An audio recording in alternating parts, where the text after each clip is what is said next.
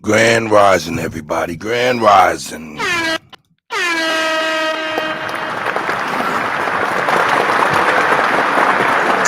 killing them. Let's get to it like we always do about this time. Here we go. Beautiful nigga. That's right. But no rap money though. This is how we look, you know what I'm saying? Hey, loving my life is so beautiful, look. All of this ice is so beautiful, look. All of my price is so beautiful. Everything is so nice and so beautiful. Beautiful, beautiful, beautiful, beautiful, beautiful nigga. Bitch, I'm a beautiful, beautiful, beautiful, beautiful, beautiful nigga. Hey, look how I'm living so beautiful, look. Look how I spit is so beautiful, look. All of my kids are so beautiful. Look at my skin, it's so dark and so beautiful. Beautiful, beautiful, beautiful, beautiful, beautiful nigga. Bitch, I'm a beautiful, beautiful, beautiful, beautiful, beautiful nigga. Hey, I spit that gaming with beautiful, look. I whipped the cane with beautiful look. I hit the Notre Dame when I was young, cause they saw that thing with beautiful, beautiful. Bitch, I'm so big and beautiful look. My bitch so big and beautiful look. I'm in the streets every day and we dealing nothing but them good pharmaceuticals look. White girl, irrefusable look. Reputation irrefutable. Lifestyle very suitable. Street cred very provable. Beautiful. Army sergeant, I'm recruitable. OG Genie, you can Google them. Drop the top, it's so removable. Ain't no budget, ain't no moving them. It ain't nothing you can do with a beautiful bitch in a booty for. Watch how many tricks her booty pull. Titty nipples looking chewable. Heads turning looking screwable, selling coochie in the can, count cat cornered in a cubicle. Ain't no telling what I do to you. Know that I do to do round and round and round and round like a hula hoop. DDI banging out hits on the fruity loop. Look, loving my life is so beautiful. Look, all of this ice is so beautiful. Look, all of my price is so beautiful. Everything is so nice and so beautiful. Beautiful, beautiful, beautiful, beautiful, beautiful nigga. Bitch, I'm a beautiful, beautiful, beautiful, beautiful, beautiful nigga. Hey, look how I'm living so beautiful. Look how I spit is so beautiful. Look, all of my kids are so beautiful. Look at my skin, it's so dark and so beautiful. Beautiful, beautiful, beautiful, beautiful, beautiful nigga. Bitch, I'm a beautiful, beautiful, beautiful, beautiful, beautiful nigga. Hey, get on a beat and watch me catch a body like they throwing people. Look, them 10,000 customers in Colorado that we growing is legal. Sewing up the street like a needle, stacking chips and Pringles, Cheetos, Fritos, and them Doritos. We gon' go the opposite way the police go. She gon' throw them off, ain't that my little freako. But peep though, watch how the story get deep though. Yes, I'm connected with Chico, it ain't me amigo, but we do nothing illegal. It ain't nothing free but a free throw, a full-blood Latino, a pico, the guy over burrito, a grande and I know Paquito, but that's how I eat though. Pockets on Danny DeVito, my new bitch, she from Puerto Rico, Canadian chick from Toledo. She get all that medicine Frito, she sell it and give it to me though. That's Frito, that's Frito. I touch down and light up the street though. I'm selling this game by the kilo. I'm ballin' like I just got chemo. Just holler my name if you need more. I keep people peeping through people. Got A1 for silver for Tito, a king of the ghetto like Zero, a neighborhood hero. Loving my life is so beautiful. Look, all of this ice is so beautiful. Look, all of my price is so beautiful. Everything is so nice and so beautiful. Beautiful, beautiful, beautiful, beautiful, beautiful nigga. Bitch, I'm a beautiful, beautiful, beautiful, beautiful, beautiful nigga. Hey, look how I'm living so beautiful. Look how I spit is so beautiful. Look, all of my kids are so beautiful. Look at my skin, it's so dark and so beautiful. Beautiful, beautiful, beautiful, beautiful, beautiful nigga. Bitch, I'm a beautiful, beautiful, beautiful, beautiful, beautiful nigga. Hey. Grand Rising, everybody, man. We all beautiful niggas. Yeah. I hope y'all doing well, man. Let's go on ahead and get it, man. We waking up, man, for real.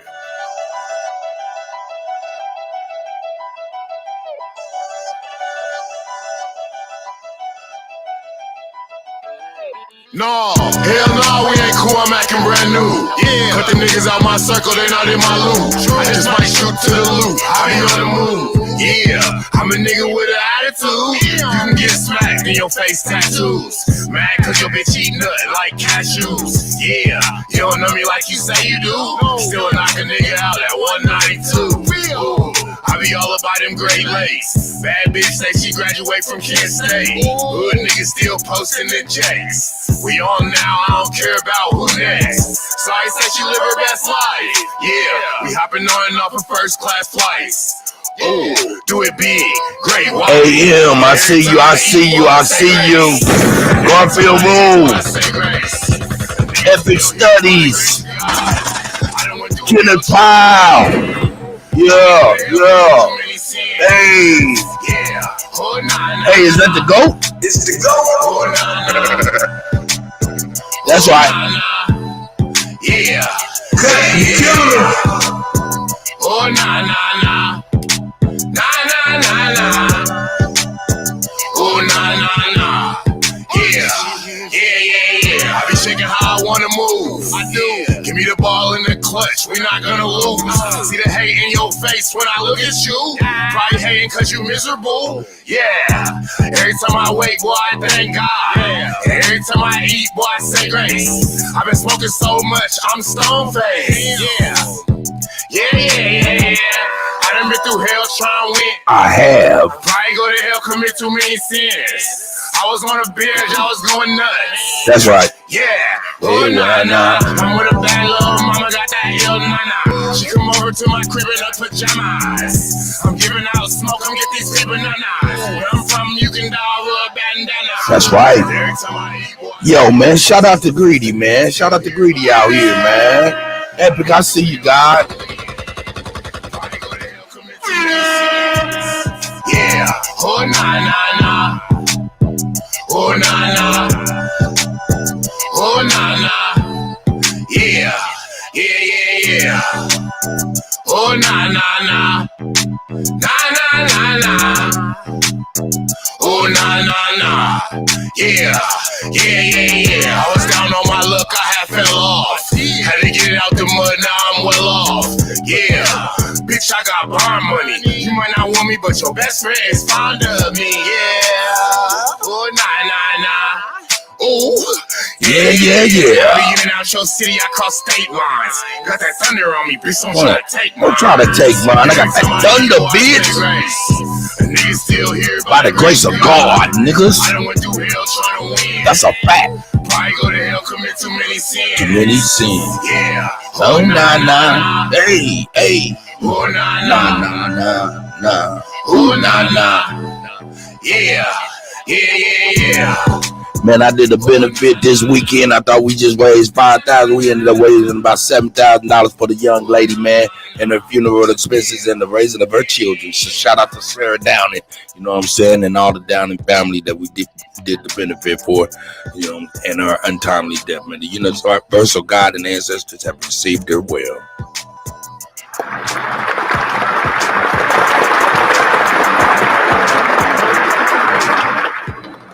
Hey, boots on the ground, I guess. But I don't wear boots, niggas. I wear Jordans. I don't wear no motherfucking boots. I wear motherfucking Jordan. Me and my little niggas, we grew up in the mud. Age of 14, I was hustling drugs. You ain't get no love if you wasn't the plug. And you can't leave the house without the stick if you was. Welcome to the Central, let me show you around. Keep your head on a swivel, 10 toes to the ground. Eyes and ears open, nigga, you know the sounds. Guns click, cracking niggas laying you down. Now when we in the Central, I'm gon' keep it a buck. Niggas see you lacking and they fucking you up. Them little Fillmore niggas, not the niggas to trust. From Lane to the beat, them little niggas a bust. My mama used to check if there's some guns in my waist. I'ma catch a body, I know niggas and snakes.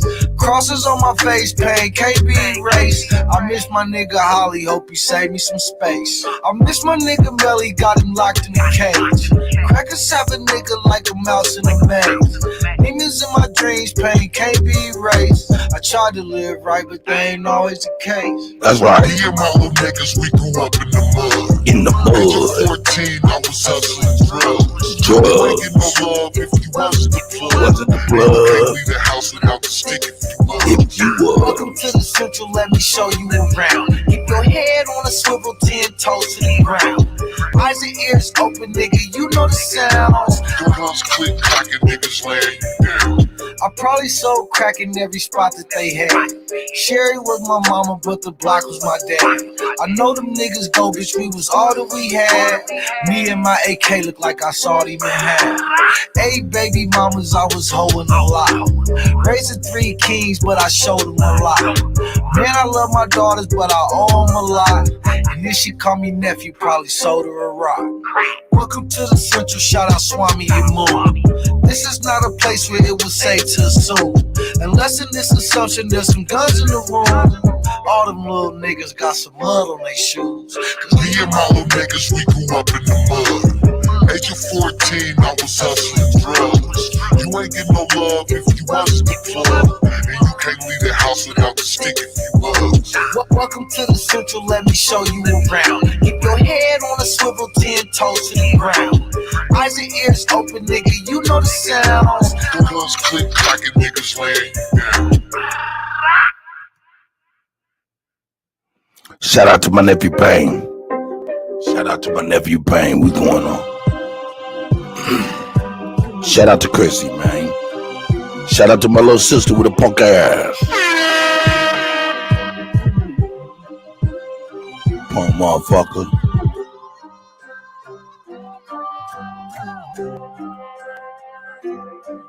Get in power. I see you, God. That's right. Hey, welcome to the Silly Bitches Brain. Welcome to the dollhouse, come in. If you enter, better come through with caution. This is a new world order, you've been ordered to get your mind dissected from the way I cut you with the truth. That's right. The outside coated pretty picket white fence. The inside full of rumor, pain, and bad shit. If you're not open-minded, then you won't survive. To the end, it's not a game with me. You only get one try. Take my hand, you can get in without me. You didn't expect to see what you have seen. Being bipolar, there's no game to me. I'm sorry, not sorry if you want to leave. I meditate daily to feel energy.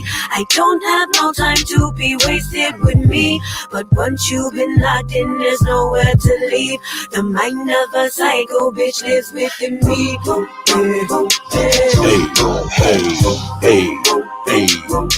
Lives within me.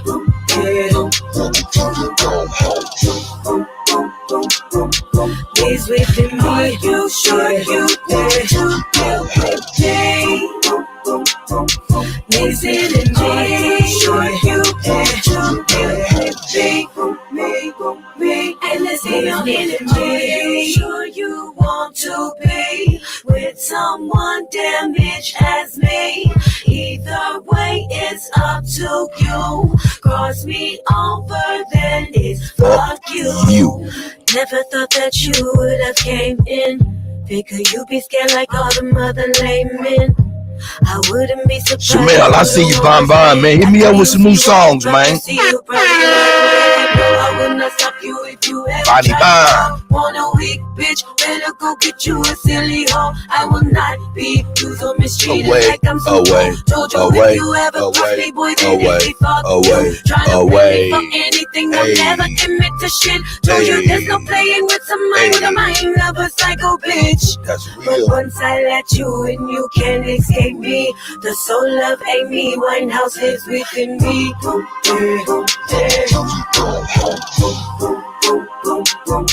Lives within me.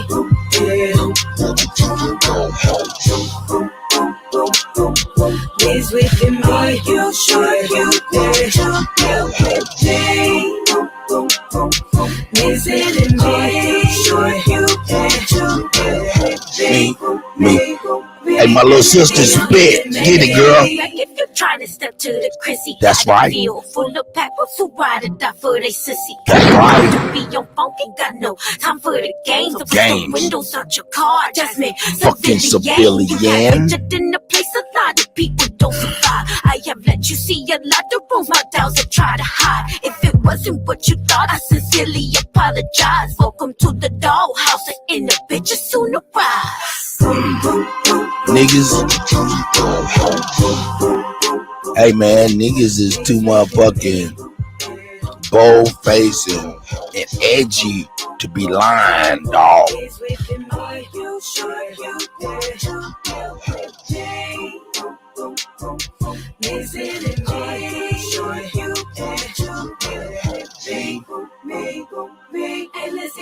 Yo, niggas be. Let me see, man.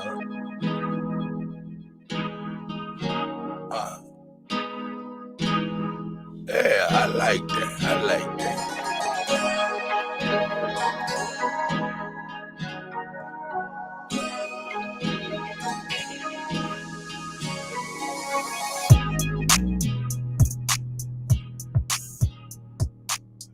Hey man, keeping it $1,000, man. Nigga like the Kutty, a little too edgy. tight and all of that type of shit, nigga, to be some kind of motherfucking liar. You know what I'm talking about? So, hey, man, shout out to everybody, man. You know what I'm saying? Hopefully you niggas can smell my motherfucking cologne.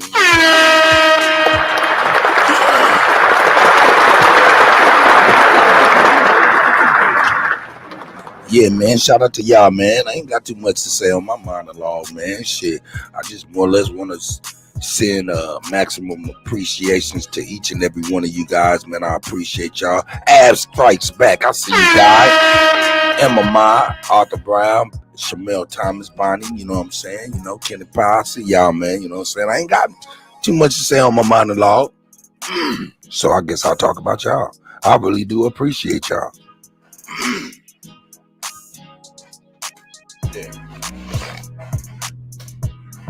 Nose stopped up and shit. Anyway, I really appreciate you guys. You guys are the shit for real. Don't let no motherfucking body tell you different.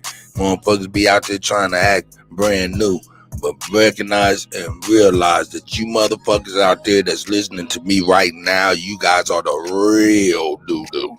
Y'all the shit. Y'all the real doo-doo.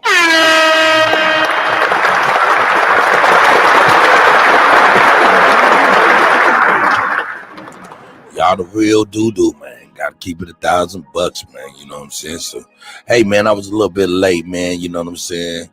Straight up. You know what I'm saying? I was a little late. You know what I'm saying? I had to take my son to summer football practice. He getting ready for high school football, his freshman year. My youngest, you know what I'm saying? My last one. He going to high school next year, so I'm excited about that.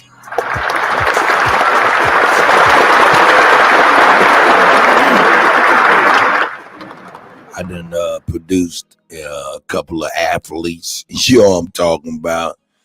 You know what I'm saying? But, you know what I'm saying? When they were doing a team, as far as, you know what I'm saying? Shit, I wasn't able to really be with them. You know what I'm saying? Hey, that's my shit. Let me play this there. I'll play that, mug. Hey, I'm play that now. That's my shit. Hey, but you know what I'm saying? Shout out to my boys, man. Them niggas is some athletes. Here we go. Turn around and trade. Every day, they say Jesus gonna save us. Well, I know we die if we wait. I know we die if he can't. They tell us we black, but we ain't. Aboriginal, native, yeah, we gon' die every day. Cause we don't know where we came. We been here, lived here, open borders, got deported, fought for rights. Kidnapped, bitch slapped, blacked out, covered up, washed white. Drugged up, yeah. Shout out to Jermaine Kim's. Thanks, Bonnie. Slave kids, rape your wife. Why y'all look so mad if all this shit I say is true? It's true. Why y'all look so mad if all this shit happened to you?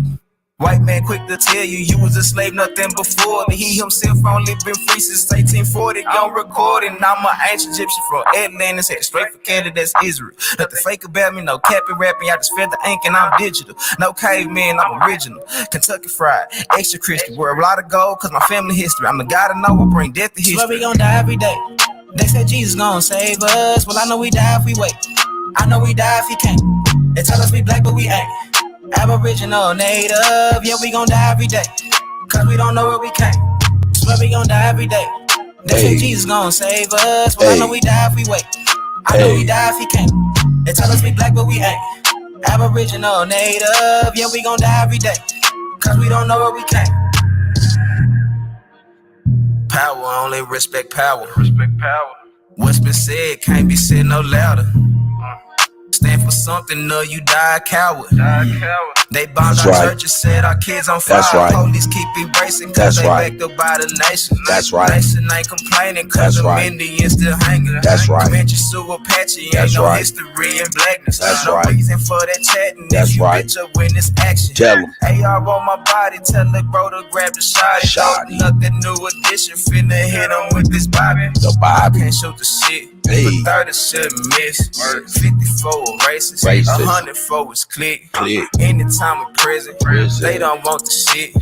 They don't want the problems. Snitches get the stick. Talking all that hatred, end up running like a bitch. Quick to call the laws, quick to play the bitch. Swear we gon' die every day. They say Jesus gon' save us. Well, I know we die if we wait. I know we die if he can't. They tell us we black, but we ain't. Aboriginal, native, yeah, we gon' die every day. Cause we don't know where we came. Swear we gon' die every day. They said Jesus gon' save us. Well, I know we die if we wait. I know we And die. Pick, I see you. They tell us we black, but we ain't. Aboriginal, native, yeah, we gon' die every day. Cause we don't know where we came. Hey. Yeah.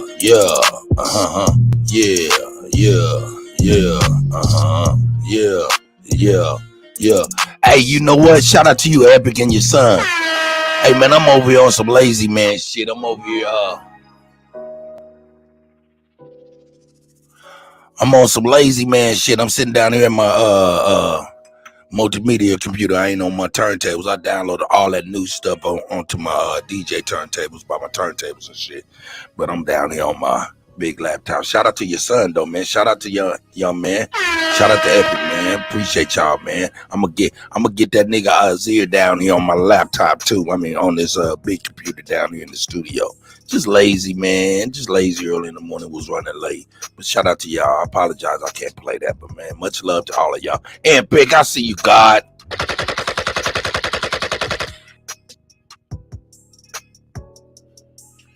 Yeah. Got a little bit of some shit to show y'all today, man.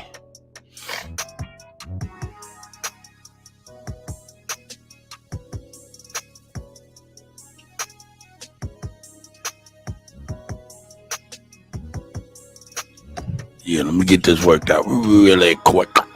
Really quick. Here we go.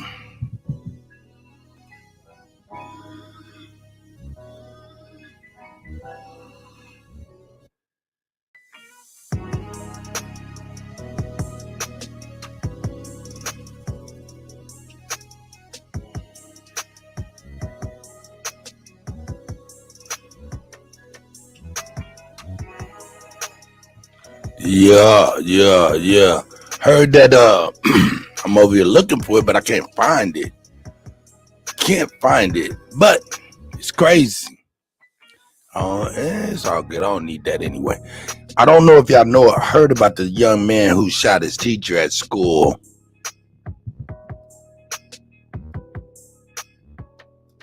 The young man that shot his teacher in school,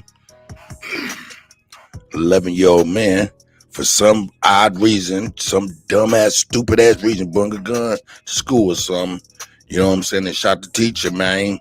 You know what I'm saying? And shit, of course, you know, that's some shit. But they done charged his mother with federal gun charges.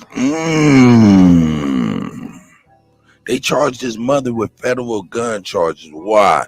Because the boy took the gun to school. That's cool. You know what I'm saying? I mean, that ain't no problem. Her fault. Well, maybe it is, but they giving her federal gun charges because she had a gun, and on her gun permit application, she stated she was not under the influence of drugs or alcohol. And they found marijuana in her system and shit like that. Now she going up federal charges for federal gun charges. They'll find a way for us, man. They'll find a way.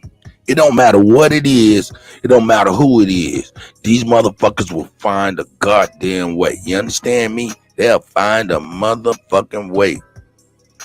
You know what I'm saying? Hey, Lolita, I see you. Good morning, sis. Hey, I see you, Niji. You know what I'm saying? Brother Knowledge is in here. Yeah. You know what I'm saying? They'll find a way to always do something to us, man. Listen, hey, man, everybody's saying shit, but they ain't saying the real shit. You know what I'm saying? And the real shit is this right here, man. I don't see how we get out of our predicament, for real, without yanking motherfuckers. That's just real. Clear song. Yeah, there we go. I need an instrument. I don't need no song. I'm just gonna be real, dog. Motherfuckers, hey man, God bless everybody doing the paperwork. You know, got some kind of angle that they trying to push towards the paperwork. You know, God bless that. I ain't shooting that shit down 'cause I don't know enough outside of that sovereignty shit. Motherfuckers, just go get your driver's license, man, pay your taxes, and live your motherfucking life. All that other shit, nigga, denouncing shit, man. All right. Do what you do. But people have approaches as far as, you know, how we're gonna get liberation and freedom and shit in this motherfucking country, dog. Through their court system and shit, man. But that's a to me, that's a goddamn game. I gotta be real, because at the end of the day, motherfuckers do the same shit and have niggas pissed off after spending years and years trying to do the right thing, broach things with the right on what air quotes are the right things by the laws of the land, right? While these motherfuckers don't get no fuck about the laws of the land. Let me tell you something. These motherfuckers is some, I gotta keep it 1,000. These motherfuckers are evil, dog. Man, hey man, the older I get, the further I get away from that goddamn Bible shit. You know what I'm talking about? But I can't help but attribute devil shit to white people. I'm sorry. Sorry, motherfuckers. I ain't do it, you did. God damn it. And I ain't gonna keep biting my motherfucking tongue, dog. That's just real talk, dog. So much evil shit be done to us, dog. And I'm gonna tell you, it ain't gonna stop till we start busting heads. That's it, period. Until niggas get that motherfucking pussification out they goddamn heart, it ain't gonna stop till we start busting heads. Now, that's it. You wanna blame niggas for everything that go down? You know what I'm saying? I agree to a certain extent. You want to blame women for certain shit to go down? I agree to a certain extent. But at the end of the day, all that blame got to stop pointing at each other and pointing at the real motherfuckers that put us in that motherfucker shit. Motherfuckers always talking about the crabs in the bucket, but they ain't even tripping on who in the fuck put the crabs in the bucket. Nah, man. From this point on, man, I'm gonna start saying real shit. Niggas get to talking about solutions and shit. Well, what's the solution? What we gonna do? I'm gonna cut through everybody's little bullshit that they saying out their little motherfucking jabber jaws. And I'm gonna say, nigga, you gotta start busting heads, dog. Gotta start busting white heads. Yeah, I said white. Why? Because that's what the fuck we know. All we know right now. We can't be ambidextrous when we talking about a target, nigga. Can't be vague on that shit. And I don't give a fuck when I say target. I'm saying we target it every goddamn day. Every day we target it. Every day we target it. From the law enforcement to the media to smear niggas, man, I'm telling you, the shit that been done to us, dog. Man, we can't keep on talking about, yeah, we gonna go ahead and we can't keep on playing the fool, man. Motherfucker heads gotta get bust. I just gotta keep it $1,000, nigga. I just gotta keep $1,000, nigga. Niggas heads gotta start getting bust. I don't know why that motherfucker keep wanting to play that stupid shit. I already played that stupid shit. Yeah, go down this motherfucking list. Oh, I see where we at. Yeah, motherfucker. Yeah, that's my shit too. iTunes over here on straight dope. Hey man, I know we ain't supposed to say this stuff, right? And I don't care. I don't give a fuck. Hey man. Motherfuckers do, hey man, I'm gonna be honest, I gotta keep it $1,000, man. Hey man, something happened to us, dog, and motherfuckers get to crying and shit like that, and man, why keep up? I'm gonna be like, because nigga, you ain't busting no heads yet. You ain't busting no heads yet. That's just real talk. Gotta start busting heads, man. I'm sorry. I'm sorry to say it, man. I'm saying it. I'm saying something. I'm not trying to get niggas locked up or none of that shit. I ain't trying to get niggas smoked. None of that shit. But I am telling the truth, man. The truth is, dog, these motherfuckers be fucking with us, man, far removed from their head being bust. They don't remember what it's like to get their ass whooped.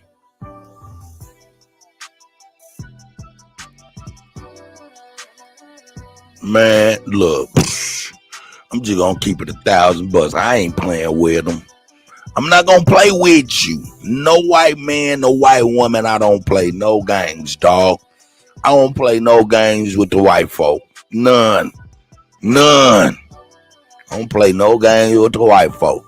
Straight up and down. I don't play no games with the white folk. They smell my cologne, so they don't even try.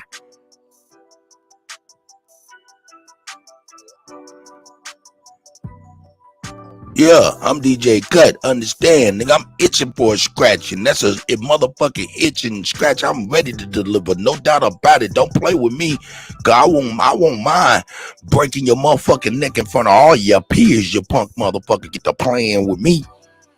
Yeah, get to talking that shit. All that white shit they try to pull, nigga. I'll slap the shit out your motherfucking ass. If you're gonna go a little bit, nigga, let's go the whole way. I'm not playing with no white folk, man. I'm not playing with no white folk. White folk don't play with me. Now, what about y'all, though? White folk fuck with y'all? Y'all fuck with white folk? Got plenty of white family, dog. They don't fuck around. Don't fuck around with me. You talking crazy. Yeah. I don't play no games, dog. It don't matter, man. I don't even really be on that color shit, nigga. For real. But for communication's sake, everybody know who I'm talking about. You know what I'm talking about? Not a racist. Nah. Because I don't move that fast, so I can't race. So nah, I ain't no racist. This is not racism. This is historianism. And this is actually a motherfucking what is that? When they question you and trying to get to this, getting to know me, getting to know Kutty. Because I'm gonna tell you the truth, I don't really know how to really. It's new to me, some of this YouTube shit. You know what I'm saying? Kind of biting your tongue, not saying this because you don't want to offend shit, get shit cut off, and shit like, man. But shit got to be said, dog. Hey man, white man do something to you, man. You gotta bust his head, man. That's just what it is, nigga. You just gotta bust his head, man. You see motherfuckers getting fucked up by white people, man. It don't matter who it is, man. You gotta help your people, man. You gotta help your people, man. Bust some heads, man. Oh, man, fuck it. That's me, man. It is what it is. I ain't even looking at the check. Oh, nobody be saying, hey, man, why you saying that, nigga? Fuck that shit. Don't stop my flow. This nigga Chief Holiday be up in this motherfucker talk about let Chief cook, let Chief cook, let Chief cook, let Chief cook. I get it, my nigga. I understand that sentiment because I'm cooking right motherfucking now. I'm cooking right now. That nigga Chief, I ain't mad. I started to tell that nigga Chief, that nigga Chief over here on Kutty UnKutt live talking about let Chief cook. Nigga, you need to start a motherfucking cooking show, nigga. What's on the menu? What's up on the menu, nigga? This Kutty UnKutt live, nigga. You talking about let Chief cook. Nigga, what's on the menu, nigga?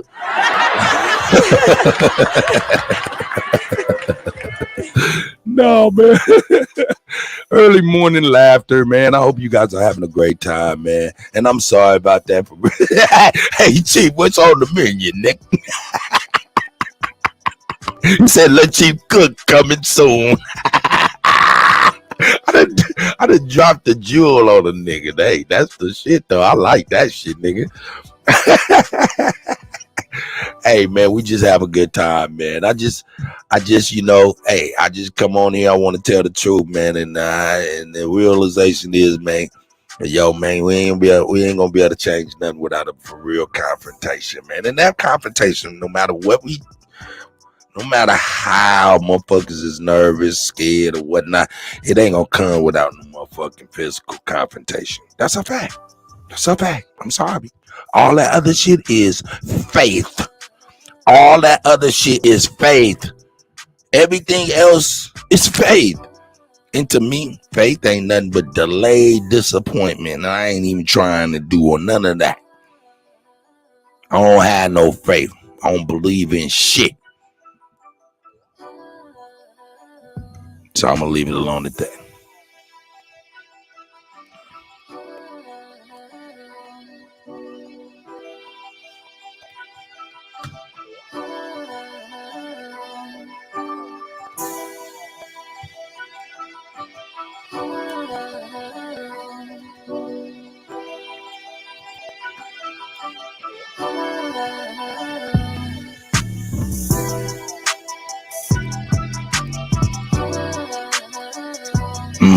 That's right.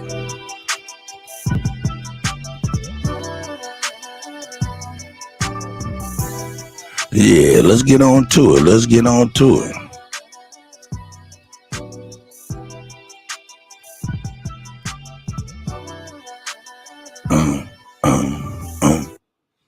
That shit dope. That shit was dog. That shit was dog. Let's get on it, man. I want to hear something different. Yeah, let me hear that. Some slap. Yeah. For Cold Figure. Shout out to my brother Cold Figure TV, man. Shout out to the God.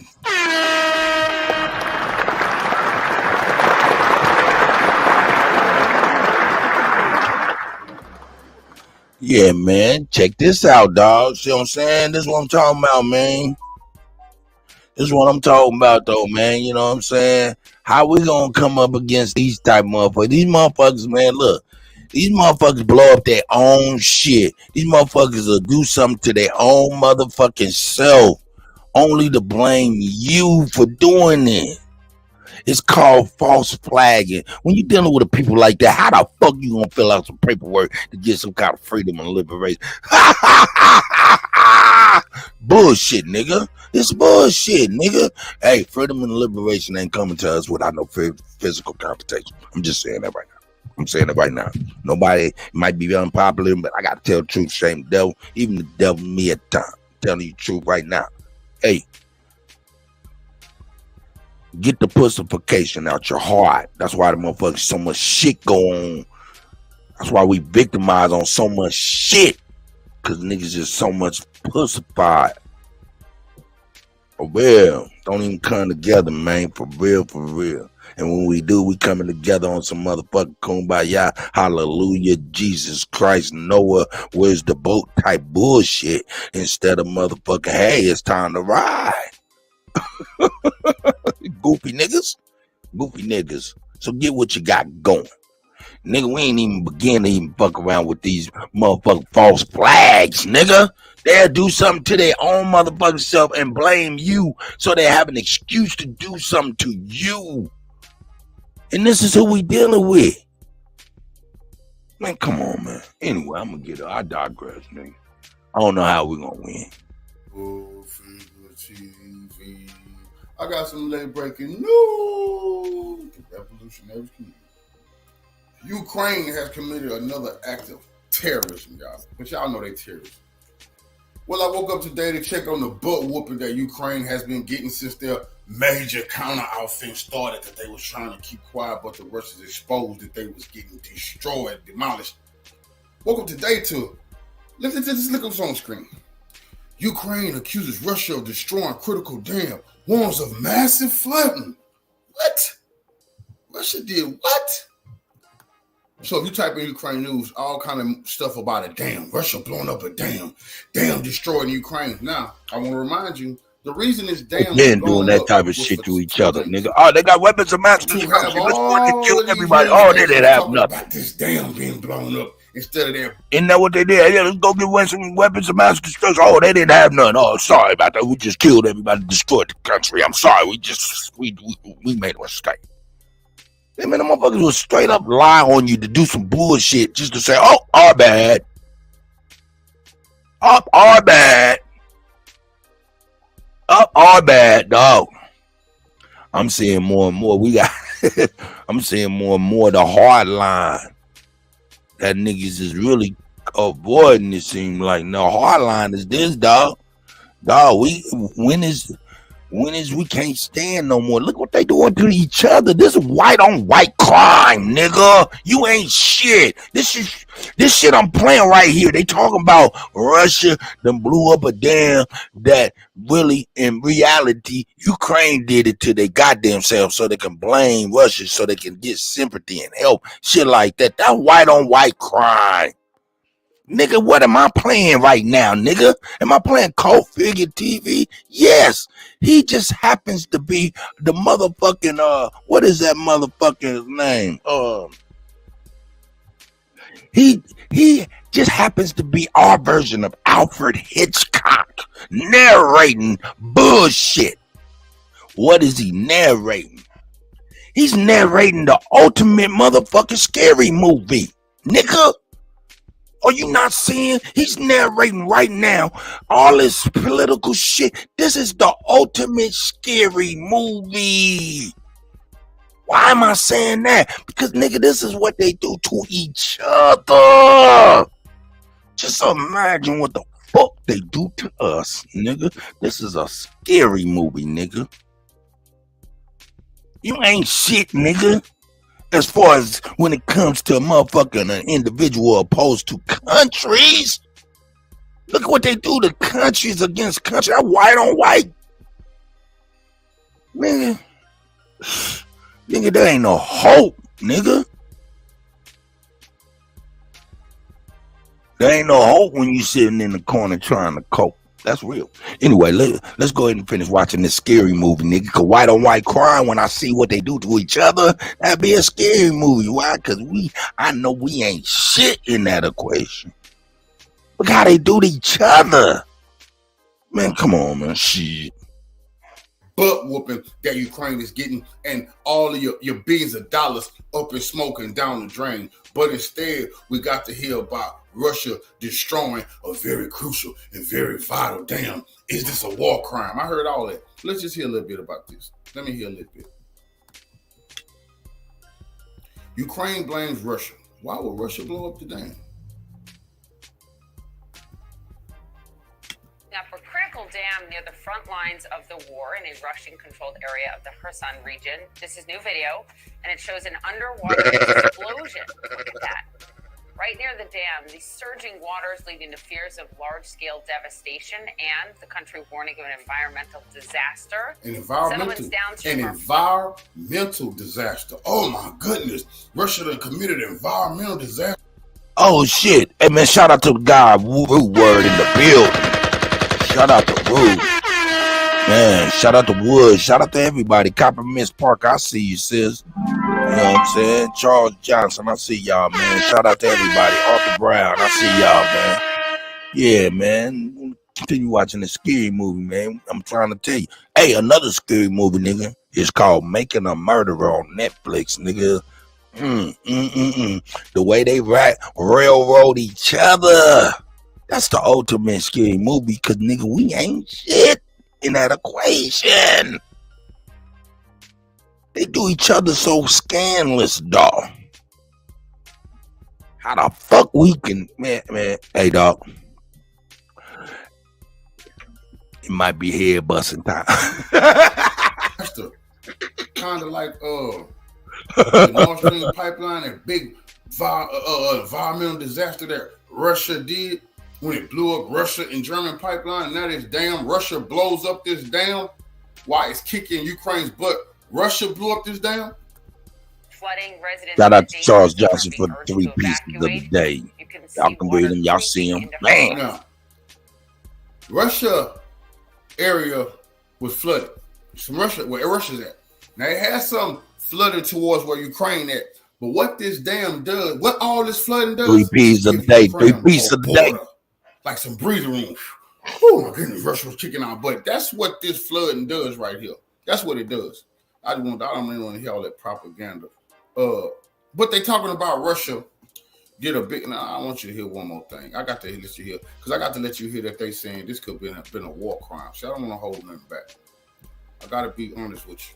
Let's hear what this propagandist from the. My nigga Tayshawn say we do each other the same. I don't know, Tayshawn. I mean, we do some crazy shit, but man, there's like a level, and there's certain things that normally, as a whole, normally when things are, normal within people, there's certain lines of certain integrity that we don't do to one another. You know what I'm saying? But there's some one-offs. There's some one-offs. So I can't say everybody, but nah, man, we ain't just gonna, man. Hey, dog, I'm not gonna de-earth none of my people, right? Just so I could feel like a victim or look like a victim to grab support against you. You know what I'm talking about? Niggas don't do that type shit. Nah, niggas don't do that, Tayshawn. The fuck out of here with that. Now, okay, now I'll tell you what. Nowadays, Mike, because niggas is so white. You feel me? Niggas so white. You know what I'm saying? Like, okay, I get to your point, Tayshawn. Yeah, I guess you are right.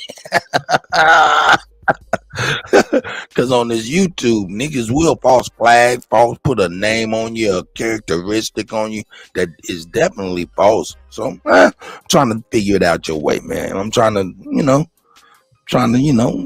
high balance, trying to say it from your point and my point at the same time, and might have a little adjustment, man. Tayshawn, you might be right, motherfucker. Goddamn shit, nigga. Fuck out of here, nigga. That nigga's right. Cause nigga King Cass will do you the same way. I got you, Tayshawn. Look, this dude is a British military officer who should be locked up for war crimes that he has committed in Iraq. 1 million Iraqis did. But these clowns got the nerve to put, was bombing of Ukraine dam a war crime? That dam was in the hands of the Russians, and it was bombed. Well, that's Alex Crawford for us there in Dnipro. Now I'm joined in the studio by the defence and security analyst, Professor Michael Clark. Hello again, Michael, to you. Both sides inevitably blaming each other. What's your read? Yeah, well, the Ukrainians have got nothing to gain from this whatsoever. I mean, how will Ukraine have nothing? Russia has nothing to gain for this area right here being all the way flooded, which stops water from flowing to Crimea. The Crimean Peninsula, which Ukraine want back. They want to get that back. Water is going to slow up going to Crimea. It's going to hurt the Russian-speaking people. How the hell Russia don't have? How Ukraine got nothing to gain in this flooded area?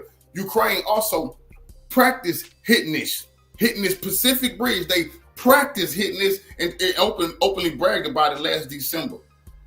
Russia moved on the other side of the embankment in Kherson last September or last October because they knew Ukraine would pull some BS like this. And they want to make sure they had their men and equipment out the way of this. It's all bad for Ukraine. The Russians have got something to gain from it because militarily, by blowing part of the dam, creating a downstream problem, it makes it very difficult for Ukrainians to cross the river. We were thinking last... Ukrainians didn't want to cross the river. They didn't want to engage the Russians. They trying to make sure the Russians cannot cross that large body of river. Now, it gives Ukraine more breathing room, and I'm going to show you why. Keith Lamont, I see you, brother. Kherson Oblast, west of the river, that the Russians might do this, and there looked to be some preparations to do it. It didn't happen. Looks as if it's happening. Not the Russians might do this. The Ukrainians might do this, but you're such a propagandist. But the thing about this, everybody in this comment section is laughing at this dude talking about, man, y'all will tell y'all citizens anything. The whole world know Ukraine did this. And why? Because the media is in sync. Now they're talking about this. Every last one of them. The Ukrainian. Why y'all talking about the Ukrainian-Russia war that's going on? The actual war. They don't want to talk about that. They want all this type of smoke screen to stop you from really hearing about what's going on. Now, and as we speak, I mean, most of the water from the dam, the dam is reaching Kherson as we speak. It's a big important city. Yep, they'll be receiving the peak of the water now, and then we'll see how much water empties out of the dam. It may not be quite as bad as it looks, because it looks pretty dramatic, but we don't know. The dam hasn't been breached, but the top of it has gone. So the water in the reservoir behind it will drop to wherever level the damage has gone to. Now, it might be that it's weakened the dam, so the dam then does breach. We don't know. But looking at it, it looks as if an explosion has taken place near the top of the dam. It's certainly taken out the roadway, and it's going to bring the water level down. And a small amount of water in such a big reservoir is an enormous amount of water. But it may not be that the reservoir will empty completely. We won't know until we see where the water settles. When you look at the images, you realise what a monolithic piece of infrastructure this is. And this hasn't been caused, you were saying that, by explosion. This hasn't been caused by a bit of shelling, has it? That's a lie. No, Now there are no artillery shells in the world that can do that. That's a lie. This is all reinforced concrete. Now, this is a lie. This is a lie. They already practice hitting it with HIMARS systems. Stop lying to the people, brother. The bridge didn't always blew up. They blew a piece of it, bro. What up, Cam? So stop lying to the people, man. The dam's for a reason. You can shell a dam if you like, but it'll just put some pockmarks on it and scratch it. You can only do this to a dam if you place explosives right up against it in some way or other, and you've got to have quite powerful explosives. Some powerful explosives. You say maybe what blew up the Nord Stream 2 pipeline. Place on the Russian side of the dam, the side of the roadway in the dam that the Russians occupy. The Ukrainians are on the other side of it, the Russians are on this side of it. And so, what happened there, in my own mind, I'm absolutely certain it was the Russians. They looked as if they were about to do this last autumn. When did they look like that? And you said you were certain that the Russians built the Nord Stream 2 pipeline, which we know that is a lie now. And you're on here spewing propaganda. Thought they might try to do it. They've obviously done it once they've seen the Ukrainian offensive begin. And it gives them a little bit of a military advantage. So I'm glad that y'all said the Ukrainian offensive began. That's what we locking y'all into. I'm glad you said that. So you telling me the great Ukrainian offensive have begun, correct? Okay. Let's I'm gonna hold you right there. Quite a big civilian cost. Now, we've been watching for the Ukrainian counteroffensive, and for the first time we've been hearing that there have been gains of kilometers rather than just a few meters. How serious are the implications of this? Because it makes it trickier to cross the river, doesn't it? It does. I mean, the Ukrainians have been pushing all along the front. And where the Russians are really worried is Zaporizhia. They're really worried about a southern push. So this is, in a sense, part of the thinking behind that. But I think there are lots of implications. One is the humanitarian implication. I mean, a lot of farmland is going to be ruined. There's a lot of disruption to hydroelectric power and so on. There's also the North Crimea Canal, which is a canal that runs from just upstream of the dam right into Crimea. And Crimea takes most of its water from that canal. So that water is going to diminish to some degree. We don't know how much, but it will to some. Now, how stupid do you think people are? You just sat here and just told us that the Crimean Peninsula is going to be hurt by this dam blowing up. Well, what the Russian-speaking people are at, brother. So you're stupid, and you're telling us Russia hurt their own people. So now you're telling us Russia hurt their own people. We're not that dumb. We know the Ukrainians blew that damn bridge up to hurt the Russian people and to give themselves a larger body of water to hide behind. But I just needed y'all to hear that part. Now we're gonna get to exactly why did they do that? Why the hell did they blow that bridge up? Oh man, excuse me. Why the hell did they blow that bridge up and not? Why did they blow that bridge up and not start discussing that counter offensive that we all this morning we'll be talking about the big war, the fighting, who winning, what side? But now they're trying to distract you with this damn nonsense. The Ukrainian counteroffensive is not going well. This was supposed to be a spring counteroffensive, but they decided to wait until June, like June 3rd, to actually launch this, okay? Ridiculous, man. So we are on day 2 now of the Ukrainian counteroffensive. By the end of this stream, we'll be starting the Russian time. We'll be starting day 3 of the Ukrainian counteroffensive, and I think we teed it off with this Kharkovka day. And what happened day 3? The dam blew up. Day 1, butt whooping, getting destroyed. Day 2, butt whooping, getting destroyed. Day 3, the Russians blew up the dam, so now we're a little farther away from them. Dam being blown up. This is day 3.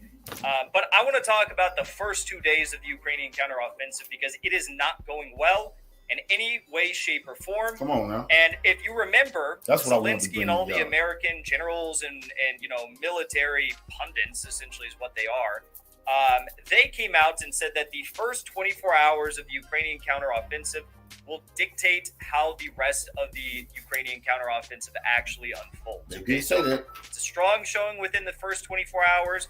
Good. If not, that's really, really, really bad. Okay, now, so the first 24 hours start off good. You're on your way to something. If it don't, ooh-wee. If the second day is worse, oh my goodness, blow up the bridge. Blow up the bridge. Judge for yourself. What do you think? Let me know in the live chat in the comments Flood section. What do you think about all of this madness that is currently ensuing with the Ukrainian counteroffensive? This is from Armchair Warlord. This was from the first day of the Ukrainian counteroffensive. Big news of the day is the Ukrainians launched a major attack on the Zaporozhye front, with multiple brigades committed. If this was indeed the counteroffensive, results were far below Western expectations. After several hours of fighting, the Russians held the line. The Russian MOD reported that 2 Ukrainian brigades were committed in South Donetsk, with a battalion's worth of equipment loss. Additional fighting was reported further west in Zaporozhye proper. They released photos and videos. I understand this video was shot near Ugledar. These stills were pulled out of a video shot further east near Rivnopol on the Vermivsky Ledge, a section of the Russian-held territory that juts out into the Ukrainian lines in the center of the Zaporozhye front. Fighting has continued in Belgrade with more shelling of border towns and reports of an attempt to push commandos into Novoya, Tobolskana, and Shebekino. Although committed and Hey man, shout out to you, Aya. You know what I'm saying? Hey, shout out to Blended Healing. I see you, guy. I see you. You know what I'm saying? Hey, yo, Aya. You know what I'm saying? Aya said most and or all so-called Negroes are from the Africas, according to ancestors and history. Yeah, his story. There you go. His story. No doubt. But you know what I'm saying? But I'll tell you what, you always welcome to hit the link and speak your speak, you know what I'm saying, with respect, and we'll respect you, you know what I'm saying? Love to hear from you, you know what I'm saying? Put a voice to all that typing and to the typing and stuff, you know what I'm saying? It's always good to meet people. So yo man, come on, you're more than welcome to join the panel and speak on it. Heavily supported, these attacks have not taken ground and not drawn forces from Zaporozhye. So we know that there's even a significant portion of Polish mercenaries that are fighting here in Belgrade now, alongside the Russian exile Nazis. Rather disturbingly, a Polish volunteer corps recently released videos in a statement detailing their participation in the Belgrade border offensive. To be entirely fair, I understand the Polish government has disavowed any association with this clearly well-armed group. So, you know, they always disassociate. Oh, we have nothing to do with this. Ukraine says we have nothing to do with the Belgrade incursions. But they have all their weapons. They have the Western weapons. They're well supplied, well armed. They have, heavy artillery. They have armored vehicles. You know, this is so you can't really say you disassociate from this when it's literally like your weapons, your training. It's extremely well armed. Okay. And the logistics are probably all being approved in coordination with this counteroffensive. So, to sum up, heavy activity from the Ukrainian side, substantial losses, and no real gains. The AFU does not appear to be effectively using what should be significant fires assets to support these attacks, and is instead floundering ahead with unsupported maneuver units.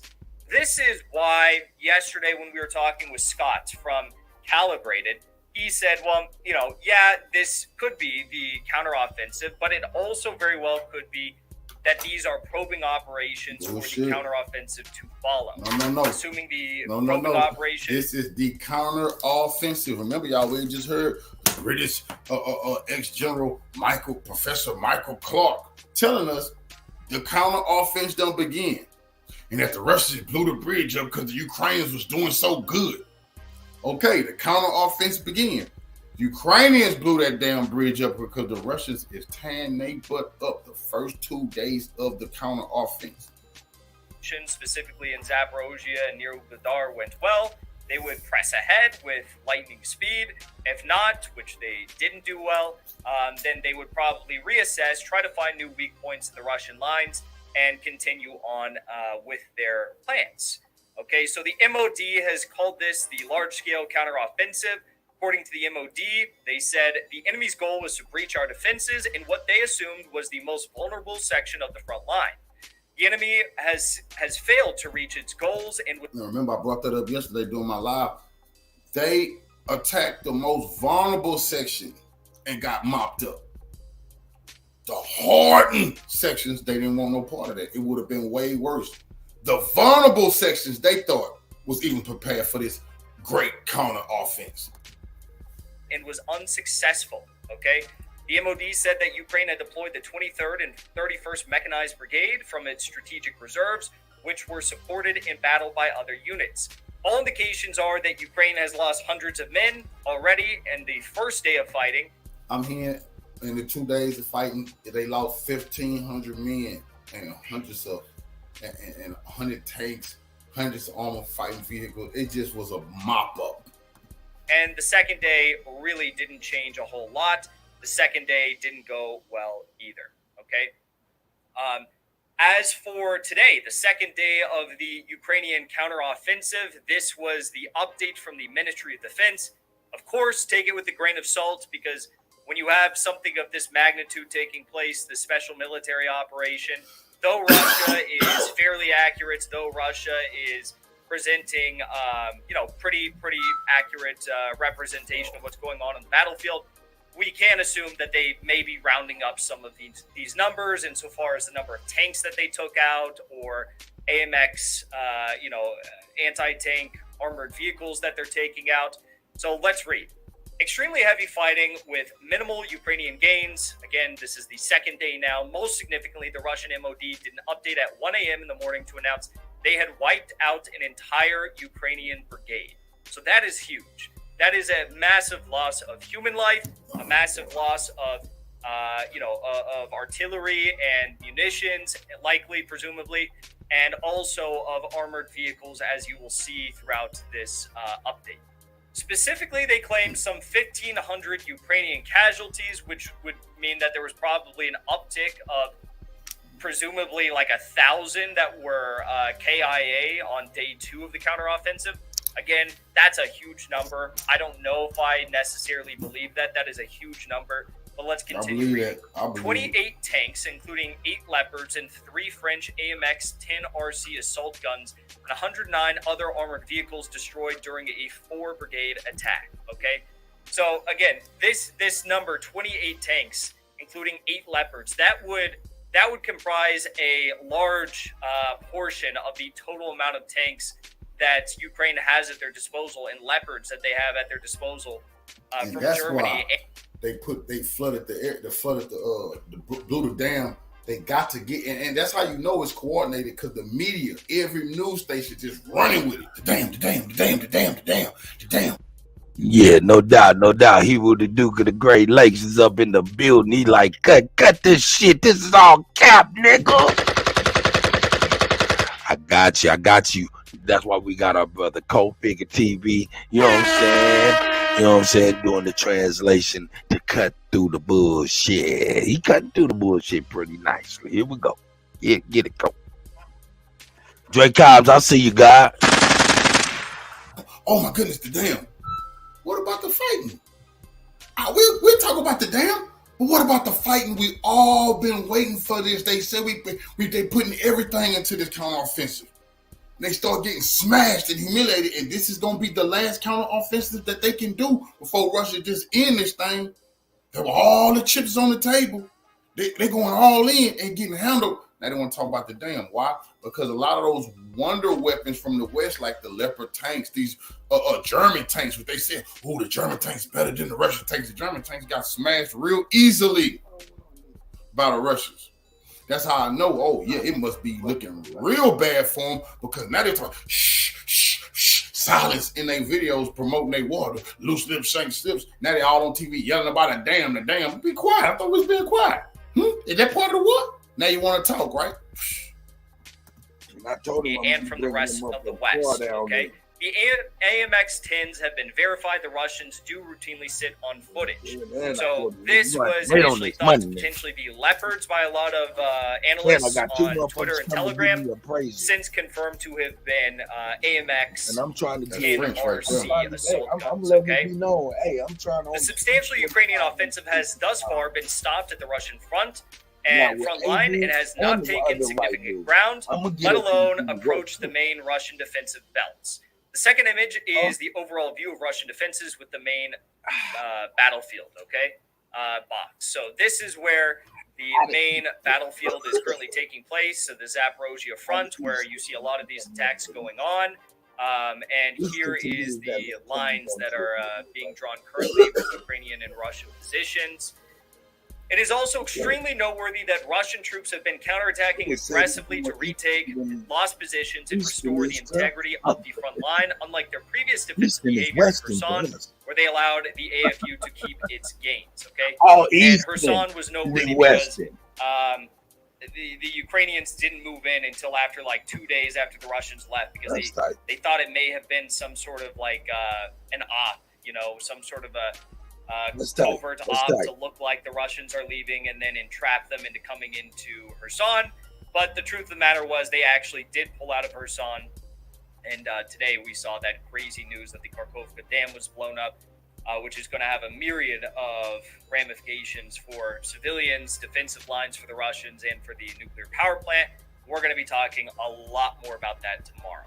Armchair Warlord goes on to say, I have opined before that the Ukrainians wouldn't launch this operation because they don't have the means to succeed, hence the delays. Realistically, see my analysis in the quote. They needed a much larger force with fire and air superiority to succeed. So, obviously, they don't have air superiority. Obviously, they don't have the manpower. So the fact that they're not able to break through the front lines that the Russians have built in the Zaporozhye region is not really surprising to any of us. But you'd think that they might at least break through in some regions, that of which they, of course, have not done as of yet. Okay? And yes, the alarming development now is that the Ukrainians have blown up the Kharkovka Dam. Of course, the Russians do have the capability of doing this, but they don't have the motivation. Ukrainians, while it doesn't make... It's not like something that's going to change the outcome of the war. Nope. The Ukrainians do have the motivation. They also have the PR motivation. I mean, you look at this. It's D-Day. They struck the Kharkovka Dam. Within an hour of the storming of Normandy took place years ago on this very day. And this is now blown up the Kharkovka Dam in Kherson. And the flooding will obviously be severe in many areas. It will be severe, probably most severe on the lower south side where the Russians are defending. But as the reservoir drains, the lower Dnieper is going to be extremely difficult to even attempt to cross for some time. So this is going to essentially freeze the conflict there. There will be no crossing from any point in the near future, do I think, on the Dnieper. Okay, but... And that is what Ukraine wanted, for Russia not to be able to get near them and finish them off in that area, because they're losing horribly everywhere else. Cult figure.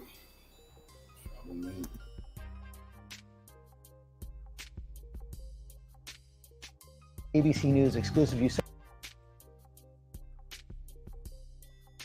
Yeah, I almost let that shit go. We don't give a fuck about that shit they talking about now. We don't need this Good Morning America stuff. No, we don't need that, man. No. We're gonna share this tab instead, player. We're gonna share this tab. Now it's time to be a fly on the white wall and see what they talking about these current events, man. You know what I'm saying? The white boys is talking about breaking news. Get ready. We are on the edge. Shout out to Black Scout Survival for allowing us to be a fly on the white wall and seeing what they really be talking about from the military perspective. You know what I'm saying? So shout out to my man Black Scout. I like to watch him a little bit. If he says some shit, I don't agree, but it's good to know what they think. Here we go. your mayor up there in New York City, Eric Adams, suggests that New Yorkers should start housing illegal immigrants. So basically, like in an illegal immigrant foreign exchange program, if you will. And never in my life did I think something like this happen. Let me play the clip for you real quick. Now, all right, now, hey, Hawkeye, I know you hear me out there somewhere. Shout out to Hawkeye.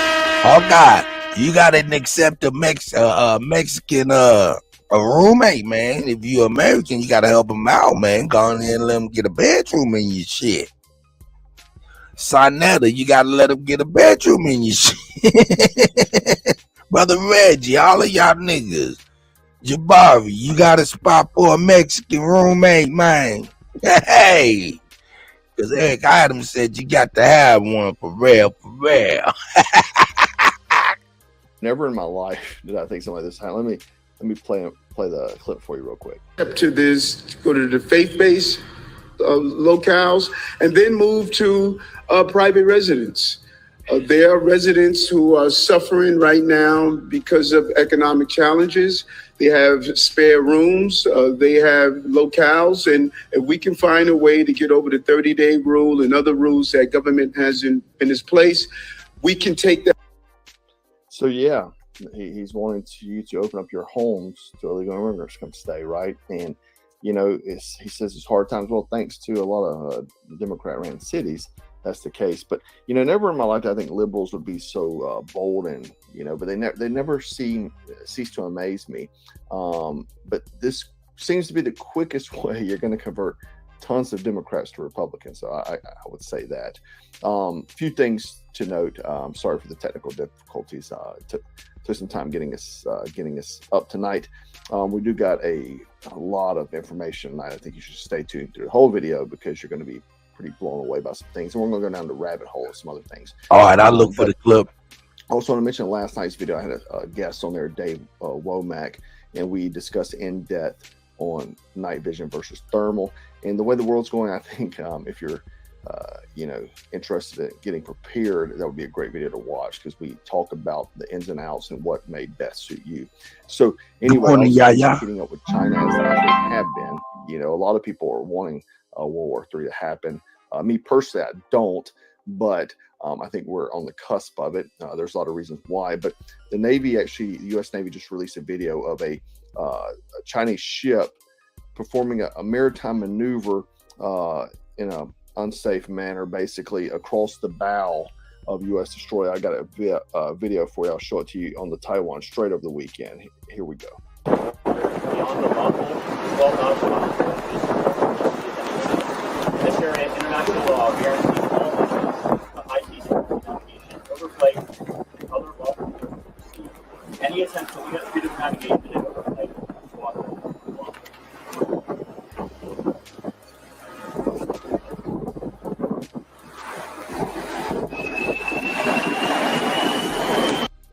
So very close. They're making the wake now. The ship has to go through. Those wakes are pretty serious, they're obviously getting more bold and more confrontational. We showed last week how the Chinese jet intercepted a U.S. spy plane and basically left this jet blast for it to fly through. But John Kirby actually talked about this as well. I'll play the clip for you real quick. In the span of a week, we've now had two close encounters, one at sea, one in the air with the Chinese military. Are these isolated incidents, or is China becoming more aggressive? Sadly, Ed, these are part and parcel of an increasing level of aggressiveness by the PLA, the PRC's military, particularly in the area. If you can't tell that white man sitting at that goddamn desk is a motherfucking professional liar, nigga, I don't know what the fuck, nigga, the joke is on you. That motherfucker is a professional liar. Just like Dr. Fauci is a professional liar. They got them professional liar faces. Clown ass motherfucker. the Taiwan Straits and then the South China Sea. The air intercept was over the South China Sea, and the maritime intercept that you talk about was in the Straits.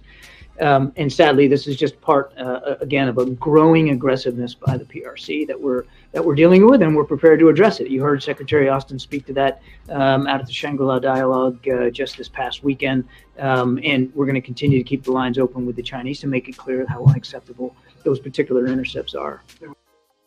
So yeah, I mean, they're obviously taking it very serious, but you have to remember that China Joe and his family literally took $31 million in deals with Chinese operators with direct ties to the most highest level of Chinese intelligence. Okay. And we're going to discuss that a little further later. I think it's very important with some current other things that's going on that you may or may not have heard about. So I'm sure a lot of you guys probably heard about this, or maybe not. Iran has revealed that they've got their first hypersonic missile dubbed the Fatah, which they claim can thwart modern-day missile defense systems. Fatah actually translates to the opener.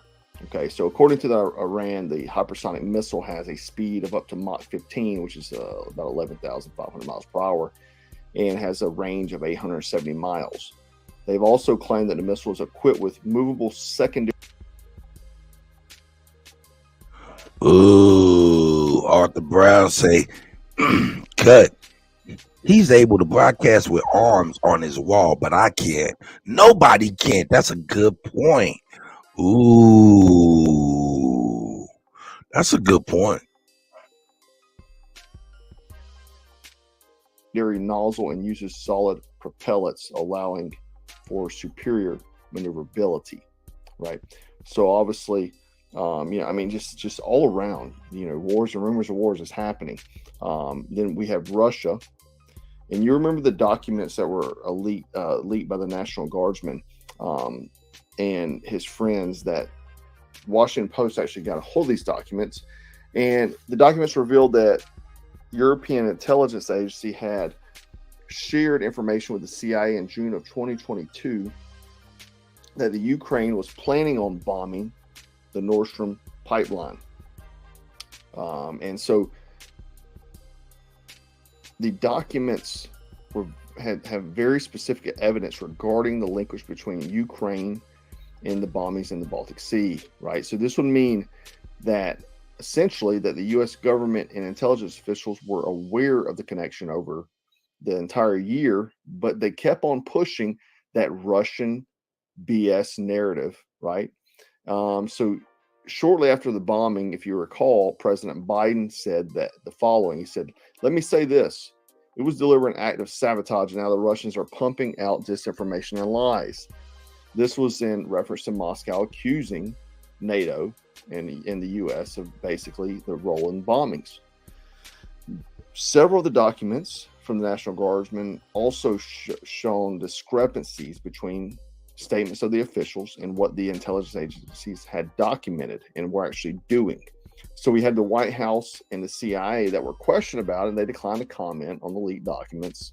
They also declined on did they take measures to prevent the bombings. So obviously now Putin knows the documents are out there. That ain't no flamethrower back there, sis. So Putin released it will kick some flames. We'll play it for you. It's got subtitles because he's saying it in Russian, obviously. Listen to what he has to say here.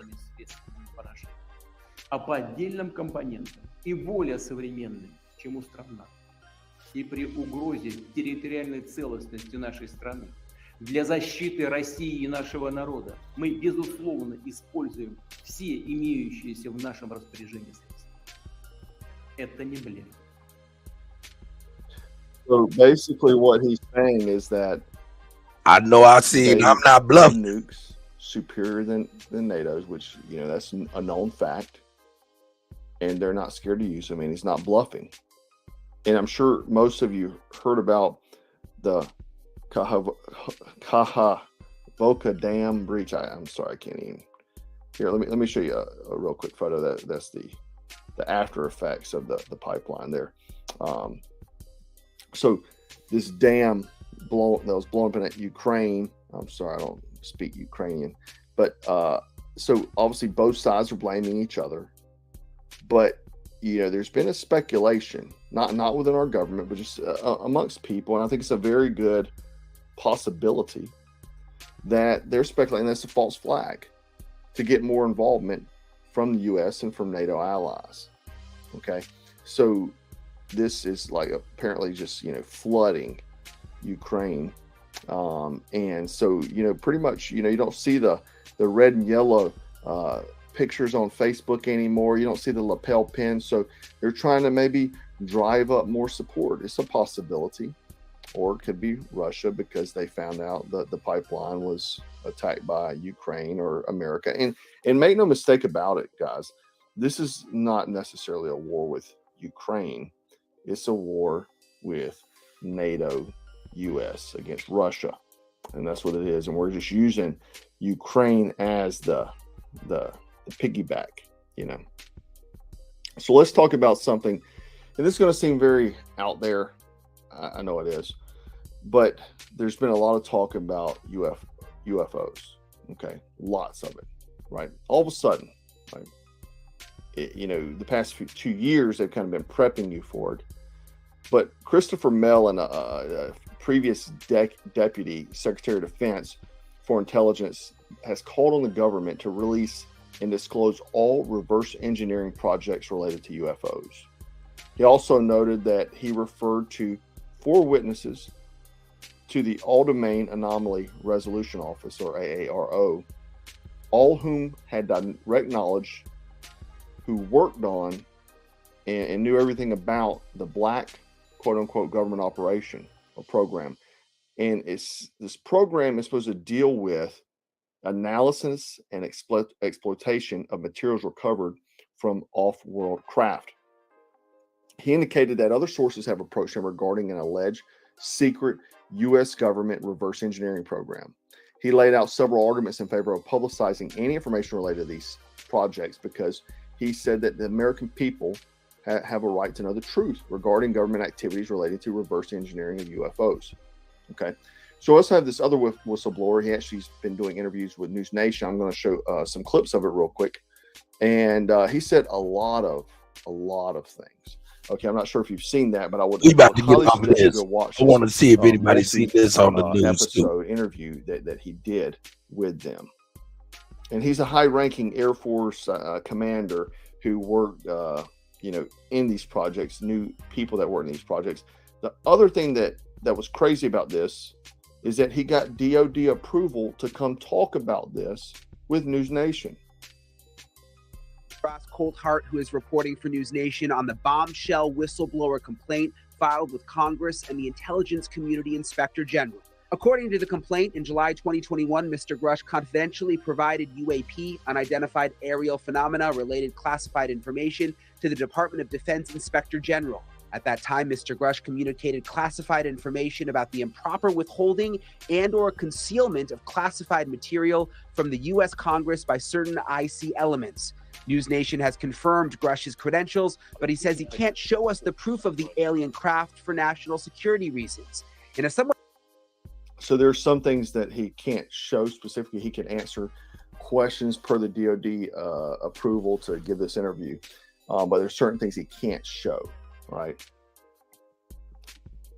In attempts to bring down craft, that we've acted offensively. So he asked him, and I think I might have skipped just a hair, but what he's asking is that have we offensively attacked these UFOs against non-human craft?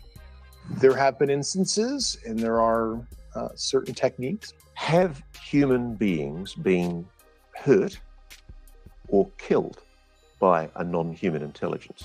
While I can't get into the specifics because that would reveal certain U.S. classified operations, I was briefed by a few individuals on the program that there were malevolent events like that. Grush says he has to be careful about providing detail. He shared this letter with us from the Department of Defense, giving him permission to do the interview with me. So he goes on to talk about, I would encourage you to watch the whole video. This is with News Nation, but he says that later on in the interview that other countries, our rivals, also have these craft. Okay, they've had interactions with these aliens, whatever they are. He says that they're violent. They are not friendly with us. Okay, so remember that Russia, 2 months ago, I did a video on this. Russia shot down what they called a UFO. They didn't call it a drone. They called it a UFO. And then I showed you in the video when I went to Google search it. You know how it does that statement whenever it's anything they're trying to cover up, that too many search-related questions, they can't find out the information, or you can't find out the information at that time. And so the news was silent about it everywhere else in the U.S., but other places in the world were covering it. You know, so he says that we've had these craft and various types of craft, and we have multiple of them, not just one, for a very long period of time. And he says, like I said, that we've dealt with pilots of these craft. Okay. And he said, again, they're not friendly. And he basically insinuates that they've killed Americans. Okay. And that we've killed some of them. Now, if we play tinfoil hat conspiracy theorists real quick, Roswell happens, right? Sometime after that, Area 51 was built. And so now, if you recall a few weeks ago, and this is just tinfoil theory here, this is just a theory. Tucker Carlson had, right a few weeks before his show was canceled, he had a CIA whistleblower come to him and say that JFK was killed by the CIA. The whistleblower also said that everything you knew about America was a lie. What would be so big, because this is about the same time frame all these things were popping off, to kill a sitting president, right? And they want to say, you know, like the Bay of Pigs or whatever. Come on, we know everything about Bay of Pigs. You know, Lee Harvey Oswald, he was a Marine, but he wasn't a Marine sniper. We've had Marine snipers with modern day optics using the same rifle that could not even make the shot that Lee Harvey Oswald did. So maybe he was going to out the information about aliens, right? Hey man, we done with this. Shout out to the whatever his goddamn name is.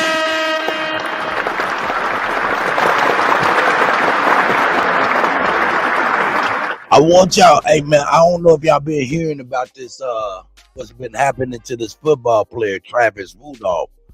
Man, this is crazy. You know, they about to close this case, you know what I'm saying? And I just been seeing his name around, but I didn't know what really happened until I got a little summary. Y'all want to see a summary of what happened with this NFL player, man? It's crazy. This some crazy shit. Check this out.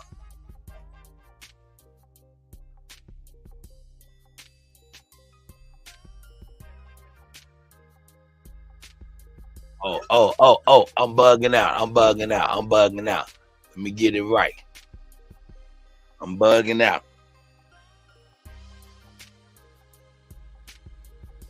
Here we go. I got it. Now I got it.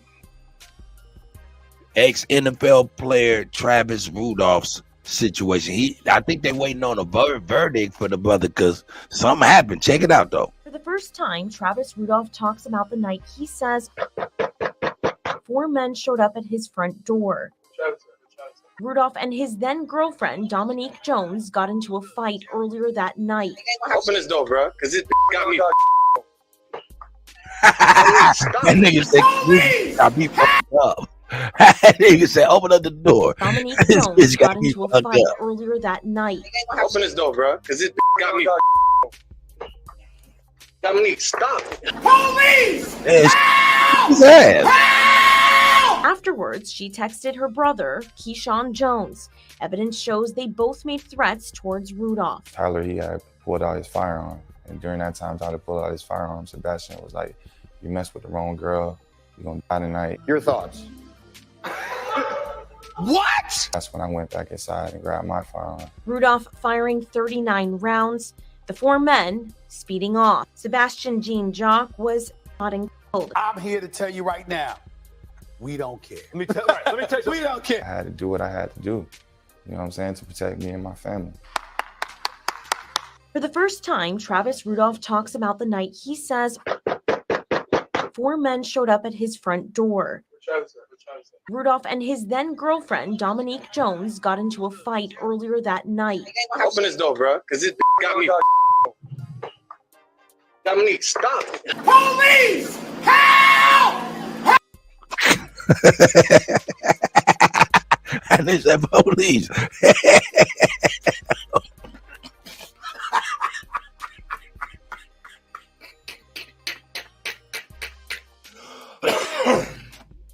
Hey, man.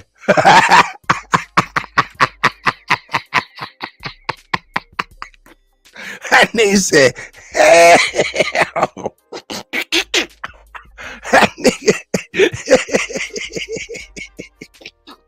I'm sorry. To a fight earlier that night. Open this door, bro, because this got me. Dominique, stop. Police! Help! Dominique, stop. Police! That nigga said, Dominic, stop. Hey. Y'all ladies, stop starting shit, man. That right there was some bullshitting. That was some straight bullshitting, for real. Now, I don't know what he said or did prior to that video. But goddamn. Goddamn. That shit crazy.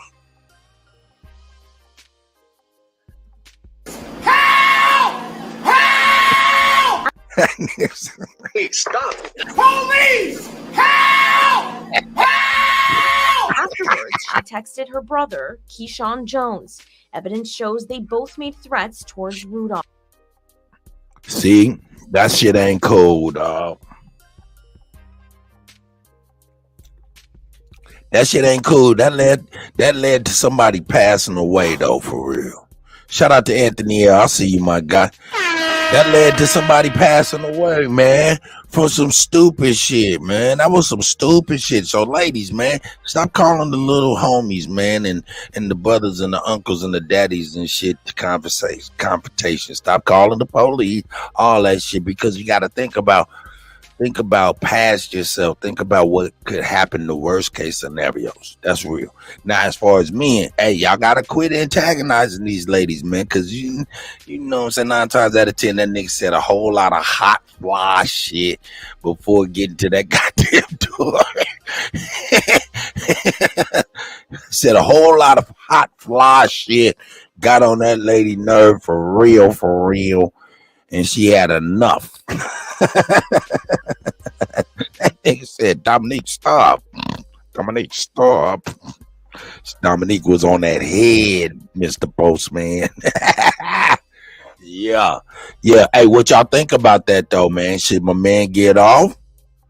Should he be locked up or what? What y'all thinking about that? Let me see what's going on here. Is my shit still right? Yeah. Yeah. Should he get off? What y'all think? What say y'all? I think he's gonna get off. But then there's a technicality why, you know what I'm saying, he got to go to jail. Had to go through all this shit. Cause, you know, dude pulled a gun and didn't shoot him, right? He went in the house and came back. You know what I'm saying? And just started letting off, you know what I'm saying? I don't know, there might be a little technicality why they gotta really kind of go through that. You know, it may not be about him going to jail or not, but it may be about more or less establishing a legal precedent moving forward, you know what I'm saying, in that particular city, state, or county, whatnot, you know what I'm saying, why they're going through this. Because he might have hit a gray area in the law in that area, so they might have to stretch him out just so they can establish a legal precedent, case law. I don't know. I don't know shit. This is for more smarter than people than me. You know, I'm only a DJ, nigga. All I do is spin records, nigga. Shit. So we don't know. But I will know one thing, ladies. Stop calling your little homies and your family to get on the niggas. Handle your business like you're supposed to. Men, stop antagonizing these ladies, man. Love and respect them like you're supposed to. You know what I'm saying? And try to understand that, you know, hey man, you gotta look past, you gotta see the worst case scenario that's happening to everybody in this world, man, and it's fucked up. So man, stop calling motherfuckers on motherfuckers. Straight up. Stop calling motherfuckers on motherfuckers. And I ain't gonna front. Her ass was on that head like white on rice, like fly on shit. She was on that. Quit, Dominique. Quit, Dominique. You see, my man said, help!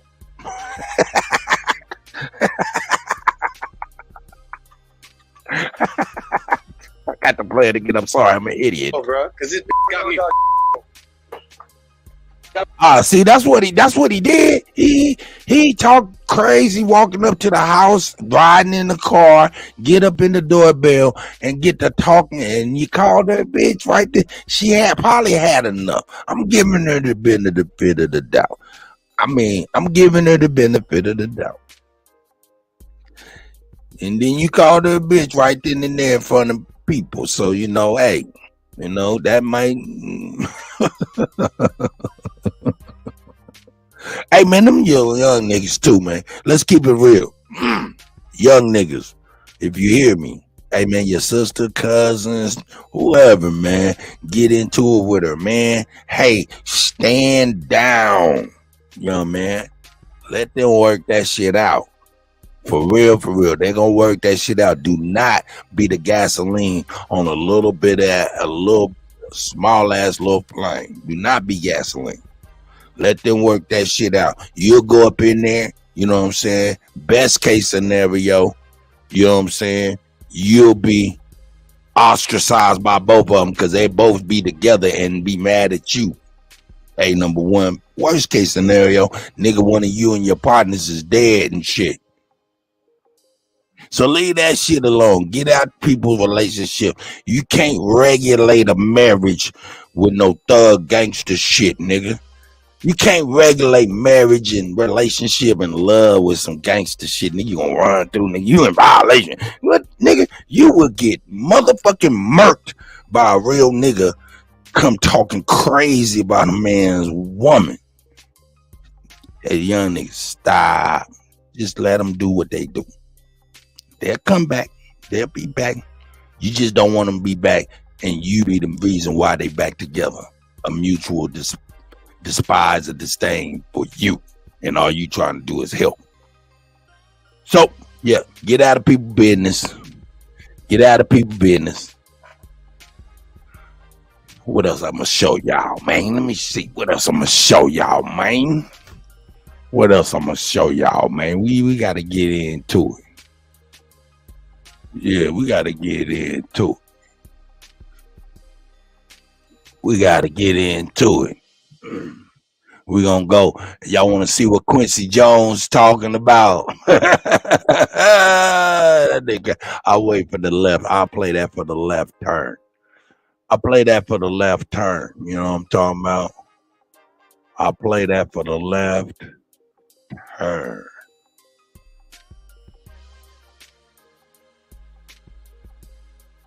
What? Yeah, we're going here. No, I ain't fucking with him. I ain't fooling with that brother, man. I ain't gonna mess with him. I ain't gonna mess with him.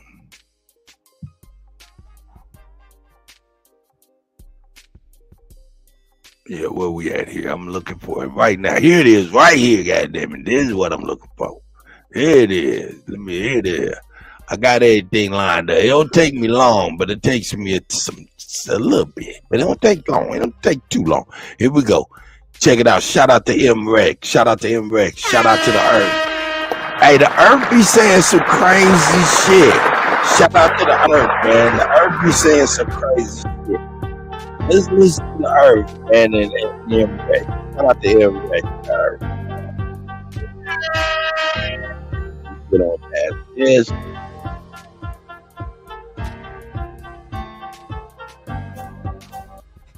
let's get to the earth. Sneak this and we don't see the competition. I drop off a. Let's get to it. The earth boy be dropping some knowledge. You can hit up the Instagram and let them know MREC sent you, because you get a discount. All right. So on that note, fair use. We're gonna shout out all the people that's tapped into the show. And we're gonna get into this blackout show because there's a lot to talk about. I appreciate everybody. Salute to the Rec Mob. And yeah, so that's what we're doing. So without further ado, I need everybody in the building. Rep your city, put your city in the chat room. Salute to the Rec Mob. And the Earth, she gonna start shouting you out. All right. Yeah, I can hear you. You sound a little low. For some reason. I don't know. I got you way up. Hold on. Say something, Earth. Sound low.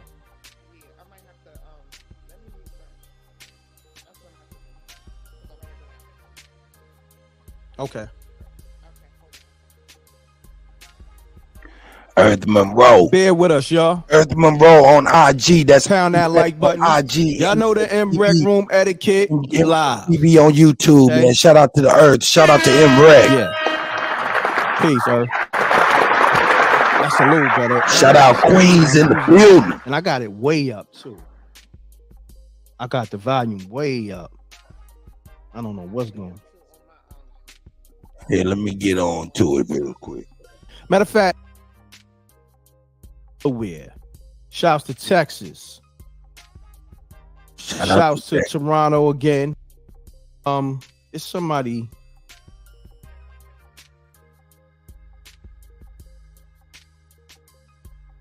I'm from space. All right, salute.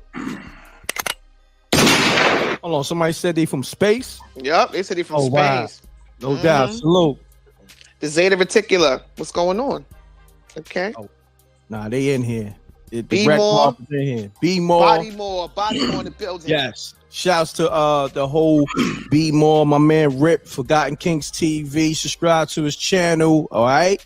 Forgotten Kings TV on YouTube. Earth, tell them the channel, please. Channel is Earth Monroe on Instagram, and then A Boogie on here. But when they got me shadow banned, because when you put in A Boogie, all you see is A Boogie for the Bronx. Ciao. Oh, wow. They got me shadow banned. It's all good. But Earth Monroe was Shout out me to on her. Instagram. She about to drop it. That's what's Salute up. to everybody international, the international Rec Mob, yo. Empress Mhm. Judah, them in St. Bart's, all them. Yeah, I'm gonna go ahead and drop the link. Y'all want me to drop the link? If y'all want me to drop the link, I'll drop the link. I'll keep Hawaii, it if y'all don't. Nibiru in the building. All right, it's a lot of people from space up in here. That's what's good. Yeah, Charleston. shout out to Amina, huh? Ciao. Hey, All the Boricua in the shout out to building. the Ghost. I think To the the Earth. parade or the festival is this Charles weekend. J. Yeah, man. Earth is all. Hey, man, she all in there. Salute to everybody. Queens in this the building. On the Born Day to the Knowledge Day at the Mhm. school in Mecca. Show and Prove 2023. Law's Mighty 5%. That part. Facts. Peace to the gods and the herbs. So look, we're gonna get into the show. It was stuff that came out last week that we gotta address because this is the blackout show. That's what we do. We're gonna get in right into your man, damn son, Idris from Snowfall. He's out here letting people know he got to call on to the devil when he catch one of those creative blocks. So we're gonna play that video. The Earth is gonna, decode all that and go into some other things, build on some other things. But yeah, we about to go into this video. Your man right here, your man, damn son, Idris. Yeah, he calls on the devil when he need to lock into that zone. Okay. When he did the Snowfall finale, he called on Lucifer. Okay. So we're gonna go into the video with him speaking on that, because we deal with, like the Earth say, receipts over here. All right. So let's go to this video real quick, and then we're gonna have the Earth build on it.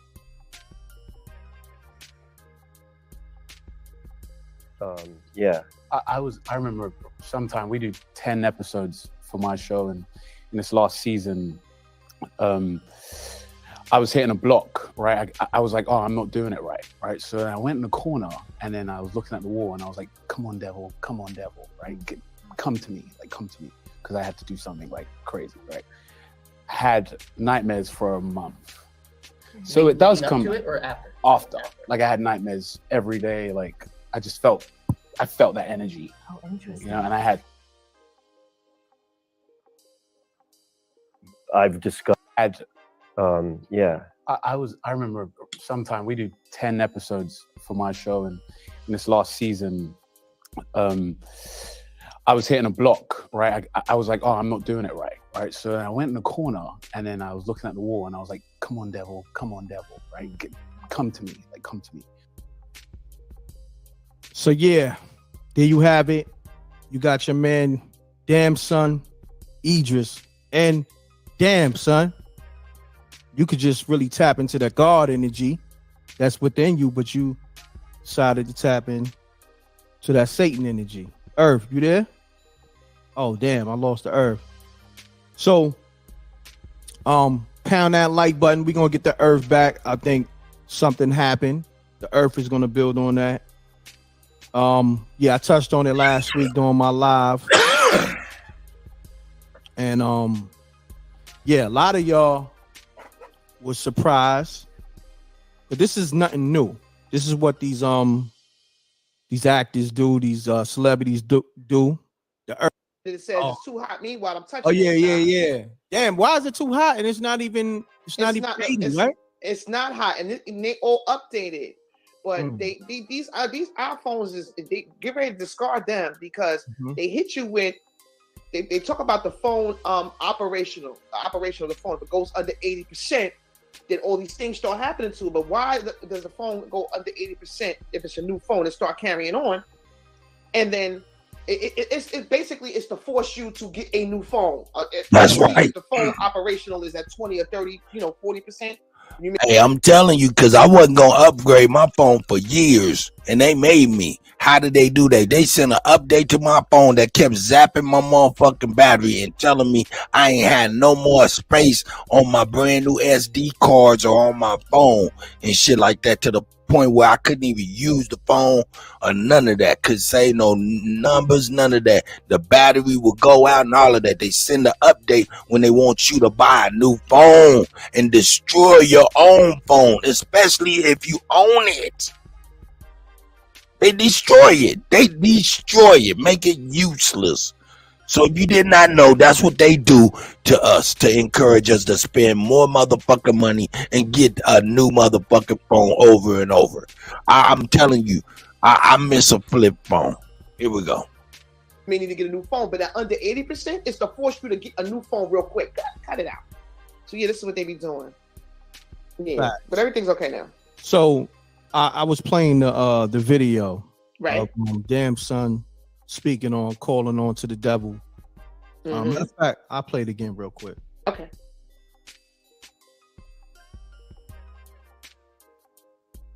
Let me bring this up.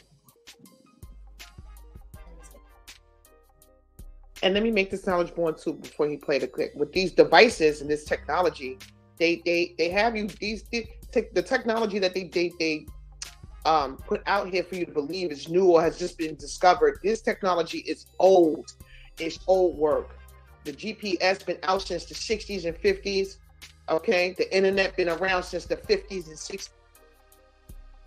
Hey man, if they did that to you too, Lotus, man, I'm trying to tell you, they did it to a lot of people. And if we come together, we got a class action suit, because that shit is our phone, and you sabotaged our fucking phone to make us buy. Man, that's a class action suit right there, motherfuckers. That shit ain't cool.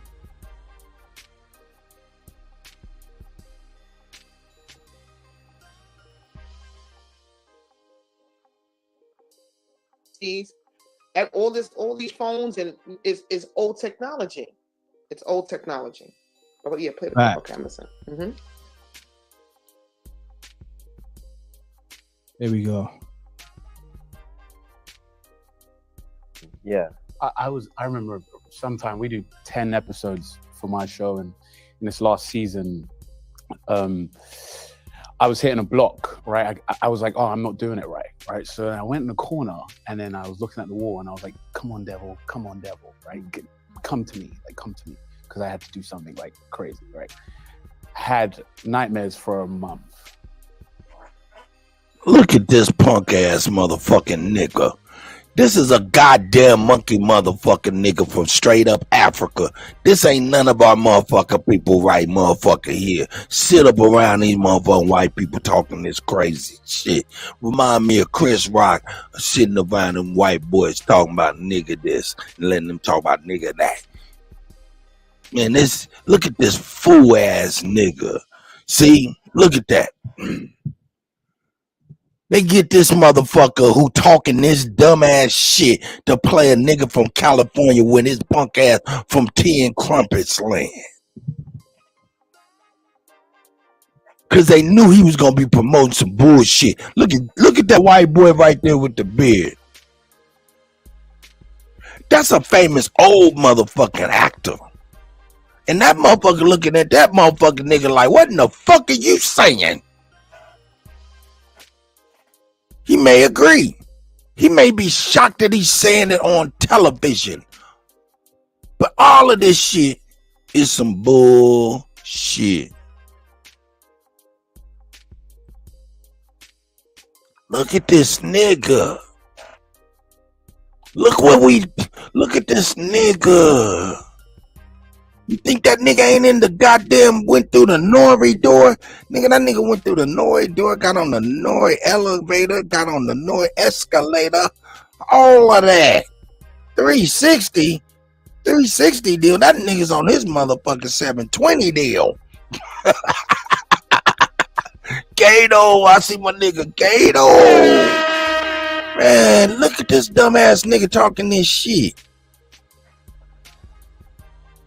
So it does. Ain't nobody really religious.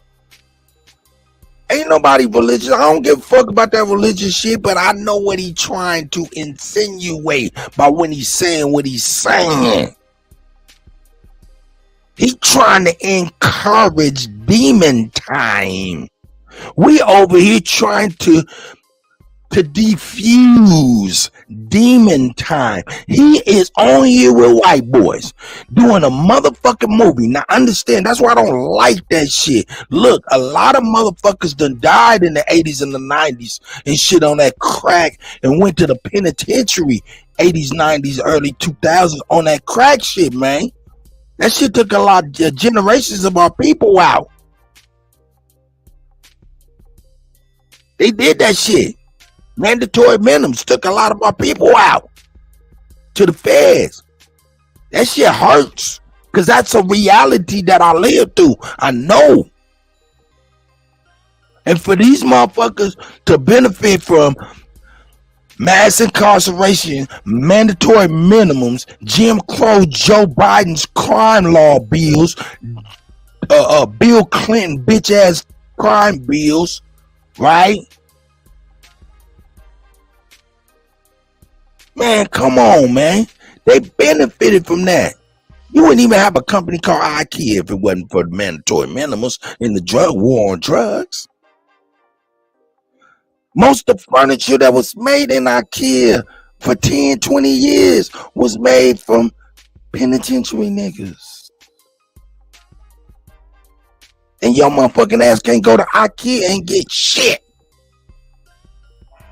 And you can't go to IKEA and get shit. If you can, nigga, take a picture of something you got from IKEA and send it to me. And if you did get something from IKEA, that shit worthless. Why? Because it's some junk.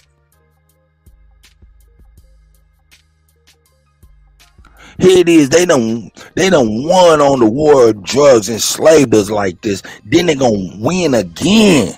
How? They repackage how they did us.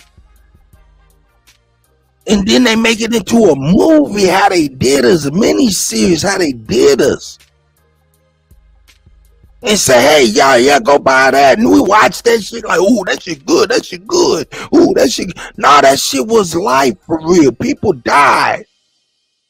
And here it is. We celebrating BMF. We celebrating these movies and Power and Snowfall and shit, man. And like people didn't die, like families wasn't destroyed, like generations wasn't destroyed.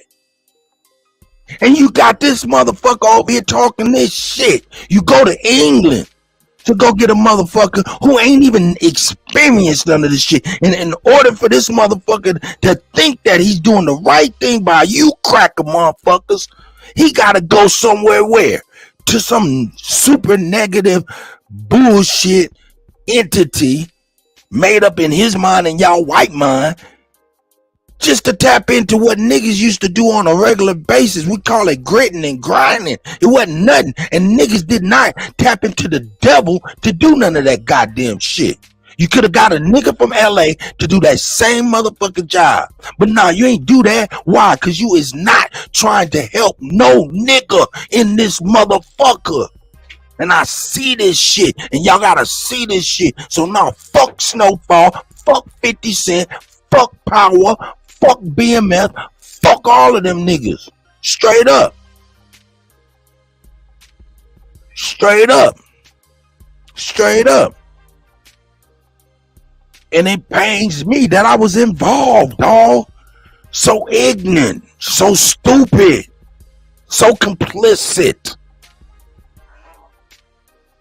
So yeah, man, fuck them niggas, man. And fuck them. And fuck this punk ass little punk ass motherfucking monkey nigga from England, nigga, 10 corporate ass, bitch ass niggas sitting around these punk ass, cracker ass motherfucking Steins and Bergs and shit. Talking about he gotta tap into the motherfucking devil. Well, who in the fuck is that, you son of a bitch? Who in the fuck is that, you son of a bitch? The people you sitting with, you son of a bitch.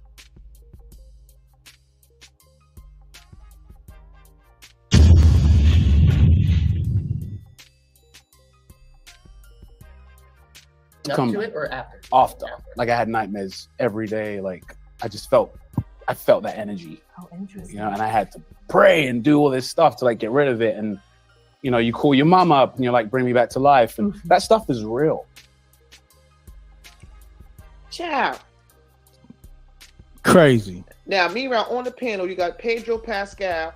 He plays the Mandalorian. Jeff Bridges is an old quotation mark legend in Hollywood. Kieran Culkin is Macaulay Culkin's younger brother, and Evan Peters. Meanwhile, these people, you know, and you see how it's like just brushed off as satire. They're like, oh, interested. Now they all do it. Mm-hmm. Okay? Look at the backdrop too. Yeah. Is that candles? Is that or that look like the light, right? Yeah, he's sitting amongst some motherfucking devils. You son of a bitch. That has nothing to do with it, but I just want to point that out. These stuff done in plain sight and brushing it off as satire to get you sensitized or comfortable with what it is that they do. These is puppets with agendas, and I like Snowfall. You know what I'm saying? But at the end of the day, going into these musicians, these rappers, even probably athletes. But I'll speak about what I know confirmed.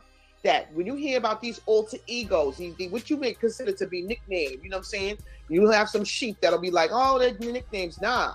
These are the names of these spirits they conjure. Like these Sasha Fierce and these Rain Man, Jay-Z, all these are alter egos that come from MK Ultra, but they conjure to enhance the talent. It ain't about talent when it comes to this anymore. You know what I'm saying? It's all about these rituals and everything, you know. Think about all of these high-level artists that you know, and these nicknames or these personas that they push out here. Ciao.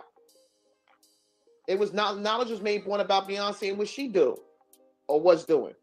Keyword was doing. Okay.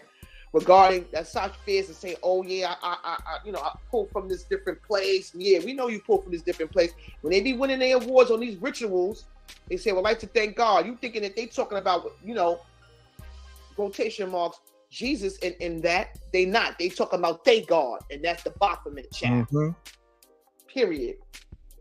Wasn't somebody from her camp, I don't know, a makeup artist or something was exposing? Yeah, it was the drummer, the guitarist or the drummer saying about the cat and all that. and the rituals. Yeah. Yeah. Everybody ain't lying. Why do they hit these people with NDAs and things of that nature? And then when they talk, they want to disappear or something like that. Ciao. Yeah, because she went quiet. That part. Because she was definitely, you know, they call them shook. She was whistleblowers. scared. Yeah, they call them Yeah, whistleblowers. man, fuck that shit. You know what I mean? Right. Mm-hmm. Yeah, she. Yeah, that's crazy to me, dog. Putting shit on blast. For real. For real. Pound that like button. It's crazy. So yeah, we're gonna go into the current stuff. What you want to start off with? You want to go into the vending machines, the crack pipes? Yeah, New York. Let's do that. Yeah. Matter of fact, you sent me the picture because I don't think they got the picture on the website. Yeah, I made sure I sent it to you just in case. Hold on, but we're gonna put it right up. So, you know, we don't make this up, man. Nope. I mean, we talked about this, you know, back then that they was gonna be giving out free crack pipes like 2 years ago. My nigga say, hey, man, shout out to you too, brother. I don't think I ever seen you before, and if I have, I don't remember. But shout out to this brother right here, Omar Abdul, man. Shout out to you, my brother.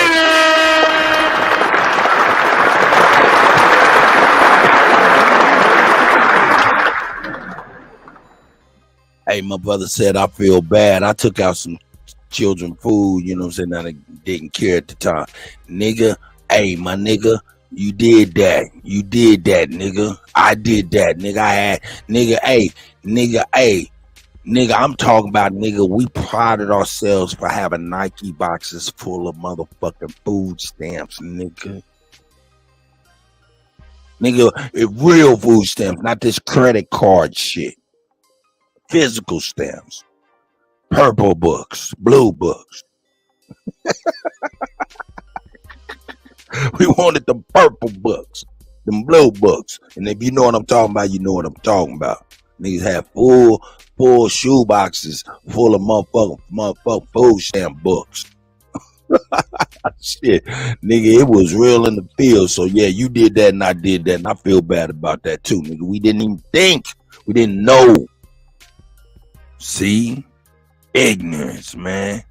Man, we victims, dog. And what we was victims and turned victimizers. And before we even knew it,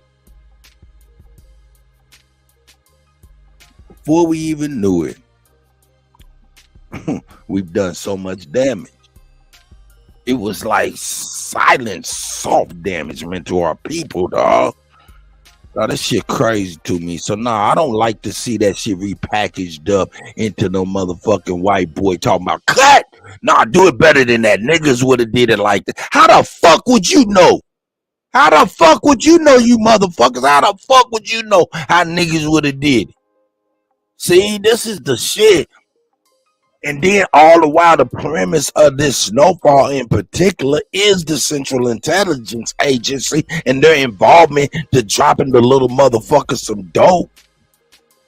He ain't had no plane. Come on, man, they telling the wheel on their goddamn self, and here we is. Yeah. Oh, he died. Oh, and you feeling real emotions, nigga. Motherfucker, real people died. Real lives were affected. This shit's a movie script, and they reflecting on it under candles and shit with this old punk ass nigga in this pinstripe ass goddamn motherfucking suit on, looking stupid for motherfucking Ted Crumpets land, acting like he a nigga from the hood. He say he gotta tap into the goddamn devil to be us when we in a state of simple ignorance. What the fuck does that tell you? That shit pisses me off, dog. For real. Cause I don't give a fuck what you say. This brother that I put up that said, man, he feel bad. He ain't no goddamn devil. Just cause he was on a level of ignorance. Nigga, I feel bad. I ain't no goddamn devil. Cause I was in a level of ignorance. Social engineered ignorance at that. So let's get on that. Shit. This shit pisses me off, dog. And hey man, fuck all these motherfuckers, man. I wouldn't mind seeing all these motherfucking head bust. Straight up. Nigga come right over their motherfucking head like Homie the Clown and busting right over their motherfucking head with a motherfucking sock or something. You know what I'm saying? Like Homie the Clown, busting motherfucking head, dog. Each and every one of them, dog. Shit. Like your boy Doc Holliday say, I'll be the Huckleberry. I go on up in that motherfucker like Homie the Clown like a motherfucker. Already got motherfucking male pattern baldness. I'm ready.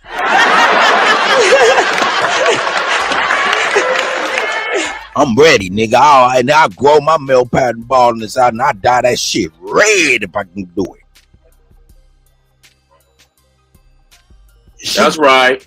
Yeah, I'm sorry. I just, hey man, I see this shit and it just tell man, this just be making me feel like, man, fuck these people, dog. These people ain't shit, dog. They ain't shit, dog. And we think we about to file some paperwork to get out from up under this shit. The fuck, hey man, you might as well, like I said, nigga, get talking that nigga, denounce yourself, nigga, fuck that shit. You might as well go on ahead, nigga, get your driver's license renewed, all that, pay your insurance, birth certificate, all that shit. Keep doing what the fuck you been doing, unless you ready to start busting some heads, nigga. Other than that, nigga, keep doing what the fuck you doing, nigga. Act like you don't see shit. Like everybody else comfy in a corner of Massa House. That is really our house. I'm sorry. My soliloquy. I apologize. Here we go. Yeah, Joe Biden skin mask. Yep. Yeah, they got the crack pipes and the vending machines, y'all. And the vending machines is currently sold out of the crack pipes. With lip balm, crack pipes and lip balm in the vending machines. Lip balm, I think something else. I forgot. They give you a kit. It's a whole kit. So we're gonna get into all that. I'm about to pull it up. I got it right here, y'all. Yeah, everybody. Hey man, who in the fuck called? Do y'all call chapstick? Y'all call chapstick y'all call that shit lip balm or Carmex? Y'all call it, that must be a regional thing. I never used the word balm. I never used that before. But anyway, here we go. Teachers on. This is a regional thing, I believe. Here we go.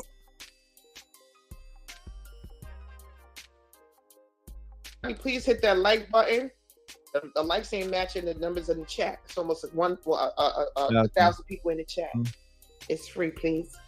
Yeah, thank you. Appreciate that. So, yeah. This is where your tax dollars is going, to these crack pipes now. Right. Legally taxing you from the jump. Yeah. That's a whole other topic. Here we go. NYC vending machines cater to drug users with free crack pipes, lip balm, and Narcan for ODs. Yeah. What is going on? What in the tarnation? Like, come on.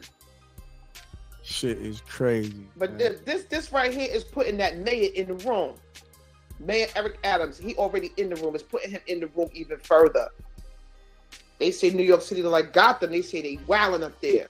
And now you got crack pipes on the street. Ciao. And the vending machines. Crazy. Hold on. We're gonna go to the post where they said the crack pipes are sold out. Look, hold on. Here we go. Look what they say. Oh my God! Look at the title. Listen, this look, is the you can't make this up. Media. Hold on. Is it on the screen, Earth? It says NYC drug theme vending machine cleaned out of crack pipes overnight. They should restock. Oh, child. This is a mockery. From snowfall to crack pipes. Look at this shit. This is a mockery. This is a mockery. This is a mockery. Man, I remember Uncle stealing shit from my grandmamas. I know grandmamas lost everything because they was trying to be there for family that was fucked up and was. This is a mockery, bruh. Dog, motherfuckers need the hair buzz, dog. Homie, the clown style, dog. Oh no. But then people like myself gotta pay for an EpiPen for my allergies. Ciao. Wow. Oh man. They wilding right now. Wilding. Who is that? Talking I don't on even the know. screen. Some councilman. I don't even know. City officials new drug themed vending machines is a huge hit with local addicts. Child, they rubbing it like they really think this is funny. Let's play the video real quick. Give me 1 second. A lot of people don't even know. This is all Democrats. Know that this. I'm gonna keep it 1,000, but this is all Democratic shit. Hey, a lot of people don't know that all the civil privileges that we call civil rights, those weren't passed by Democrats. Democrats were always opposed to civil liberties and civil privileges that we call now civil rights. The Democratic Party has always been against each and everything. They never been for none of that shit. These motherfuckers is despicable. And that's what these niggas in New York live up under, is Democrat shit. Can you say fake love? Somebody in the chat said I'll be in the house. So we are intending, as this city and this health department does, to do everything we can to reverse those trends. It's going to require more tools like this, really bringing tools to the streets, to people's lives in an accessible and easy way. Nigga, put one in your man cave in your basement, bitch. That similar to the fentanyl test. Hey, you punk ass motherfucker, put one in your man cave, you pussy ass son of a bitch. Put one in your man cave. Why are we in front of the projects? Why ain't we in your basement, you son of a bitch? Why ain't we at your mama house, nigga? Motherfucking punk ass. See that shit, man. I'm about to get the fuck off this mic. Are looking to allow people who use drugs to identify whether there is tranq in whatever they're using. And so we're looking to stop these machines with those strips as well. So it's totally relevant. I'm trying to understand, what are they doing here? Like, for me, we always thinking outside the box. Mr. Burns said Skin Mask was on crack when he fell down. Ciao. And then somebody in the chat said it's by the projects. Of course. Meanwhile. Yeah. Damn sure was. Let's bring that video back. Right. Damn sure is by the projects. Crazy, right? And in plain sight. But those who are in the know, feeling lucky, you and 3 friends could win a lot. No, go ahead, play it. That's the ad playing. I'll let you play it, and then I'll make a man. They got another perspective. Damn ads on their site, and it's just going crazy. God damn. But I was trying to play this video. Let me see. It won't let me shut it off. I might have to close it out and then go back in. They opened up like 10 different ads. God damn. But a lot of this stuff, the majority of things you hear about and see is distractions. It's ironic that they got these crack pipe machines, and this comes out today and the day before. And yesterday, right after. Hey, you know what? I guess I get it. You know what I'm saying? I get it a little bit more. Because, the brothers and sisters up in here, they feel the same way when motherfuckers come up in here get to talking crazy, talking about, yeah, y'all ain't from there, y'all from there, you know what I'm saying? Dispelling what our elders and ancestors done told us physically to us, as if they would just tell us lies. That is a disrespect. And this right here is a disrespect on the same type of level. Only difference is it's recent. It's It's not as old, but it's the same disrespect. This is crazy. Hey man, you niggas need to stop drinking tap water.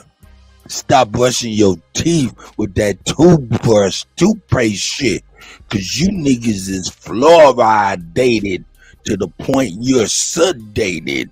Niggas gotta get the fuck up, man. When the fuck we gonna get the fuck up?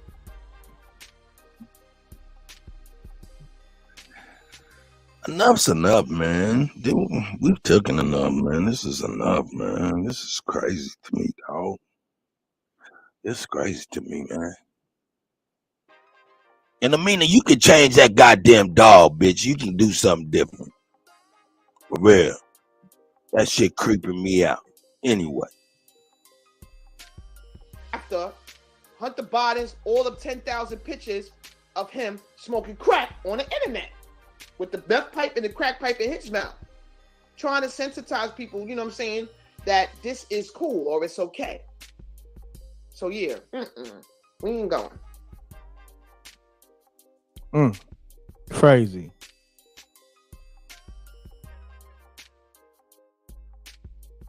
Yo, anybody would like to tackle M. Brown's question? Hey, shout out to you, sis. I hope you're doing well. It's good to see. Good to see everybody, man. Shout out to everybody.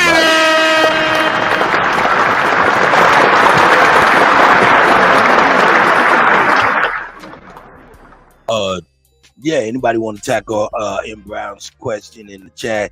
I can't. Hey, M. Brown, you done, man. You must have forgot. Nah, you just went over my head, sis. Here we go. Hold on 1 second. I'm trying to pull this back up. Boy, in my ignorance, y'all can check it out on the New York Post. New York Post. Yeah, because they got a lot of ads that's popping up and it's kind of throwing off the video. So these are the same powers that be, the same politicians and these fake lawmakers that put in all of these Rockefeller drug laws and all these drug laws for people, you know what I'm saying, to put them in jail. A lot of people are addicts because of what they flooded out here.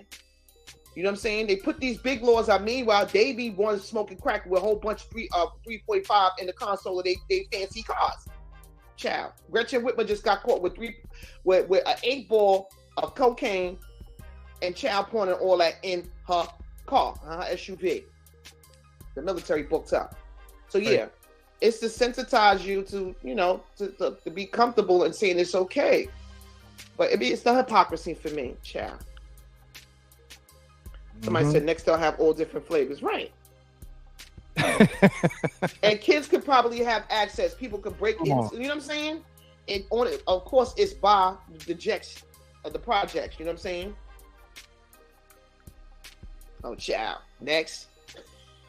I'm gonna bring up the whole Jamie Foxx story. I'm gonna bring that up. Yeah, and that receipt that I sent you. Yeah. I got a video too. I'm gonna use that receipt. Hold on, let me see. I think I got a video. Of them. They talking about. Let me see. Let me bring up the audio.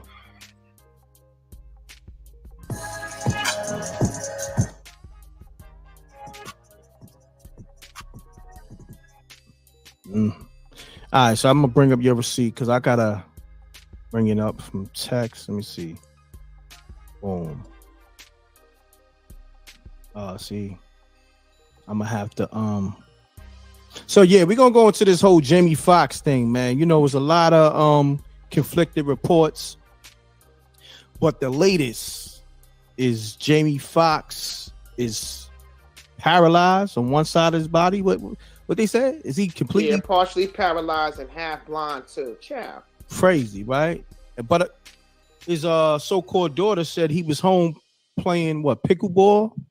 Right, said he'd been home. Remember when the daughter came out when we reported on it? She said he'd been home, but then They had other family members or other people affiliated with him saying, "Oh, prayers, we need prayers because it ain't looking good." Well, which is it? Pick a struggle. Which is facts. Hold on, let me pull up this receipt real quick. Mm-hmm. I gotta change the format of it because I know. I remember you saying about the Apple, back. yeah, they got their own like kind of JPEG, Right. So now anything you drag on your screen, Mm-hmm. you gotta change it to the actual regular JPEG now. It's crazy. So let me just put.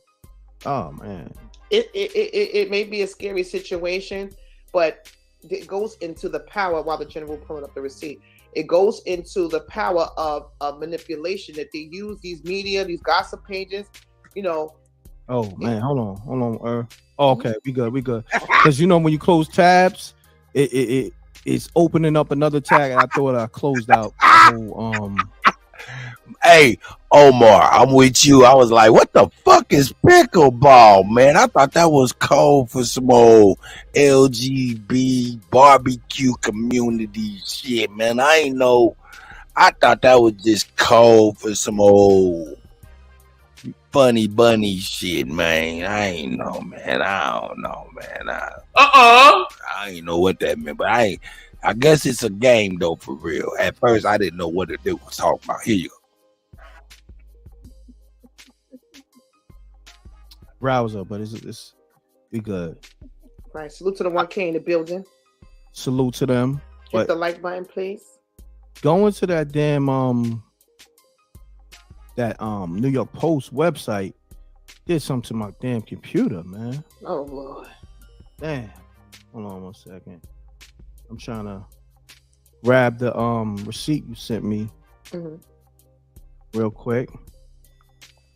There we go. I got it. Let's get it. I'm gonna let you. That part, humble. Which lie is it? Which is it? Okay. It said the side effects of the vaccine that Jamie Foxx took a couple of years prior to the DiCaprio and Prague trial. Remember, he was named as a material witness. Martin Scorsese and a couple of other what y'all call big names in Hollywood. Now, these side effects of this trial suddenly kicked in the same week when he was named as a witness. That part. Was he poisoned on set of his new movie? These are questions with Cameron Diaz. Are they using this vaccine as a scapegoat? Right. Look, Same way that Virgil O. Oh shit! Now y'all hearing? Now y'all see? I brought the other day. The list came out for the Epstein shit, and Chris Rock name up in that shit, right? And a lot of other rich motherfucking names up in that shit, right? That shit is starting the trial and the investigation. That shit is starting. They named that motherfucker Jamie Foxx as a witness. Oh, they put his ass on the line, dog. They put his ass on the line, dog. Damn, that's crazy. Real quick. Hey, excuse me, from Off-White. Look, look what somebody wrote on the screen. I highlighted it. Saying he's dead? Well, we ain't saying that. Yeah, exactly. Let the people call it. The people are smart, man. People are smart, right? Mm-hmm. Right. Look, people ain't stupid, man. Right. And if there's something rotten in Denmark going on, again, it's certain things that they're not going to divulge. You know what I'm saying? It's too many holes in the story. Swiss cheese out here. But the same way that Virgil A from that Off-White brand that's on that trafficking indictment out of the Southern District Court of New York that I've been made knowledge born about with all their names on it, he was set to testify on that RICO indictment, and he mysteriously died. They said from cancer. Nobody knew he had yet. Hey, I'm gonna be honest with y'all. Let's be real. I see you, Toe. Hey, shout out to Toe, man. Hey, Ghetto Child Clinic is in the house too. Hey, I'm gonna be real. Hey, man. Before Donald Trump,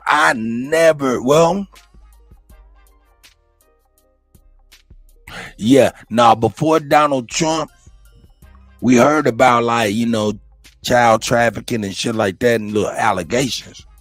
But hey, before Donald Trump, wasn't nobody going to jail for that shit. We never heard of that shit. After Donald Trump, man, hey, I'm telling you, it seemed like a lot of motherfuckers been going to jail for that shit. Shout out to Donald Trump for that, man.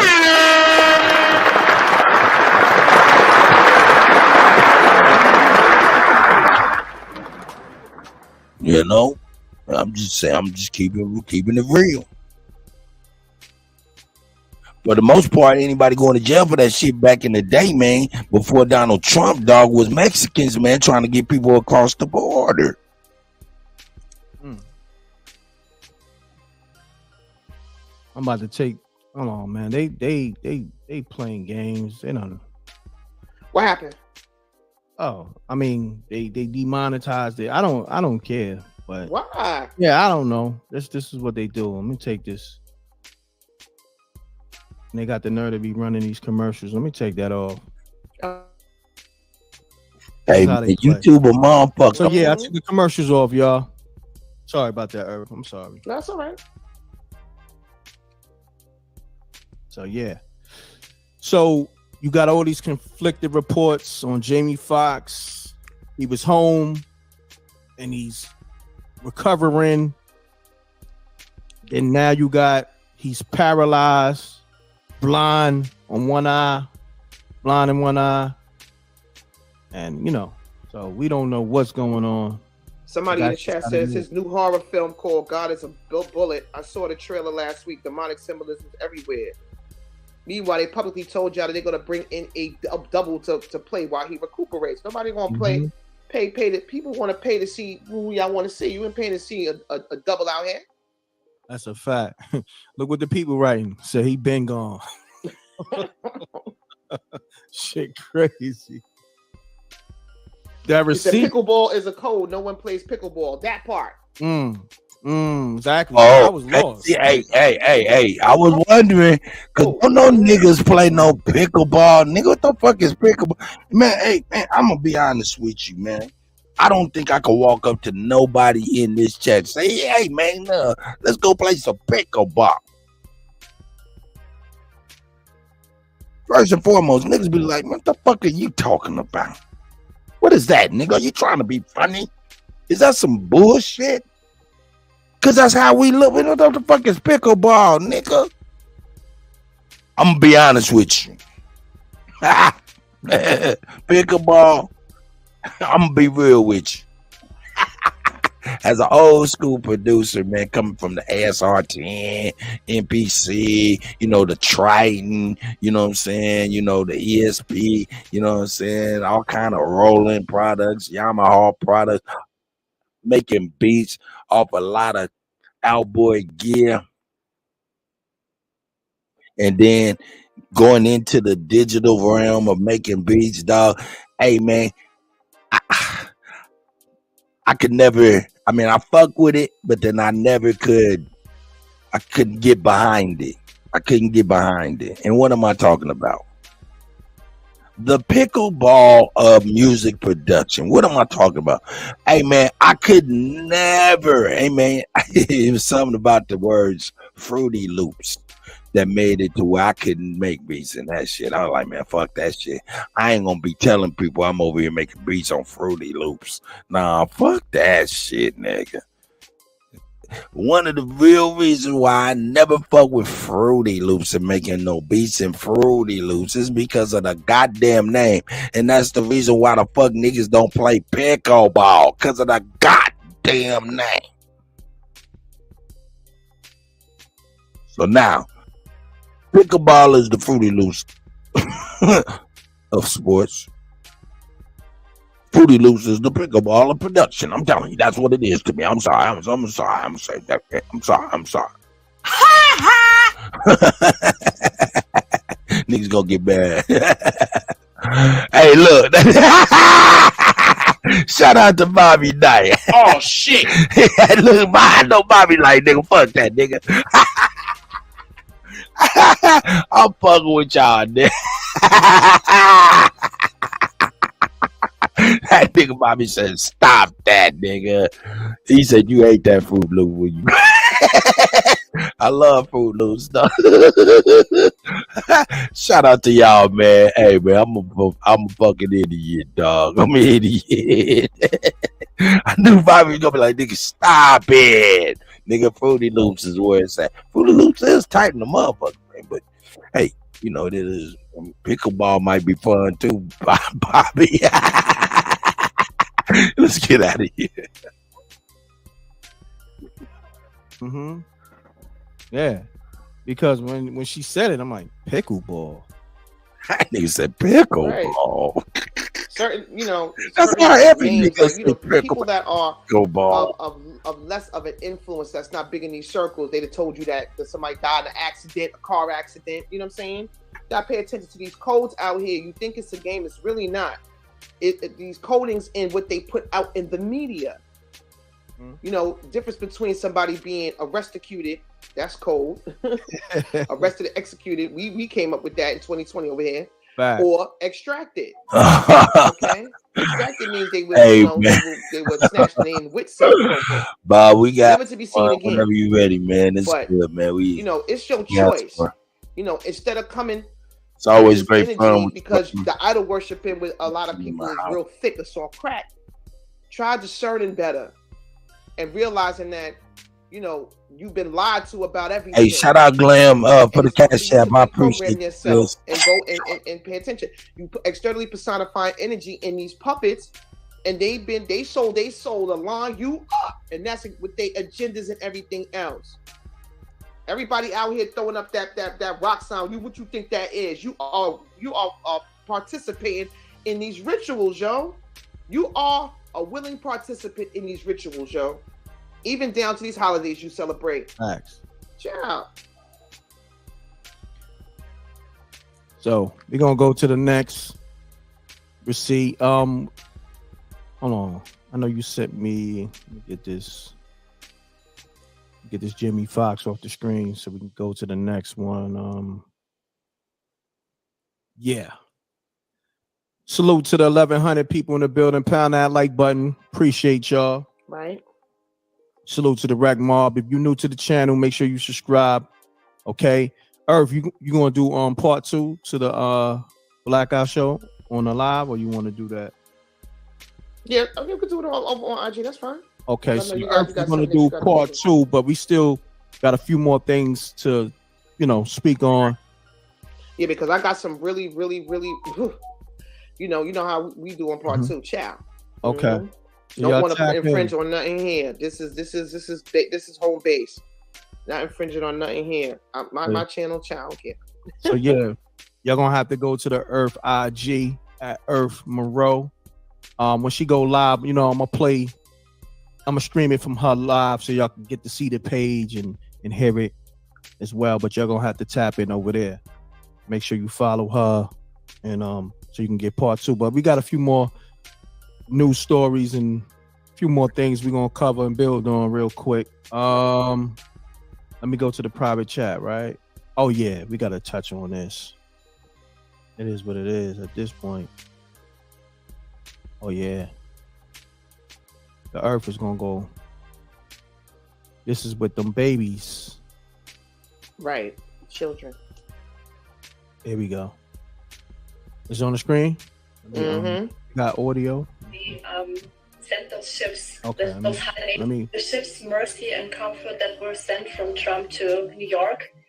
We just have confirmed information right now that they sent those ships, those highly equipped ships, to take care of children rescued from tunnel system under Central Park in New York.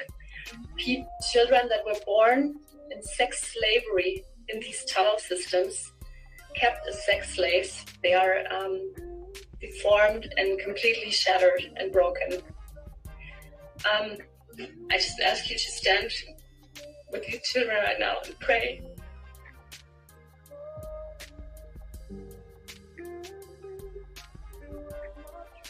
The ships. Hopefully they don't, you know, with the music. I didn't even know they had the music in the backdrop, but it's cool though because it's important. So, Irv, you want to build on that? What's going on? Yes. Now, back over here in 2020, we did a live when there was a COVID. Remember when they had those fake in the hospitals, those sets, it was fake. They was acting like people had COVID up in the hospitals.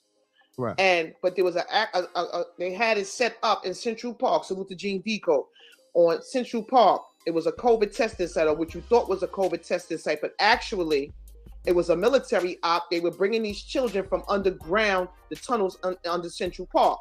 There are tunnel systems all underground, these dumps, deep underground military bases all over the world. But in this country, Columbus, Ohio is the hub of child sex trafficking in this country.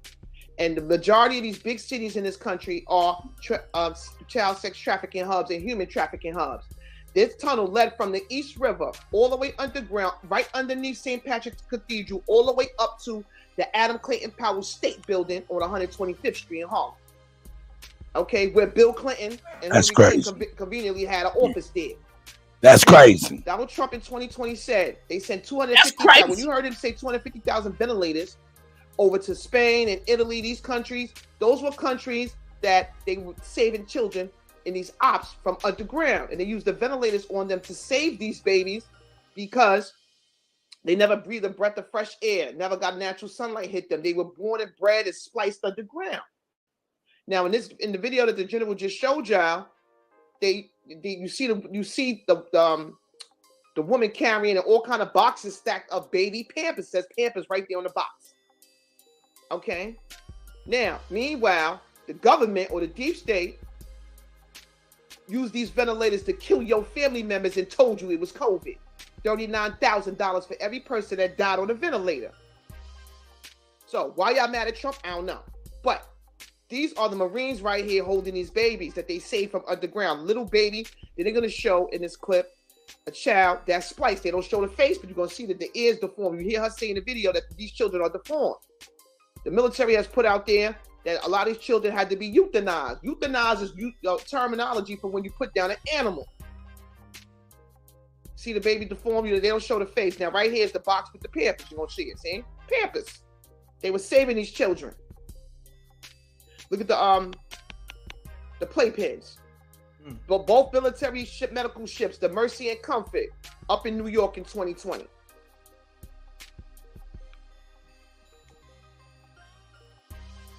Appreciate. You have no idea. We just started scratching the surface on what's going on. Like I said, you be grateful. You have no idea what you walking on top of, what's going on underground, all these earthquakes. It's never in the history of just the history of this country, so many earthquakes that have happened since 2020, ironically. When you hear earthquake, it's not a real earthquake. The military, salute to the military who giving their lives up to go underground and face all that's down there. They say it's all kind of stuff down there. The general got that video. We'll see if he'll play it or not. All kind of stuff down there. And these earthquakes are them getting these babies and victims of human trafficking from underground these tunnels. And the earthquakes are them caving in them so nobody can be trafficked under them ever again. 8 million children worldwide. Is way more than that. Those are documented children. Not compared to the children that are underground that are bred by another chap. 9 and 10-year-old children. They breed these baby breeders, they call them, underground. And 800,000 missing in this country. They just put out there about the children in Cleveland. The general got the receipt. 33 children missing out of nowhere in Cleveland, Ohio. Cleveland. Let me get that receipt pulled up real quick.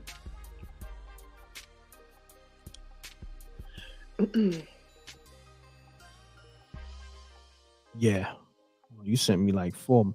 I remember one time they used to let you share the whole screen. Let me see. They stopped that.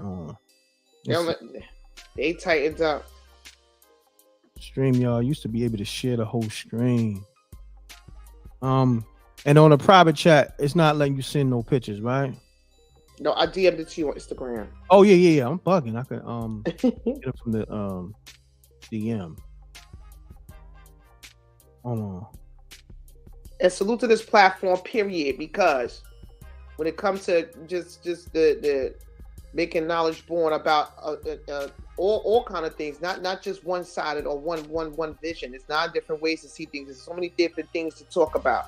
But these children, yo, they all our children at the end of the day. Facts. I had to do it the other way. I had to drag it on the screen. Now I'm gonna have to convert it like I did Fox. Oh, it was a tweet. I could have found the tweet. Okay, but you know what? I got it right here because I would have to dig for the tweet. I said they live in Cleveland. They don't talk about it on the news. They never talk about child trafficking and all these babies. So many military ops that have been completed. 50K saved. They found children under the White House. That part. Crazy. They were trafficking children under them tunnels and inside the White House. Nobody want to talk about that though. Damn. I do. Me too. Fact. Now we addressing everything. It says exactly. Y'all putting y'all necks out to get this out to us. Salute. Salute. Here we go. Irv, just bear with me. I got this one. I'm gonna get in the other ones too because you sent me a couple. I got this one right here. Okay. I mean, we could stop there because I know you got something you got to do, and that's what's more important. You know what I'm saying? I could drag the rest over on part 2. All right, so you could build on this, but look, now for part 2, SJ put it in the chat room. For part 2, y'all need to lock in to at Earth Monroe on IG. Hold on one second. I know SJ just put it in the chat room. Or matter of fact, Earth, just type in your IG where they can tap into part 2 so they can go to that page. Share this live. Larry Green, appreciate you. Yeah, just typed it just there. Yo, shout out to GG Sounds, man. Shout out to GG Sounds. Shout out it's right on top of the I see you, sis. Beast mode. I see you, my brother. I can't see it. Yeah. See y'all, man. Under the purple K. Let's see what the hell they talking about, man. Okay, but I don't see your post. That's crazy. It's some way. Oh shit. Let's get past. All right.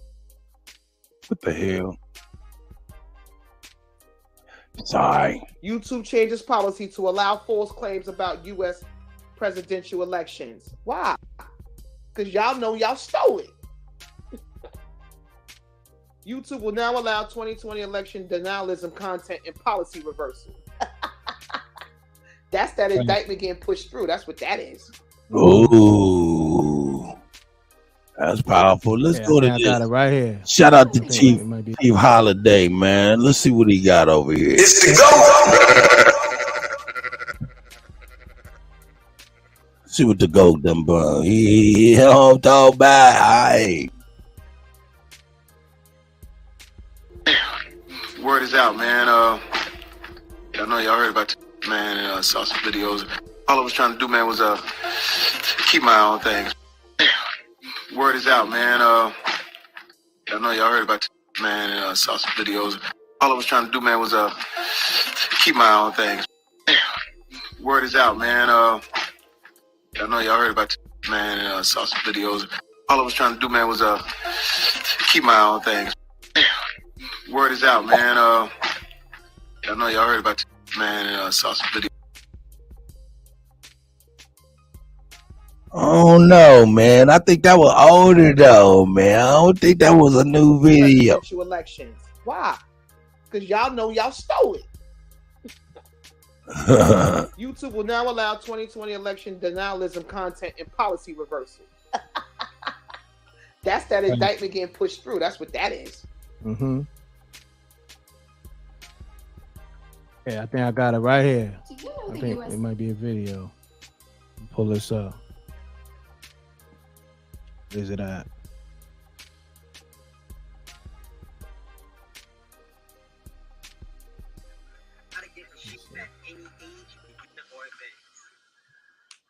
There we go. Yep, there we go. Okay. We only deal with receipts over here. See what they've been doing to, the Earth channels constantly. 8 of them. 8 of them. 8 of them. Ciao. Okay, YouTube is saying it will stop removing content that falsely claims the 2020 presidential election was stolen. The move reverses a policy put in place more than 2 years ago amid a wave of misinformation. The Google-owned platform on Friday announced it wants to protect the ability to, quote, openly debate political ideas, even those that are controversial or based on disproven assumptions. Why? I don't get that. Why do you want to do that? Why do you want to make sure disinformation spreads like wildfire? Help me out here, Rev. Why do you want to be open to that? Because they stole the election, lady. Shut up. Hold on, she sounds crazy. First and foremost, man, Sharpton on here. Yeah, bobblehead up there. Yeah, he Be looks held spooky. liable, well, like Fox News, if they put out false information. And so YouTube is now saying we're cool with false information, which again, I'm just baffled why these big tech companies think that they don't think that they don't have to live by the rules that everybody else lives by. They don't have to live by the rules that everybody else has to live by. And that's one of the reasons we're in trouble. Our democracy is in trouble. And you have, again, 2 years later, you've got YouTube saying, you know what, we're fine with the conspiracy theories that almost took down American democracy. We're fine with the conspiracy theories that led to riots on January the 6th. We're fine with the conspiracy theories that, again, almost destroyed our election because it overturned a fair and free democratic election. I mean, explain this to me, Ray. Yeah, Irv, you're gonna have to go off. Drag this, Trav. Put the link in my Yeah. DM, Rick. I'm gonna drag this over on You know, big tech platforms. You on it, yo. Mainstream media are the biggest liars. They read off the same script. They both but her. Yeah, please send this link to me so I can drag this over on part 2, chat. yeah, it's in your DM. Let me know. The if you lie got it. detector told that's a lie, chat. With all this evidence out here about the fake, the stolen, chat. Yeah, I'm gonna drag Oh this. man, pound the like button. Make sure you go to Earth Monroe on IG for part 2 of the Blackout Show, Raw and Uncut. All right. That part. Appreciate And we will be having that available soon for y'all. But for right now, you can tap in live over there. So while Earth is going over there, I'm gonna play it. I'm gonna stream it. You know, she gonna keep it clean for a few minutes for me, just so I can stream it over here. Yes. But she gonna do what she do. You know what I'm saying? You know, so I appreciate you, Earth. Once again, great show. Appreciate you, General. Mhm. All right, so I'm here. I'm gonna be streaming your live once you go live. You going live right now? Yeah, I'm going live right now. Mhm. All right. So y'all stay locked in, but also for y'all who got Instagram, go to Earth Monroe and tap into the page. Okay. Peace and love, General. I see y'all. I Peace. see Peace and love, Earth. Peace, SJ, everybody in the chat. Love and appreciate y'all. All right, I'm going Night into love. business now. Okay. So y'all stay tuned because I'm gonna stream the Instagram page over. Shout out to him breaking the earth.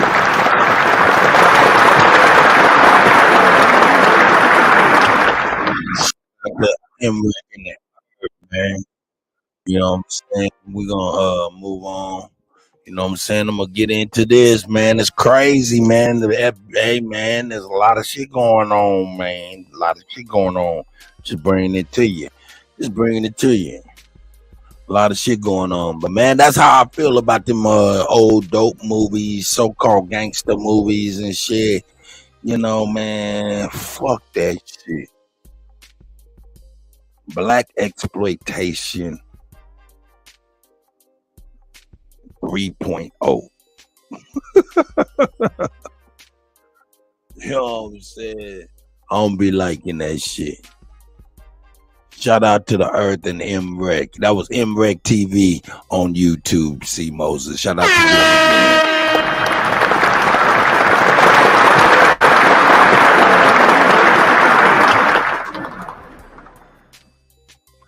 This shit crazy, man. Now look, we all know Bill Cosby's attorney is on the tirade right now. you know, keeping it $1,000.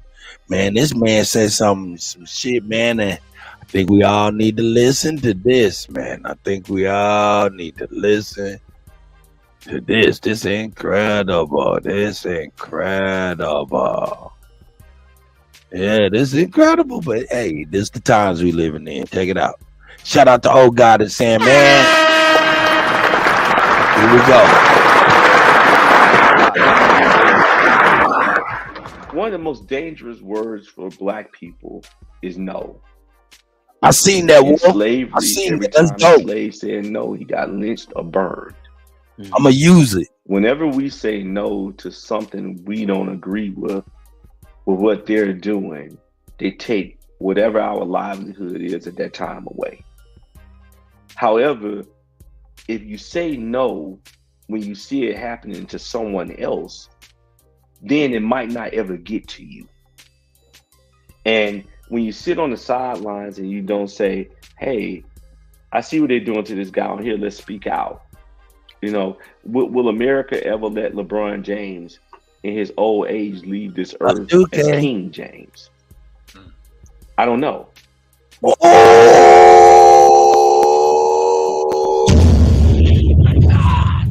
I've been saying that they will not let us leave a legacy. We will never be able to leave a legacy under these people. Yo, just keeping it $1,000. Hey man, yeah, boy. Hey Wolf, I'm gonna play that too. I'm gonna play that because that need to be shared, man. I want everybody to see that type of stuff. In fact, yeah, I'm gonna yank that down. Make sure I get that. But yeah, man, this was a bomb drop. This was a bomb drop. Here we go. Leave this earth as king. America ever let LeBron James in his old age leave this earth as King James? It was eating Jello pudding popped out of I don't know. Cosby's ear. Will they ever let Obama leave this earth as the first president of the United States to be unscathed and leave the White House unscathed? It never happened. He's the first to ever do that. Will they let Michael Jordan leave this earth as Your Highness and heir? Probably not, because they said we're not going to let Bill Cosby leave as America's dad. They create these brands and they put the halo over our head. But then when their children is no different than when you see the melting pot of kids at the playground and their little legs are running around, man, and they're just having fun. But when they get to the age of 10, 11, and 12, and they start liking each other, and they say, that's my boyfriend, that's my girlfriend, check yes, check no on the box, then you see the separation. Then y'all can't play together anymore because we don't want the melting pot to mix. And that's what these halos that they put over our iconic figures' head, whether it's in sports, you know, politics, entertainment, television, film. The halo, they realize like, okay, now I spent $1 billion to put it on their head. Now I'm going to spend $1 trillion to tear it down and still make money. Wow. I was actually telling him, I was like, you know what, man, Jay-Z, he seemed like he's. That's what they did with the dope game. They spent money making money on us on the dope game, made money on locking us up through privatized prisons, and then make money reselling this shit in the movie theaters and on TV via advertisement. God damn, dog. God damn, dog. And understand, those are 3 things that I can just come up with off the top of my head. They got 6 other things that I'm not thinking about that they making money in between those things. So it's like, man, fuck these, man. Okie dokie. Been unscathed. Like at some point in time, I feel like they're going to try to take him down, man. For what he was able to accomplish. How do you feel about him as well, Jay-Z? Well, Jay-Z is an iconic figure. Right. And right now, when you start owning him, you going out buying $200 and some $1 million mansions for your wife. Yeah. How do we let him slip through the cracks? You know, you will see the federal government won't become his friend. They're his friend now because you were close to the president of the United States, and then you decided to become friends with the NFL commissioner Roger Goodell, when you shouldn't have, because of how they was treating Colin Kaepernick. Yep. So when they see you cave to them and you give in and you denounce maybe one of your own, you can never say no to them. So it's the minute that Jay-Z says no, as long as Jay-Z continues to say yes, but the minute he say no to something that they really want, right now you own too much. You're touting yourself as a billionaire. You and your wife combined is a billionaire. Okay, but at the end of the day, when we want to teach you a lesson, we strip you of your shows because you can't tour yourself. I see you. Kanye, shut up, brother. Oh, Kanye, you're a billionaire, but we strip you of everything, and we have the ability. Adidas had the ability to go into your bank account and take $78 million. That's I'm just saying. Hold up. Now that's real. That's crazy. That's crazy than a motherfucker, nigga. They had the ability to go in and take your money out of your bank account. Oh no. And nigga, that's now. That's last month ago, 2 months ago. What the fuck you think it's gonna be a year and a half from now when everything go all digital, nigga? Push up a button, take your money because you said something crazy that they don't like. That shit is crazy, dog. That shit is crazy, dog. This is your personal bank account now. There's a such thing as called hacking somebody's account. Yeah. People go to jail because it's a federal offense. So you mean to tell me Adidas, who performed a federal offense, they get away with it? It's because all of these guys, man, they hold up. Now let's keep it real. We got to keep our feet 10 toes on the ground. We hearing this, we knowing this. We didn't know it went down exactly like you say, but what we do know for sure, number one, this man is not telling an untruth up here on this YouTube thing. Shout out to old God and Sam, man, once again, man. Good content. This man ain't sitting up in here telling no goddamn lie. Shout out to Hip Hop Uncensored. That's right. But he ain't telling no lie. You know how you can tell this man ain't telling no lie? Because this is Bill Cosby's personal attorney. He, of course, knows the ramifications of sitting up in this motherfucking YouTube kicking a whole bunch of bullshit ass lies. He name dropping and doing all kind of shit. He knows damn well the ramifications of him telling some lies. So I'm leaning to the fact that I'm leaning towards the fact of legal integrity. He wouldn't be Bill Cosby's lawyer if he didn't have legal integrity of some sort. So, hey, I see you, Rain. Shout out to Rain. So, yeah, man, this man crazy, man. He telling some real shit. Let's check it out. It will build you up because they get away with it. It's because all of these guys, man, they will build you up and build you up. But it's as Mr. Cosby, he told me this, and I never forget it. He's like, Andrew, you want wealth. You don't want to be rich. He said, because Jenny Buss is wealthy. She feeds the team. She flies the team out. When they need new clothing, she clothes the team. Those are her babies. However, every player on that team is rich because they could tout LeBron as the billionaire, but can he own the team? Can he fly the team from city to city to play a game and not run out of money. It's a big difference. Yes, sir. Answer is no. No. Oh my God! Did y'all even hear that? That's Bill Cosby talk right there.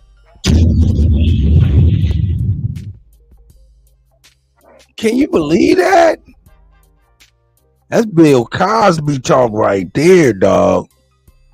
That's that Bill Cosby talk right there, man. That's that real. Hey, that's that for real. That's that Bill Cosby talk right there, dog. Wee. Oh, wee. He said, yeah, Judy Buss, she rich. I mean, she wealthy, you know what I'm saying? She fly the team out, do all that, you know what I'm saying? The team, them her babies.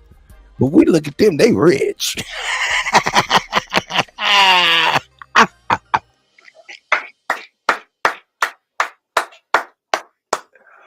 Oh my God, that was some real talk right there. Oh my God, that was some real talk right there, man. Thank you very much for that one, brother. That was a good one, brother. Oh, thank you very much for that. Oh, great analogy. Great analogy. It's a big difference. Yes, sir. Answer is no. No. No, you can't do it. Michael Jordan is doing it. Right. But so are you see, and what we have to always understand, most of these people are asset rich and cash poor. See, they got the assets, but a lot of them, if you said to them right now, hey, go get me $200 billion or go get me $1 billion right now, can they touch $1 billion at that point in time? They might have to say, no, I got to liquidate some stuff. Right. To get to that billion. And what they have done is like what they did with Mr. Cosby. They try to devalue you so much that when you want to sell something, they have you locked up and tied up to where nobody will buy what you're selling. It's a system, man. They have it so. I remember Mr. Cosby and Mrs. Cosby, they, with all the wealth that they have, at their old age, they started saying, well, we're going to live. Shit, I wish I was wealthy as Bill Cosby. So I didn't know that shit difference between rich and wealthy. You know, he has before that age. I like that. Give him a special made Lamborghini wherever he would perform at Harris, or a special made Rolls Royce, or whatever color he wants. He was driving a Porsche with a Ferrari engine in it or something like that. And he had the first Shelby that Shelby gave him. He had the very first one. Wow. And so had all these smooth, beautiful cars, man. But whenever they might want to do something or buy a piece of artwork, they just sell a car. So you can sell some assets to get some things that you want. But in this world of scandals and allegations, man, they control the banks. We saw with Kanye, they control everything. And so what we have to do is start taking our platforms like these. And I saw it happen, man. I made millions and millions of dollars for ABC and Fox. Millions selling their shows. Millions. And to a point I said, well, why am I doing it for them? Let me just create the firm and the agency, and then I represent the person who wanted to buy the commercial time, and they got to pay me, the TV station got to pay me 7.5% of what I spend with them. There you go. So that's the game, how it works. We could all do it, but unless you show someone shows you how to educate you on how to play the game, and that's the problem I have with what we're seeing today with Mr. Cosby. And I want to quote on what something you said, Sam. Yes, because there are women in my family.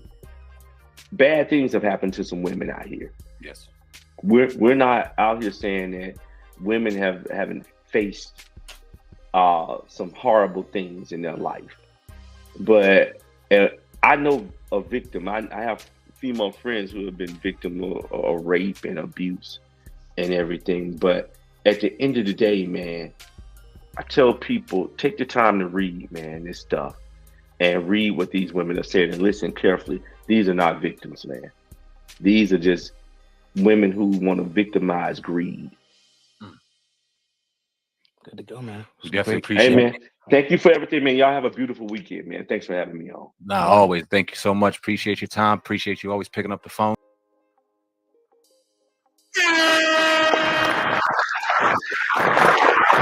Shout out to Sam, man. Oh God, man. You know what I'm saying with that, man. That was a good presentation, man. That the lawyer did get his busy on. He got his busy on. You know what I'm talking about. So let me get this rocking real quick. Yeah. Let me stop this and let me get it cracked. Yeah, now let me get on. We about to watch some crazy shit now. We turning in the corner. Yo boy.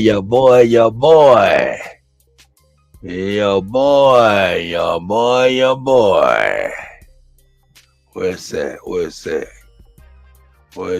Here we go. There he is. There he is. Your boy crazy for this one. Yeah, boy crazy, man. Where's that here? Here it is. Yo. Yeah. Yeah, let me pick out the. There it is, right there. Yeah. Or do I want to go there? Yeah, let me go here instead. This is pretty cool.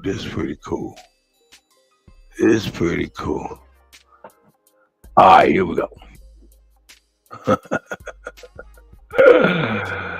All right.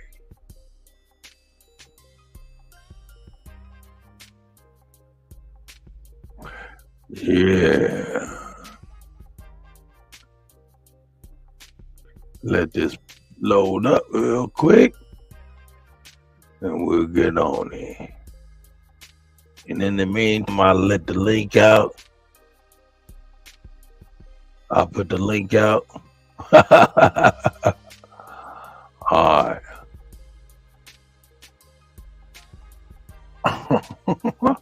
I'm gonna play some funny shit while I make a run and go grab and throw on some clothes real quick.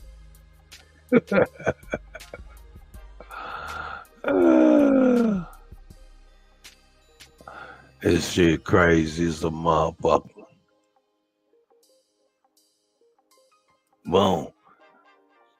Yeah, here we go. There it is right there. Yeah. Copy that. Let me put that up in there. No, I ain't gonna play no funny shit. I'm gonna play this. This is good right here. Yeah, let's get on it.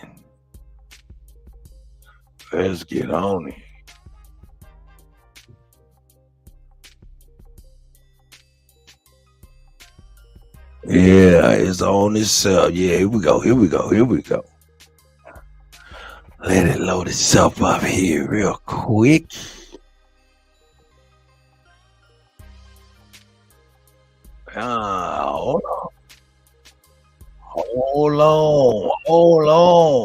Hold on, lady. Let me get you kicked up here real quick while you're talking before I can even get it cracking. Damn, this technology something.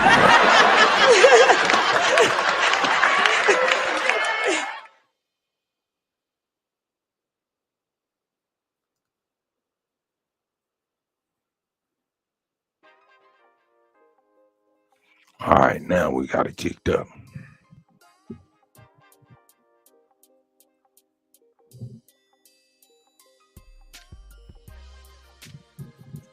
Actually, I probably should have did this one. Yeah, I should have did that one for real. It's all good. There it is right there. There it is. That's the one I was looking for. Here it is. Here we go. Shout out to Willie D, man. Shout out to Willie D.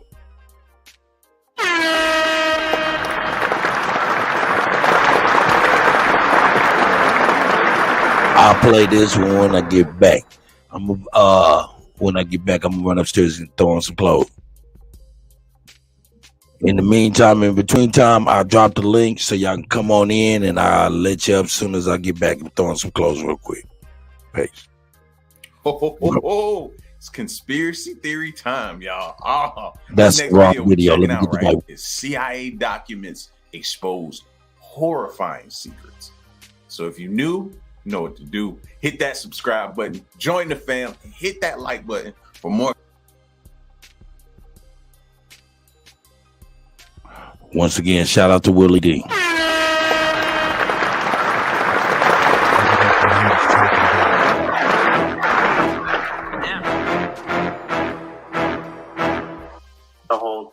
So being that it escalated to corporate's involved, risk is involved. I was basically trying to get guidance on what my understanding is basically that anything with the incident is to be discussed with them. So they say they don't know. They have to talk to you guys. I just need to know the dosage and even the color of the vial top. So all of that information Risk has per the incident report. Okay, no, they don't, because we've already talked to them, sir. They don't have that because they have a limited incident report. Rather, they do not have that. If they had that, I wouldn't be calling the pharmacy. So you're saying that you guys included the dosage as well as the color of the vial top. I'm sorry? You included the initial dosage that's in the vial as well as the vial color, the top color. You're saying I included that? I'm asking you, are you saying to me that in your report, you included the initial dosage that was in the vial itself before any type of dilution was supposed to take place, as well as the color of the top of the vial? That's in your report. That's what you're saying. So I'm not going to speculate what's in the report since... Because it's not in there, sir, because we've already inquired about this. Okay. Justin, who filled the report? Who filled out the report, Justin? Weren't you in charge of filling out the report? The pharmacist that oversaw the intern. Which was who? Pam? Because last night you said that so last night you said you took ownership of what happened. As the pharmacy manager over the pharmacy, okay. I take ownership. Justin, we need the dosage. I need the dosage of what was given to my child. Okay, well, unfortunately, I've been instructed that any... Fuck you, bitch. Hang up the phone, India, because I'm sick of this bullshit. I am so sick of this. Don't worry about it. We'll take care of it. So you won't tell... Family, what you just heard was a conversation between the Carroll family, a passionate conversation between the Carroll family and pharmacist at the HEB, where their daughter, Mila, and her cousin, am I right to say her cousin? Her niece, Grayson, was given adult doses of COVID-19 booster. I understand that these girls are 5 and 7, am I right? Yes. Dr. Carroll happens to be in a really peculiar position of being a doctor, as he said in one of the audio clips that I listened to. He's in a unique position of actually being a person that's in the in healthcare. He is a doctor, and so most families don't have the benefit of having a doctor in their family when things go wrong, who can really ask the right questions. And it seemed like to me like you were asking all the right questions. At what point did you know that was a problem, with your daughter? And also India is in the background also. That India is your daughter, and your wife right there next to you, Tara. At what point did you realize that, man, we got a problem here? Well, the initial problem that I noted was when my daughter called me and told me that they had given our children an overdose. That was the initial problem. But then immediately my granddaughter, who is India's daughter, became lethargic. She couldn't walk. She became immediately almost unresponsive. And that right there put me on high alert, because anytime an overdose occurs, I don't care what type of drug, narcotic, or what have you, especially in the pediatric range, children immediately react to it. And so when she called me, I jumped in the car and I drove as fast as I could across town. I didn't care if I got a ticket or what have you. I was trying to be safe, but my heart was racing because I knew that we only had almost seconds maybe to get to them in order to get them safe, to get them medical attention and medical treatment. So just initially when I heard overdose, I knew we had to do something. And my heart was just racing. My heart was just racing. And as a trained physician and knowing and have seen so many overdoses, I knew we had to act, and we had to act immediately. So were they pumped or something? Go ahead, India. No. So because we weren't told, so when the girls initially got the vaccine, they let us walk out. Like my dad said, Gracie went lethargic. No one checked on her. No one came out to tell us. When we got the call, it was 2.5 hours after the shot had been given to them. So they were already starting to show different signs, shortness of breath, weakness in their legs. They were already starting to show nausea. They were already starting to show those signs.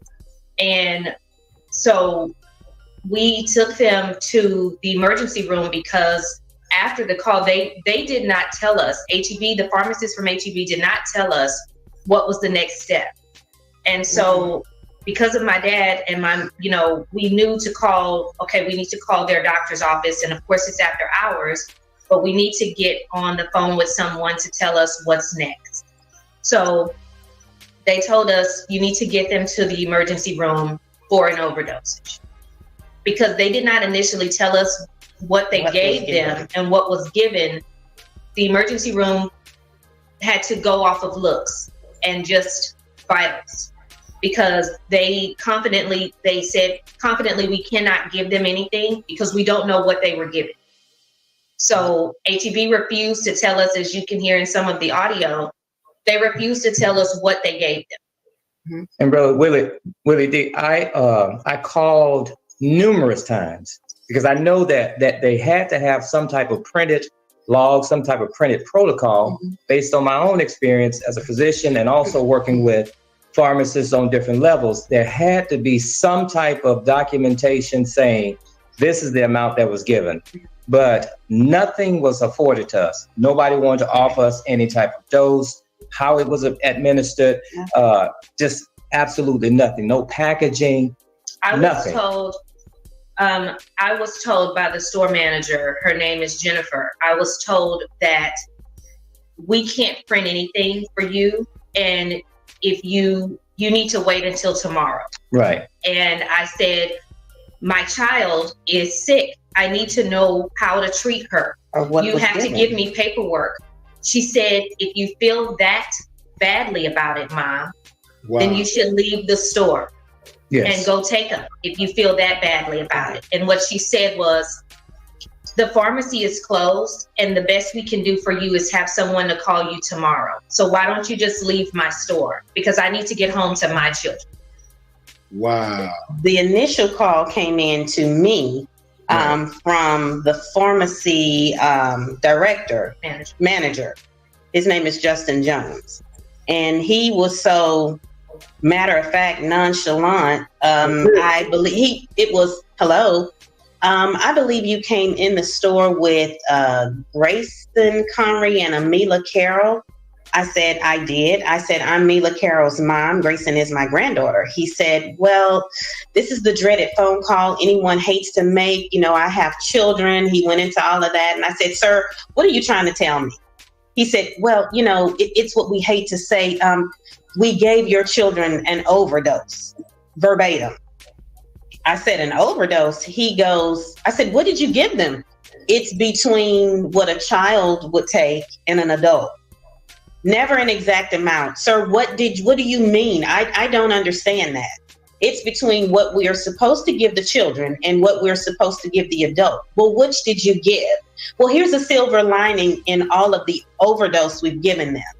They'll have more coverage than anyone else. And that's an absolute. I looked at the phone and I had to ask him, who in the hell do you think you're talking to? Yeah, the silver lining in all of this?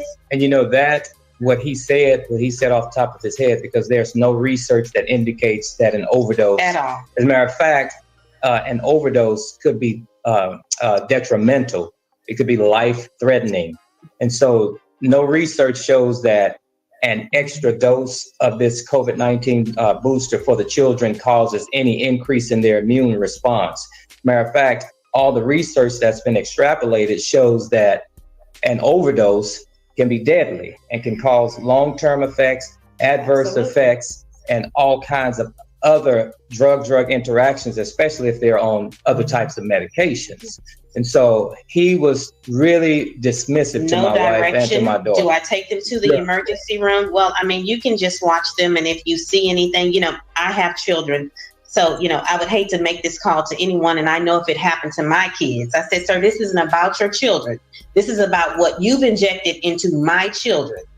Well, we're sorry about that, but, just watch them. And again, at least they'll have more coverage than the rest.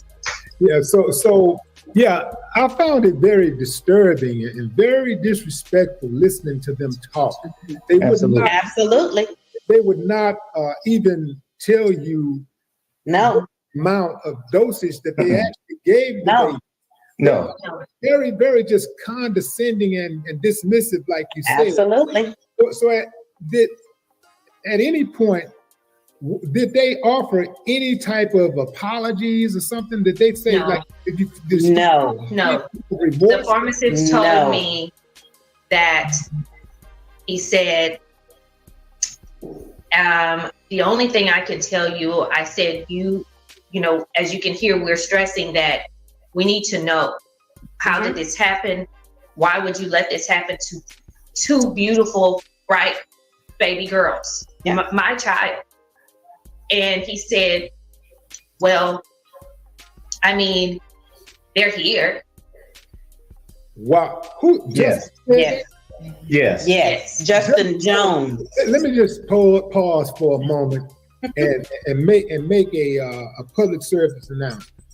Justin Jones, you need your ass whooped for sure, because that is no way to handle family members, loved ones of a human being that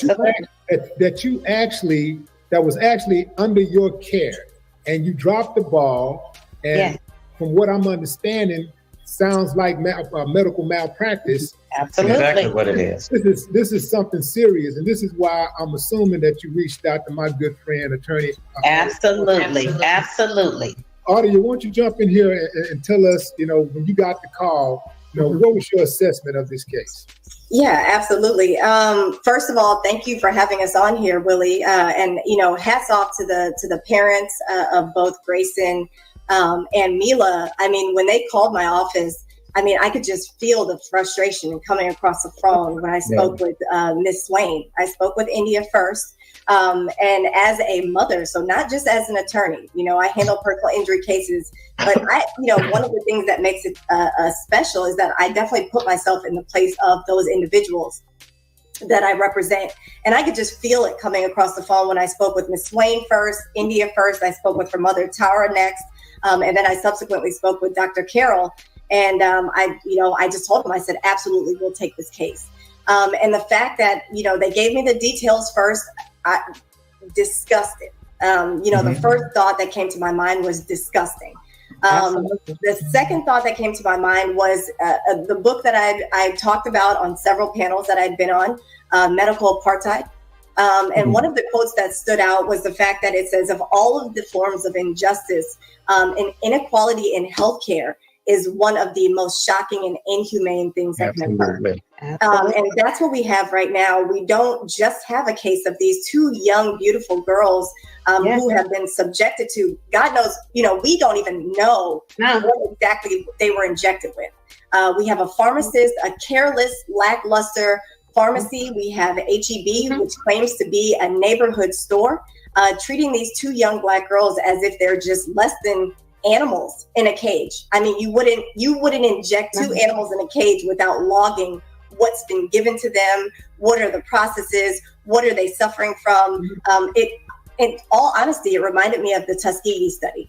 600 Black men who were injected with syphilis, and they actually just let it play out to see, what were the results.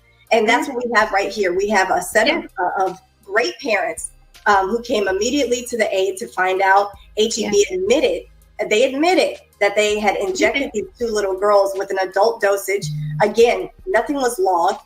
We have a student intern who administered whatever was injected into these young girls. And we're going to make sure that they're held accountable, and that for those actions, those lackluster, careless responses, I mean, it wouldn't even have to have gotten this far after speaking with these parents. But when you have two young Black girls that they're, again, treated as less than trash, that's at that point, they decided to lawyer up, and that's what we're here for, to take care of that. They would not answer not one question in regards to what you gave our children. Correct. Not one. They dismissed it as though it was nothing. Correct. And it wasn't until, in all honesty, and I apologize, Ms. Swain, but in all honesty, it wasn't until 4 days later where I sent an emergency message to HEB lawyered up so quick, and I've represented numerous claimants against HEB. Typically, what they do is they go to in-house counsel. In this case, they jumped straight over in-house counsel and hired a third-party law firm to represent them out of San Antonio, Texas. They did. And it wasn't until I was hired onto the case and I had to contact the attorney directly to almost not threaten, because we will be following this lawsuit to get all of the information we need. But it wasn't until I reached out to the opposing attorney and said, hey, you need to provide me with what the dosage was that was given to these two young girls. And when I say the most, everything starts with the head, right?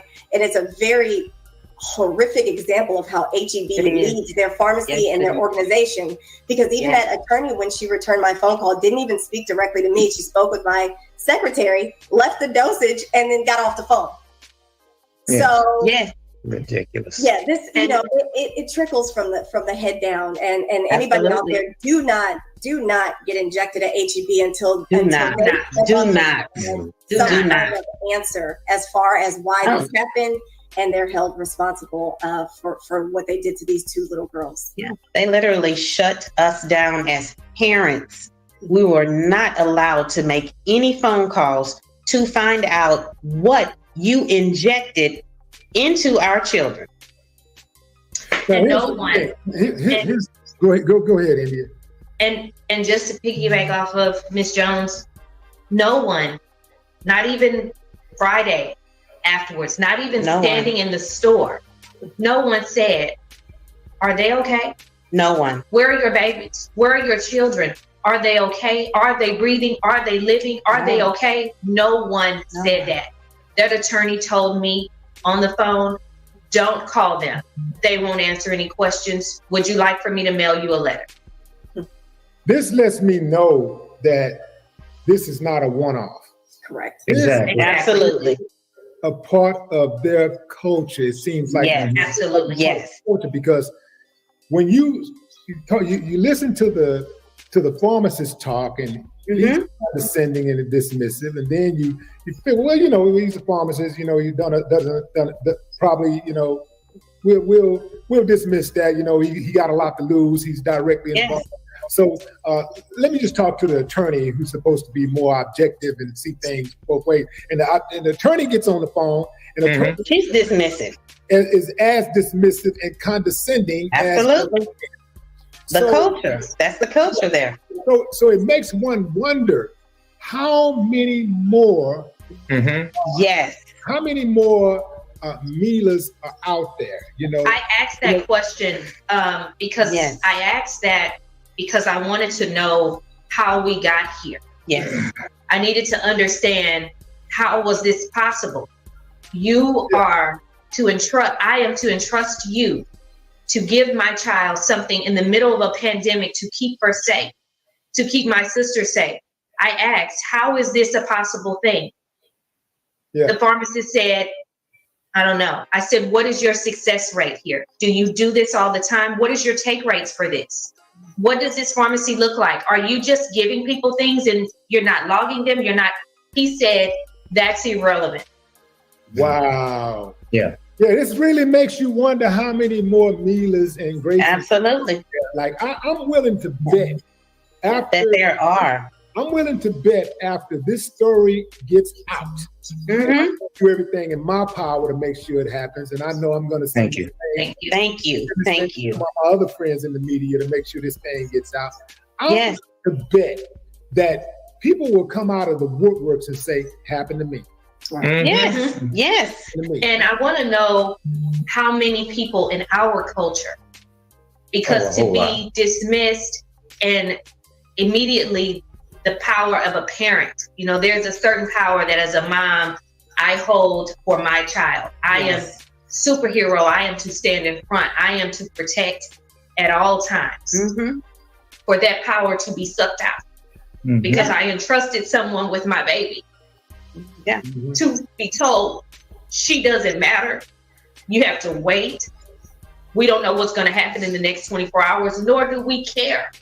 How many more mothers have sat in my position and said, because the guilt and the worry that I feel is overwhelming. Yes. Overwhelming as a mother. I am tainted. I am traumatized because for someone who believes in vaccines and understands medicine and trusts medicine, my trust has been broken and shattered. Here we are. And I don't have it. I don't have it. I had to take my child to a doctor and I was sweating from nervousness because what are you going to do to him? What are you going to do to her? What are you going to do? Is it going to be a shot? They're asking. They're traumatized. My baby is asking, why don't I feel well?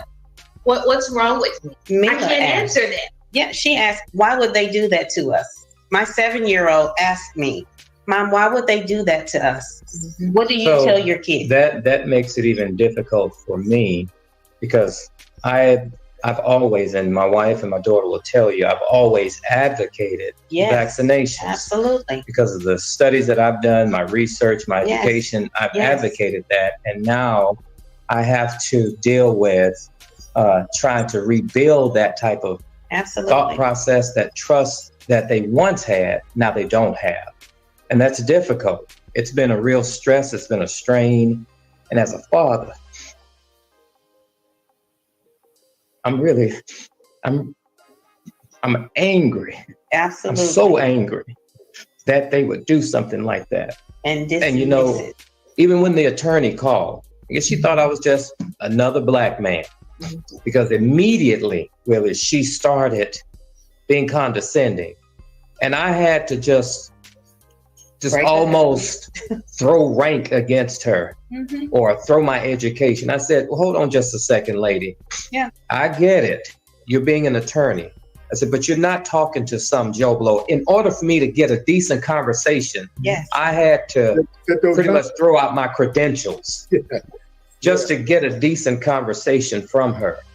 And I know she was whatever other color or race or what, I could hear it in her voice, but I shouldn't have had to do that because I'm not even that type of person. Most people just call me by my first name, but I had to go there with her and with the pharmacist because if I had not, I wouldn't have gone, we would not have gotten as far as we got.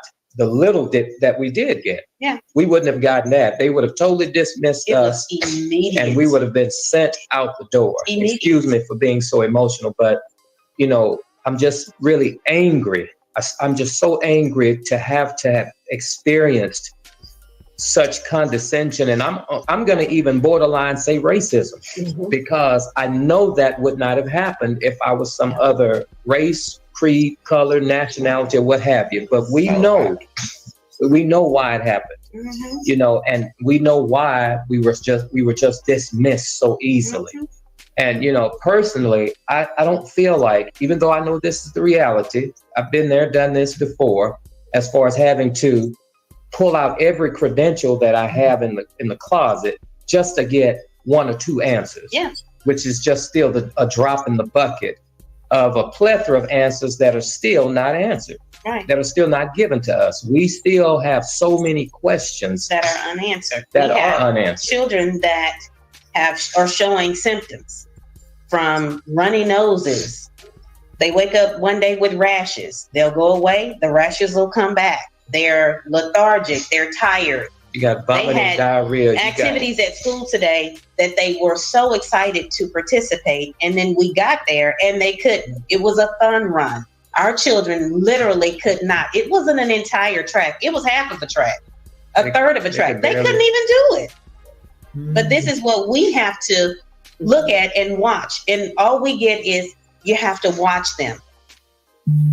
This is new. These studies were determined, and the dosages, as Pfizer explained to us, all of the studies that we have done, these injections are specifically catered to children. Mm-hmm. So now you got children who received an adult dosage. So now what? As parents, now what? Now what, Audia? Now what? Now we move forward and we file the lawsuit. You know, there's nothing else that's left for us to do. There's not much to talk about. They've already showed their hand time and time again. Yes. They had no respect for little Grayson. They had absolutely no respect for little Mila. They showed that in their actions when they administered whatever medication that they injected into those two little girls. They showed it moving forward when the parents came forward. Like I said, very thorough parents, like many parents out there. Again, like they said, if it would have, if it would have been two little white girls, I don't believe we'd be on here having to bring national attention to this story that could have been so easily just addressed right there in the store. From the information that they refused to give so the little girls could get adequate treatment. The ER doctor needed to know how much dosing that they were given. What were they given? The pediatrician yesterday needed to know how much dosage they were given. The parents reached out to the CDC. They reached out to Pfizer. They reached out to doctors. I mean, they literally went through every single block that you could check as parents. You know, there is nothing that these parents could have done that they did not do. They did everything. And now I told them, they're only focused to make sure those little girls get better. You know, we have a 5-year-old and a 7-year-old who are in an age group where they cannot express their emotions. They can't really tell, hey, this is what's going on, Mom, Dad. This is how I'm suffering. This is where it hurts. All they know is that they're irritable. They can't smell. They can't taste. They're not eating. They're not getting out of bed till hours after they've normally gotten out of bed. Where 5 years old, 7 years old, they're up at 6, 7 o'clock in the morning. Absolutely. And the parents are telling me that they're not getting out of bed till 1 and 2 in the afternoon. And that is a huge issue. And then to be a parent and have to sleep in a house where the CDC and all of the doctors are telling you, hey, we have absolutely no idea what you guys should expect from this overdose, and to have to go to sleep or try and get some small semblance of sleep, knowing that these two little girls may or may not be breathing when you wake up in the morning, that is I'm getting goosebumps thinking about that. And then to be those little girls where your body is going through so many different ups and downs, going through a roller coaster of different changes, and their parents, who, like they said, are the superheroes, can't really explain why they were treated as less than animals, less than guinea pigs that they test on.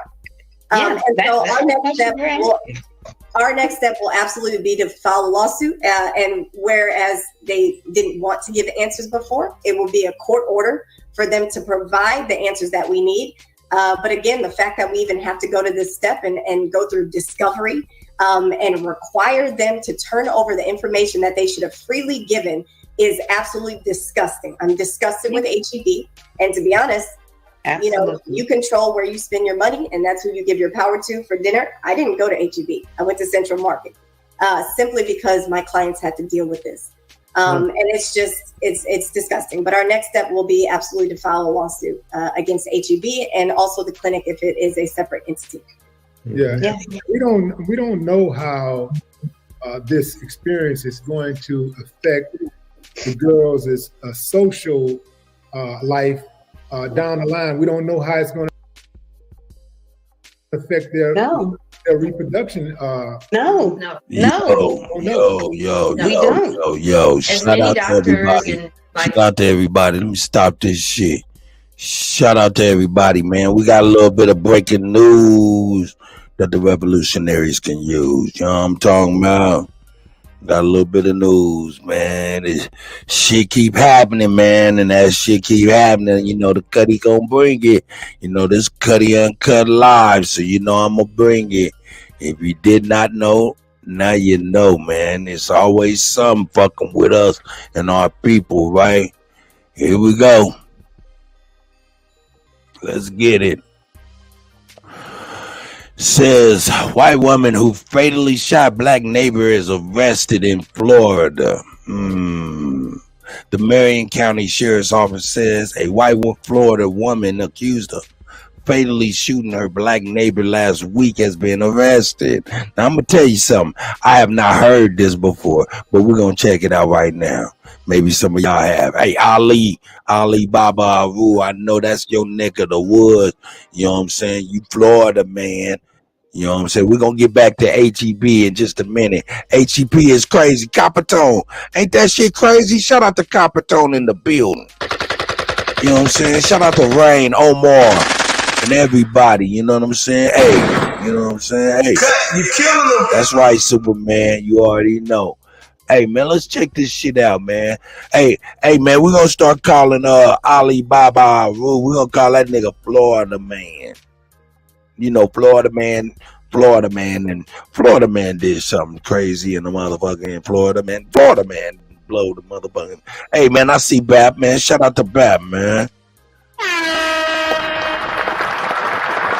Nigga, don't be coming up in here talking about, nigga, I'm about to go live in 15 minutes, nigga.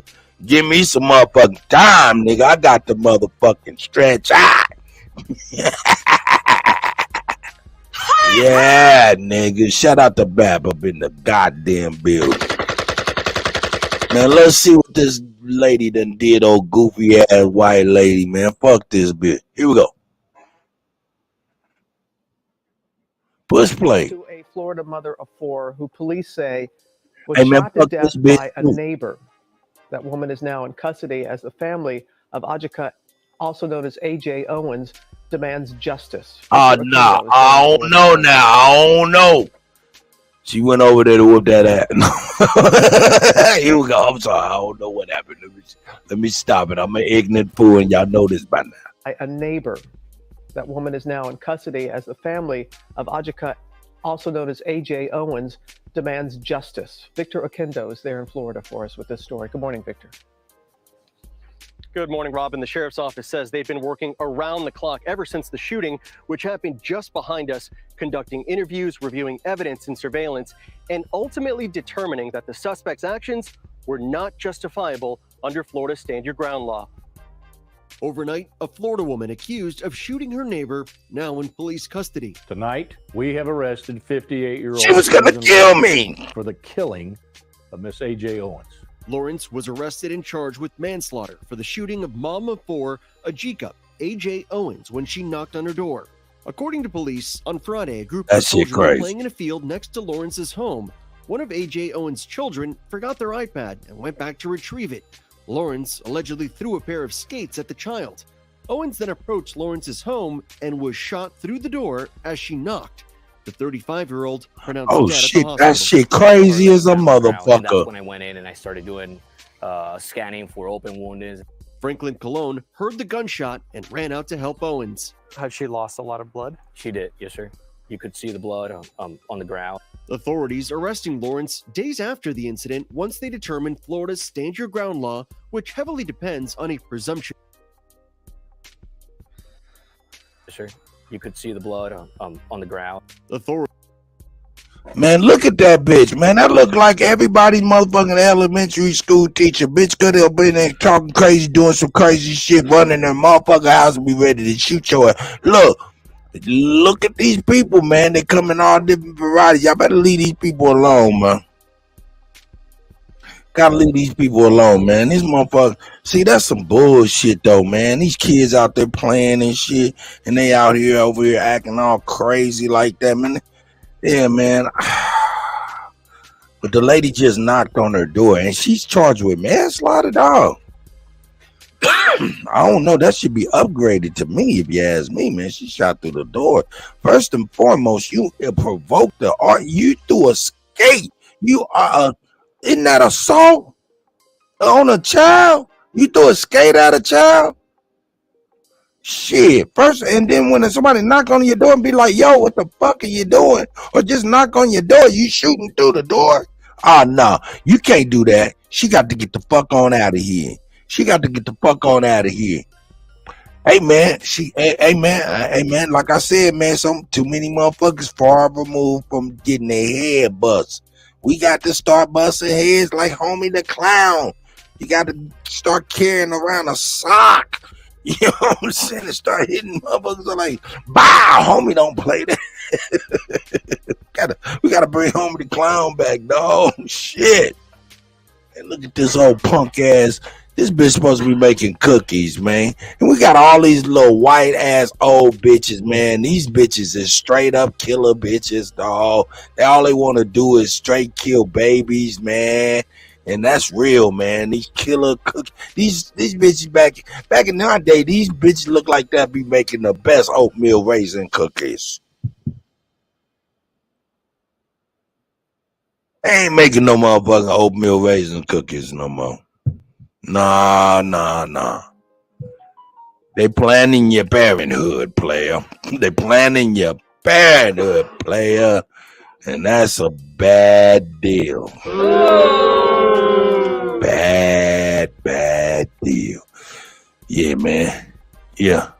Let's get back to this old wretched ass cow. Authorities arresting Lawrence days after the incident once they determined Florida's stand your ground law, which heavily depends on a presumption of fear, did not apply. The Owens family attorneys are calling for the law to be eradicated. It does not apply in all situations. And this situation is a prime example of when it was not justified. It was simply a killing. My daughter, my grandchildren's mother, was shot and killed with her 9-year-old son standing next to her. She had no weapon. She posed no imminent threat to anyone. On Twitter, Owens' family calling Lawrence's arrest pivotal. Tonight was a pivotal moment with the arrest of the perpetrator who shot and tragically killed my daughter. The manslaughter charge carries a penalty of up to 30 years in prison, along with charges of culpable negligence, battery, and 2 counts of assault. This morning, one neighbor here calling the news of an arrest a relief. Guys. All right, Victor, thank you very much. And we're thinking of AJ's family and friends.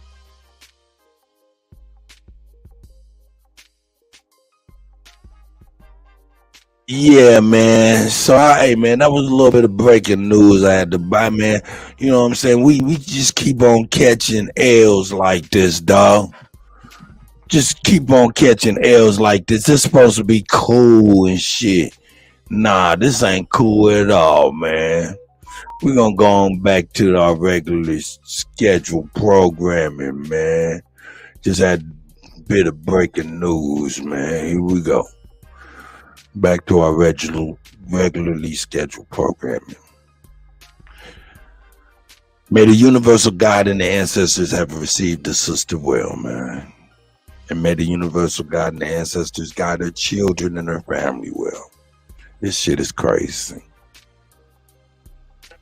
Attorney Audia said, as many doctors in Pfizer, to be on the phone with the manufacturer of the vaccine. Yes. To be on the phone with them and CDC and their hearing, and for the Pfizer representative to come back to me and tell me, my resources for you are limited because we put out so much We put out training. We put out protocols. We put out guidelines. We put out literature. We put out all kinds of things for pharmacists, for physicians to be aware of how these vaccines work. We've done everything for them. And for this to happen, we aren't essentially, I don't have the resources to give you. As a mom, as parents, to not once hear your kid will be okay. I have not heard that. I am looking for that. I've been so many nights since Thursday trying to research, trying to find, and trying to find some type of comfort, because not one person has been able to tell me that my 5-year-old, at 5 years old, at 10, she'll be okay. At 15, she'll be okay. She is 5, and I have no idea what's going on inside of her body. No. I'm just looking at my 5-year-old daughter and my 7-year-old sister, and I'm looking at them and seeing them every day. And I saw you Thursday before this happened. And I saw you hours before this happened. And to see you now, and they are not the same. My 5-year-old just flat out said, I don't want to eat. I don't want to. I don't want to eat. I can't taste it. I can't taste it. I can't smell it. I don't want it. A sheer panic attack at the dinner table because I'm looking at something that I know how it should taste, and it's in my mouth, and I don't taste that. Their favorite things, we fix them. I don't want it. It smells funny. I can't eat that. I can't taste that. You can't taste it? Well, when will your taste come back? No one can tell us that. And then to just barely take 2 bites after we've done a parade around the table, just to get them to take 2 bites. Yes. My stomach hurts. Or you're in the middle of the night and she's sweating like she's ran a marathon. Yes. She's got night sweats. She's got vivid, almost nightmares. And I don't know what it is. I don't know what's going on. I can't tell her what's going on. I don't know what's going on. They're extremely irritable. Extremely irritable. Right. Yeah. For no reason. They can't tell us. That's cold-blooded, man. HEB, man, y'all should be ashamed of yourselves. Everybody that worked for HEB should be ashamed. Anybody that retired from HEB should be ashamed. You should, man, like this this is totally not just it's not just a shame, but it should be embarrassing to anybody who's associated with them. Absolutely. To treat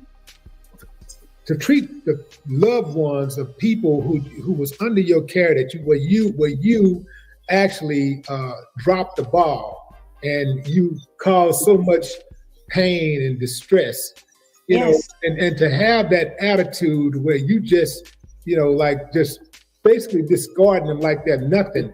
They need to be brought to heel. And I'm gonna tell you something. Y'all did a good job of reaching out to Adia, because this is the type of person that you need when you're fighting these big, these pharmaceutical companies. These are the type of people you need when you're fighting people. And the doc will tell you, these type of people you got to have when you're fighting people in this medical world, because they got long paper. And they got those forms that you have to fill out in advance that says, if anything happens, hey, it ain't our fault.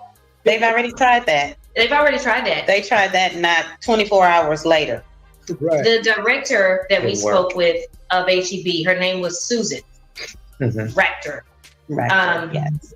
She was one of the leads, and she also had the very dismissive, I'm just trying to investigate. I mean, what more do you want from me? I'm trying to give you some research and resources. One of the resources that she gave us was the no-fault COVID compensation phone number.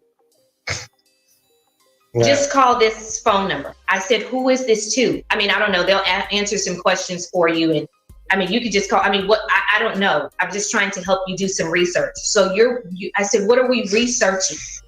You've administered to them the wrong dosage of God knows what. What am I researching? What else am I to be looking for? You're just throwing up phone numbers at me for what? And she was also, I'm sorry, go ahead. So when you have a client that come to you and say, I suspect malpractice was committed here, but they've signed this form that basically relieves the hospital of any type of liability, even if they're wrong. You know, like, I guess it's hard. It's just very difficult to prove wrong. I mean, how does that work out? You know, how do you reconcile that? Yeah, you know, just like any other contract, it's not impenetrable. We have something that are certain things can't be waived. And then there's certain things that can be consented to and that can't be consented to. Of course, it depends on the language. But again, none of these things are impenetrable. Nothing is 100%. When Miss Swain brought the two little girls to get their the vaccination booster shots, that's what they were expecting to get at the proper dosage. They never consented to being overdosed. They never consented to receiving adult dosages. They never consented to any of that.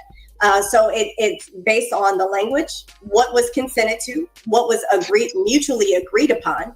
And here, there clearly was it was not mutually agreed upon that these little girls would receive an adult dosage. When they brought their daughters, the daughter and the granddaughter there, they were brought under the terms that they would get the child dose of the booster, and that's not what they received. So again, to answer your question, waivers are not impenetrable. That's why we see many people that get sued all the time, from signing away waivers to get on rides, signing away waivers to participate in different things. But it has to be mutually agreed upon, and that's not what we have here. So you can't basically give them a pass on negligence. No, not at all. Absolutely. And actually, you hit it right on the head. That is what it is. Negligent retention supervision. It was negligent administration of the drug. And then even a step further, we can take it to an intentional level, which we do intend to do, which is offensive touching. That was not something that was agreed upon. It was an intentional action. It's not like somebody tripped and accidentally injected these young girls with these medications. It was very intentional, and we'll go from there and let the court decide. And that's how we're going to approach it. So. Yeah, it's really there's a lot number that Pfizer asked us for that they were able to pull up because they were vaccinated before. So this was the booster. And all of the lot numbers checked out through Pfizer. The lot number that the pharmacies put on the information, the form that we had, Pfizer couldn't even locate it. So what did you give our children? See, I bet you $1 to a donut. The folks over there at HEB, even their lawyers, they're sitting back and they're thinking about this case now, and they're thinking about who they're dealing with. Yeah, and they know they have a fight on their hands. That's why they skipped over in-house counsel, who they pay millions of dollars to every year to represent them. Absolutely, to somebody else who they feel like, you know, can help them fight this battle. Because I'm gonna tell you, they're gonna need a whole lot of help. They absolutely will. They was not counting on Doc. No. They weren't counting on Doc. See? No, they weren't. No, that messed them up right there. Yeah. Listening to the some of the clips, a couple of the clips, I got right away that even though they knew that they had messed up, they stood on that attitude anyway. It was just, they was just so damn arrogant. That's arrogant. Beyond arrogance. I mean, to have stood there and, in my mind, I'm thinking, I know this would not have happened to a white child. You cannot tell me that you would have sent the black student in to inject the white kid. There's no way. And then dismiss them? Oh, and unsupervised. And unsupervised. Unsupervised. Yeah. Oh, wow. We assumed that he was going to do the right thing. Yeah, that was the you assume? That was the verbiage that's used on the audio that we assumed. The pharmacist, her name is Pam. She was the on duty. She was supposed to be the on duty pharmacist. She flat out told me she left. She wasn't even on her post. She left. Yeah, obviously they're going to have to stroke a fat check, definitely. But beyond that, what would you guys like to happen? Well, let me just tell you what I'd like to happen. And I don't like to go against colleagues, But at this particular point, because of the dismissiveness and the matter of fact and the blase attitude from licensed professionals, they need to be reprimanded by the state board as well, because that was uncalled for. I would have had everything in the world snatched from me if I would have sent a medical student in and that medical student made a mistake and I tried to cover for the mistake. I would have had everything snatched from me because it's unethical, it's unprofessional, and the list goes on and on. So that's what I feel like needs to be done. But then not only that, personally, I feel that HEB as a whole needs to be held accountable, simply because I personally talked to the store manager, I talked to the store director, I talked to their resolve person, what is that? What is she called, Susan? What is? She's a risk and incident. Yeah, I went all the way up the chain, and again, no one felt as though HEB on all levels was responsible for this. So I feel like HEB from the top all the way down to the last person that I spoke with needs to have some type of accountability. Absolutely. Because I'm not, it's not about money. It's not about reputation. I'm just looking at the lives of my children, because you can get money back. Reputation can eventually be improved, but you can't give a life back. You can't get a life back. So I just feel, and I'm not even that type of person, really. I'm not even a harsh type person. But at this particular point, because you cared less about mine, I don't care anything about yours. Right. And so HEB to me is non-existent. Absolutely. And everybody that's involved. Absolutely. So that's me. And for me, what I would like to see is the reason why I posted this, and I started posting the story on my social media because I didn't know what else to do. I didn't know how else to get help. Right. I didn't know who to turn to for help at that point. I didn't know what else to do, but I knew that somebody, I was pleading with social media, somebody get me someone to talk to, help me, please. Yes. This is what's happening to my children.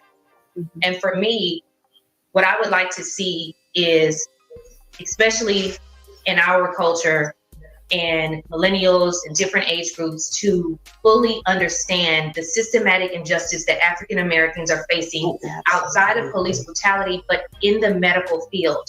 From African American women to form their mortality rates, giving birth, we are in a fight that we are being ignored. We are in a losing battle.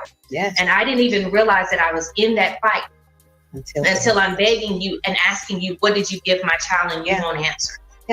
I would like to see us, and I want this to have so much light shined upon it, because like you said, Willie, how many more of my babies, how many more of our babies are out there that the parents didn't know what to do. Absolutely. And they had nobody to ask, and they didn't know who to turn to, and they don't have social media access. But we have to understand that this is where our voice matters.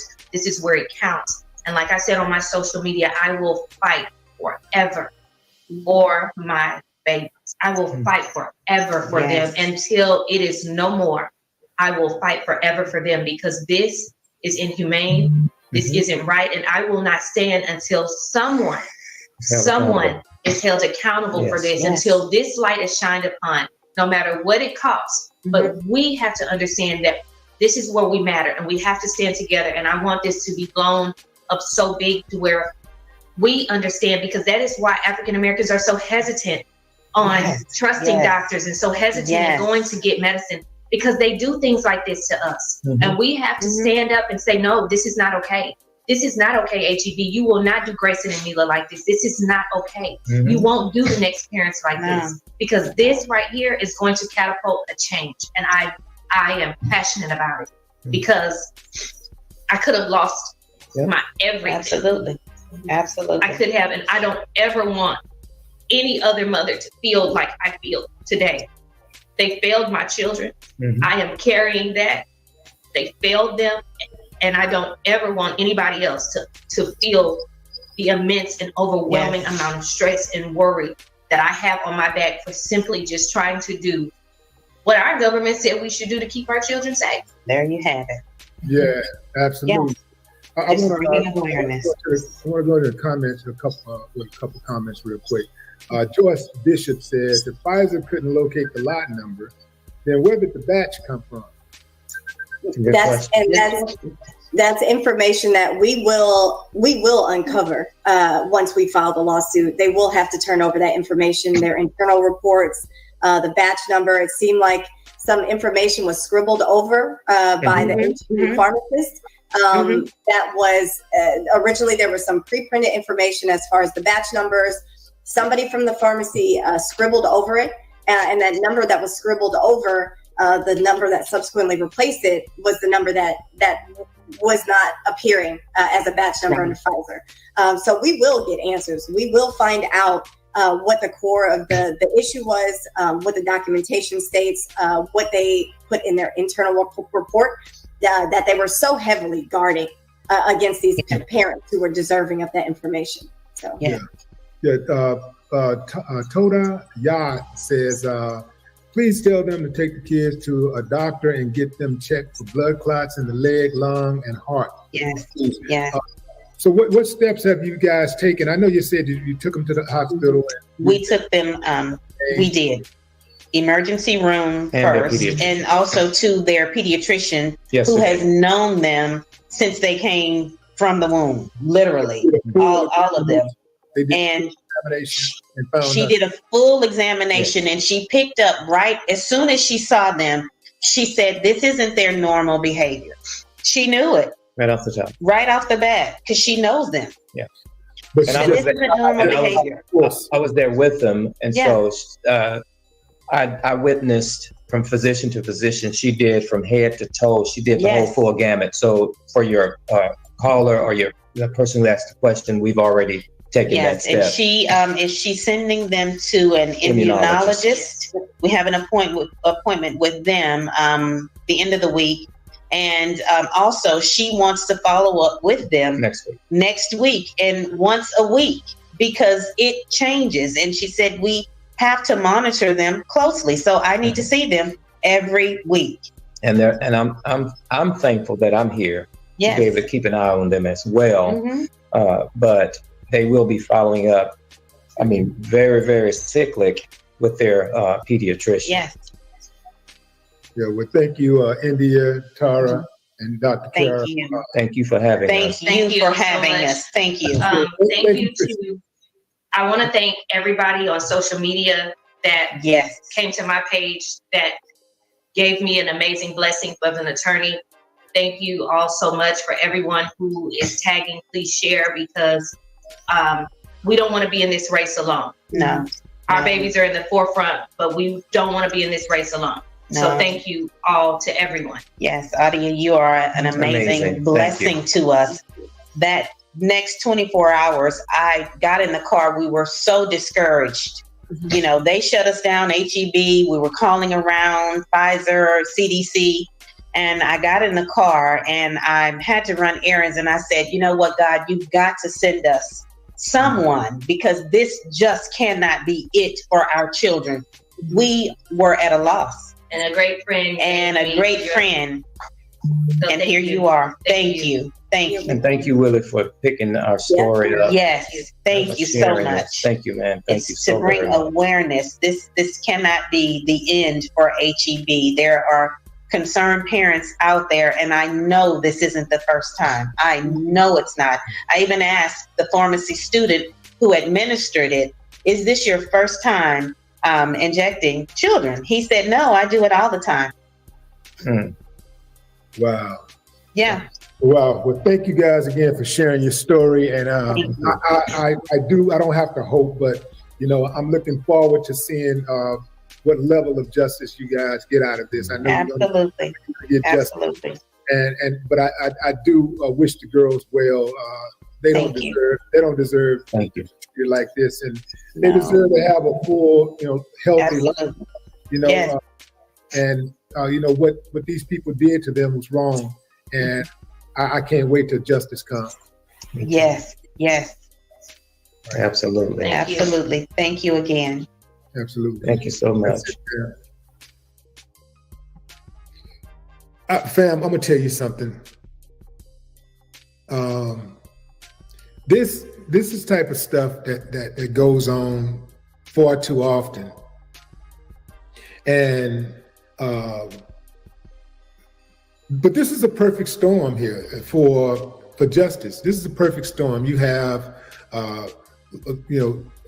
two little black girls, two little innocent black girls who went to the hospital or to the clinic to get to the pharmacy, to get their COVID vaccine boosters.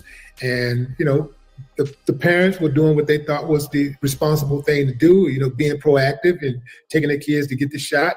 And that's what they did. And then they get this, the kids end up getting injected with some unknown substance. For all we know, they got whatever they injected them with from the moon. We don't know what it is. We don't know what the hell they put in those girls. For all we know, that these girls came in and they were targeted as an experiment. We don't know because they won't give the family answers.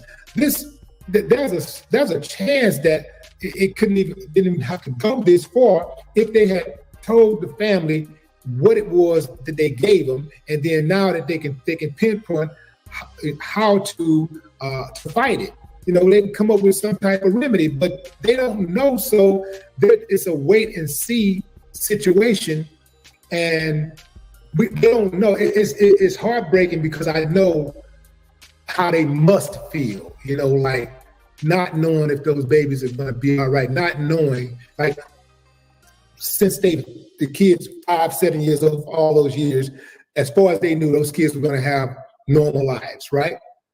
And then something like this happens. And then on top of the add insult to injury, you get these condescending, dismissive people who work for HEB. And they think it's business as usual. But oh no, they did not count on a doctor, not just a doctor, but a capable doctor. Because all doctors ain't created equal. This one right here is on a different level. They was not expecting that. That they did not expect. They did not expect that they would lawyer up with an Audia Jones. I'll tell you something about Audia Jones. If I was going to war, under any circumstances, I'm putting Audia on my team because Audia is a winner. She is a fighter. She is a warrior. She is a soldier. And I know she ain't gonna sell me out. So yeah, they got problems. They got serious problems, and I'm here for it. I'm here for it. Family need to know they got me. I'm on your team, fam. I'm Team Carol. That's right. I'm Team Carol. So when it go down, however it go down, I'm right there. I'm gonna be right there the entire way. And I'm gonna send this out to a couple of my other buddies that's in the media, and we're gonna get this story all the way out there. And HEB, I know y'all thought y'all had a little old routine thing going on, but it's time to pay the piper. I appreciate y'all for tuning in, fam. Until next time, no more talk. What the haters talking about?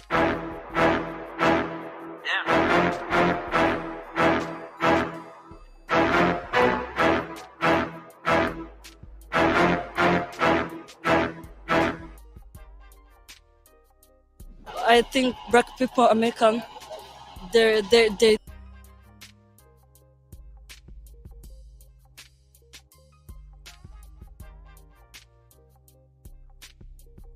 don't like other black people in our country, like African.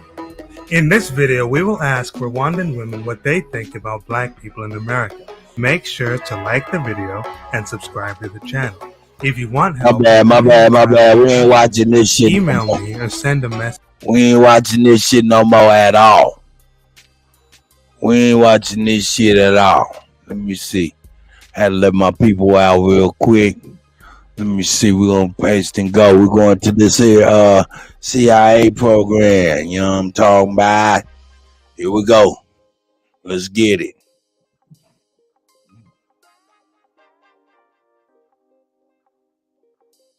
Welcome to Little Known Black History Facts. Please like, share, comment, and subscribe to the channel.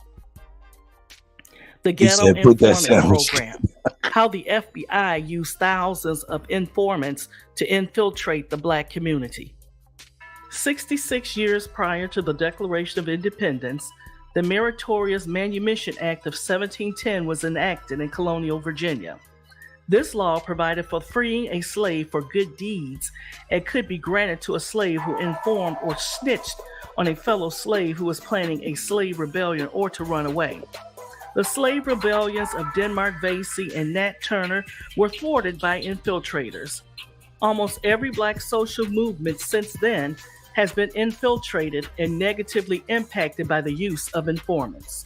The Ghetto Informant Program, also known as GIP, was an intelligence gathering operation run by the Federal Bureau of Investigation from 1967 to 1973.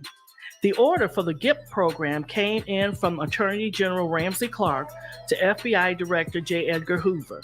Its official purpose was to collect information pertaining to riots and civil unrest. Through this program, the FBI used more than 7,000 people to infiltrate poor Black communities in the United States. J. Edgar Hoover was convinced that race riots were on the verge of destroying communities everywhere and that they were brewing in the Black urban centers. Informants, usually Black males, monitored Black activists including Martin Luther King Jr., Malcolm X, Elijah Muhammad, Huey Newton, and many others. The program was targeted at those likely to have information about ghetto happenings. The recruited informants were sent to spy on people in the Black neighborhoods. These informants were listening posts, tools for blanket surveillance of a community or area. Informants reported on candy store owners, barbershops, certain churches, and African American bookstores. GIP operated with no oversight from courts or Congress. One of the first major projects involving the Ghetto Informant Program was Operation POCAM, the FBI's effort to monitor and disrupt the 1968 Poor People's Campaign. FBI agents posed as journalists, used wiretaps, and even recruited some of the recruiters as informants. A March 1968 memo stated the program's goal was to prevent the coalition of militant Black nationalist groups, to prevent the rise of a Black messiah who could unify the militant Black nationalist movement, to prevent militant Black nationalist groups and leaders from gaining respectability by discrediting them to both the responsible community and to liberal sympathizers.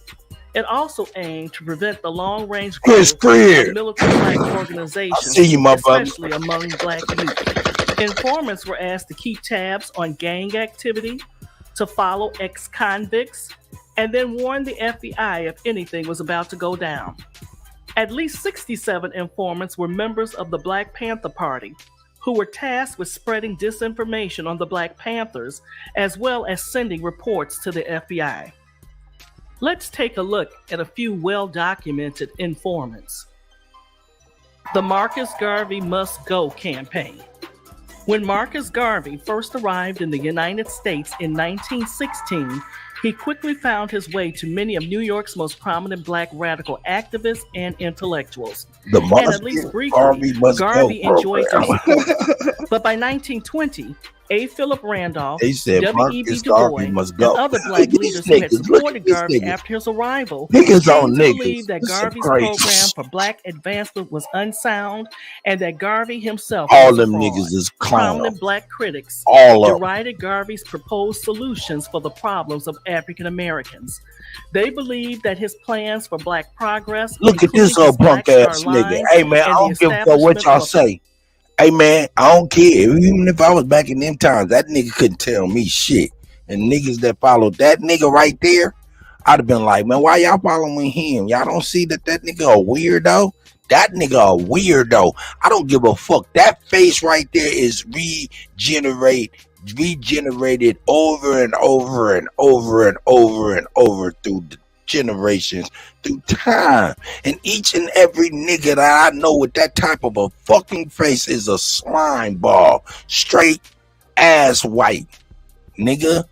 So yeah, the spirit of this pussy lives on. Here we go. Pan-African empire were unrealistic and ill-advised. They considered the Universal Negro Improvement Association's grandiose titles and military regalia to be preposterous, and they thought Garvey to be little more than a self-aggrandizing buffoon. Many accused Garvey of squandering the hard-earned money of his hard-working poor supporters. Black opposition to Garvey coalesced into what came to be known as the Garvey Must Go campaign. Supporters of the campaign, known collectively as the Friends of Negro Freedom, intended to unmask Garvey as a fraud before his black...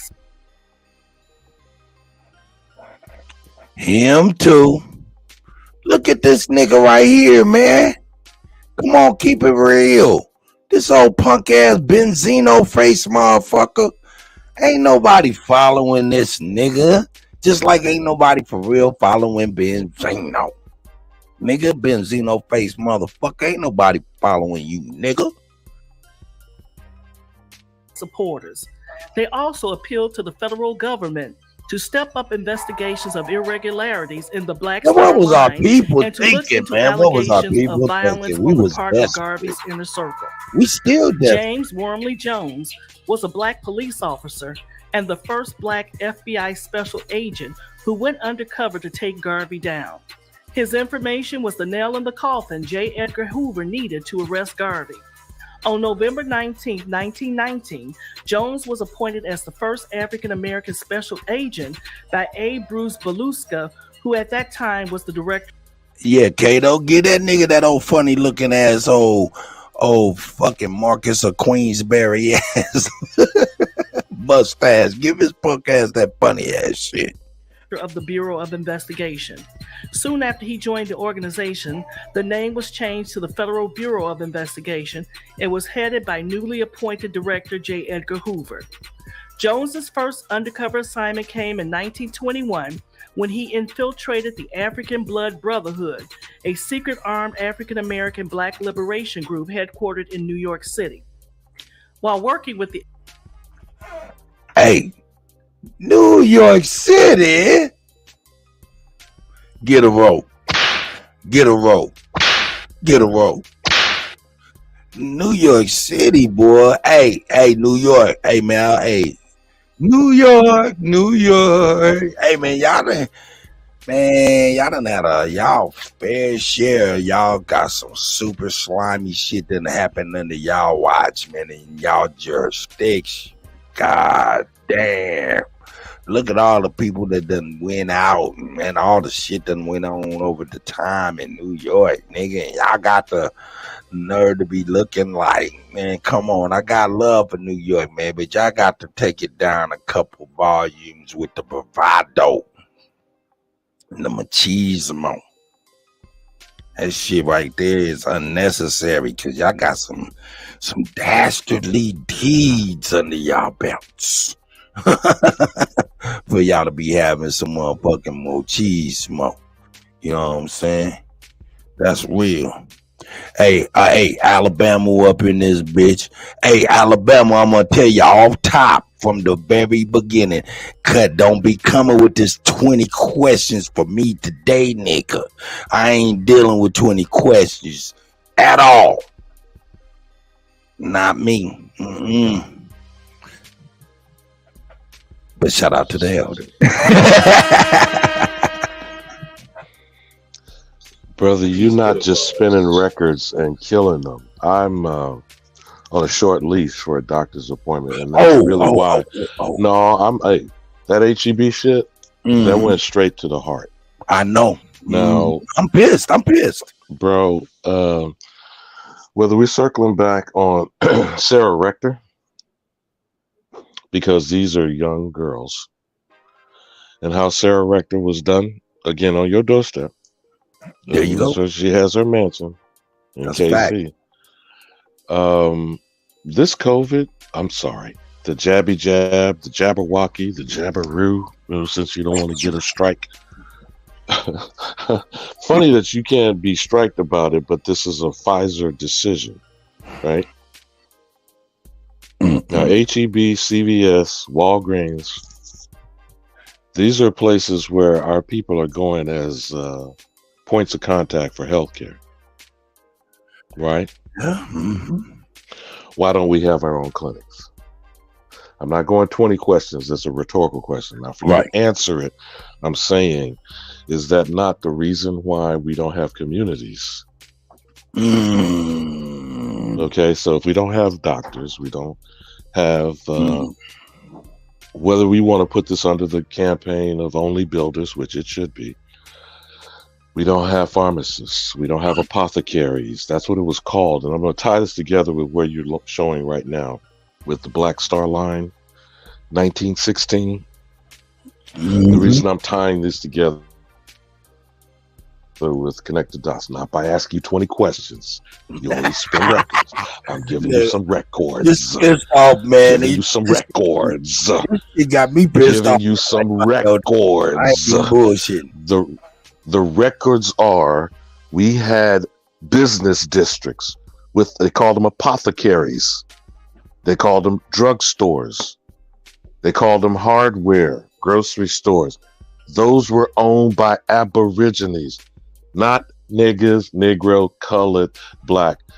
Fuck that AA shit, because you know we need to drop the African. There's only one American.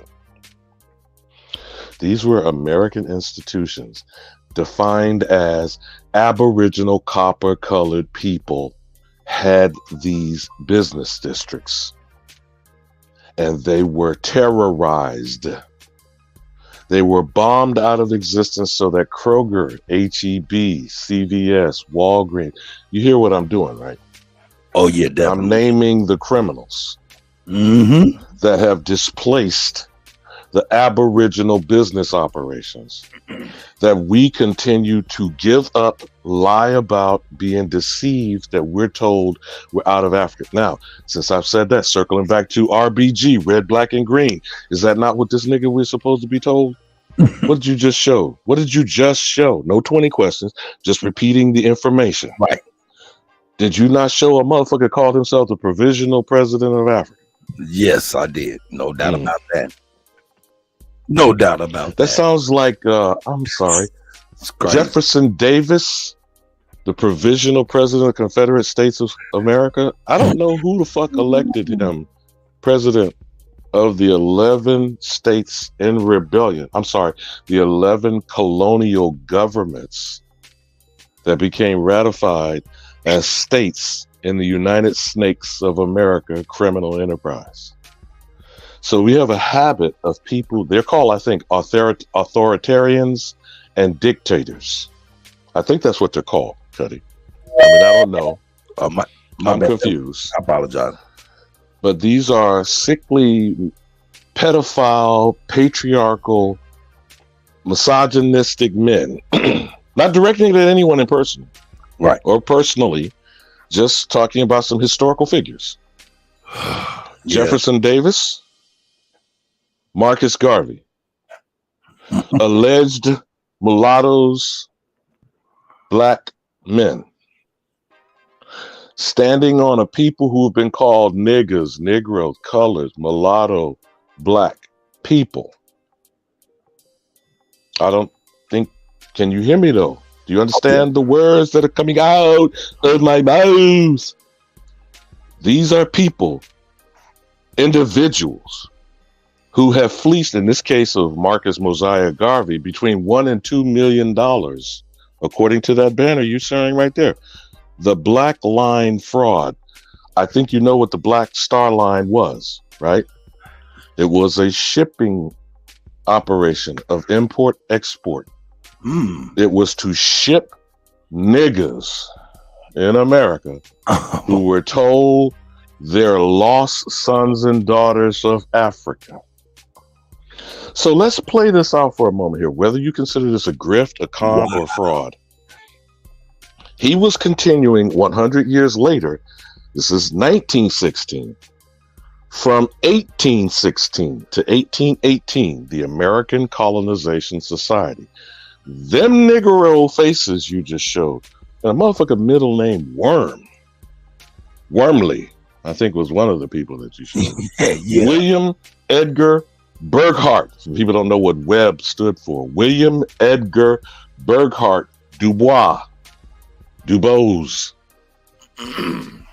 who said, Let's send this back to Africa, nigga, back, because I'm a pale-skinned mulatto wannabe French Huguenot who wants the talented 10th to control niggas in America.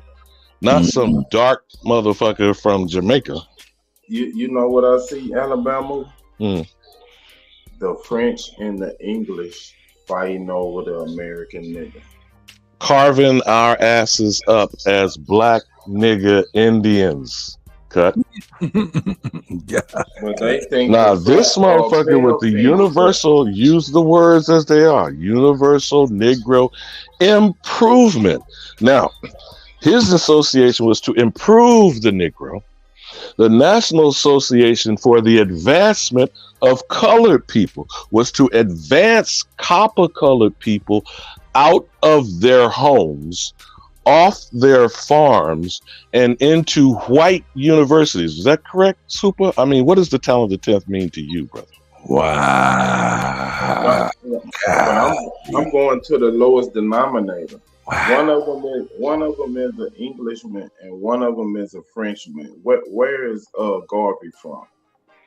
Jamaica, Jamaica, Taino, Arawak, Kalinago land, Kutty.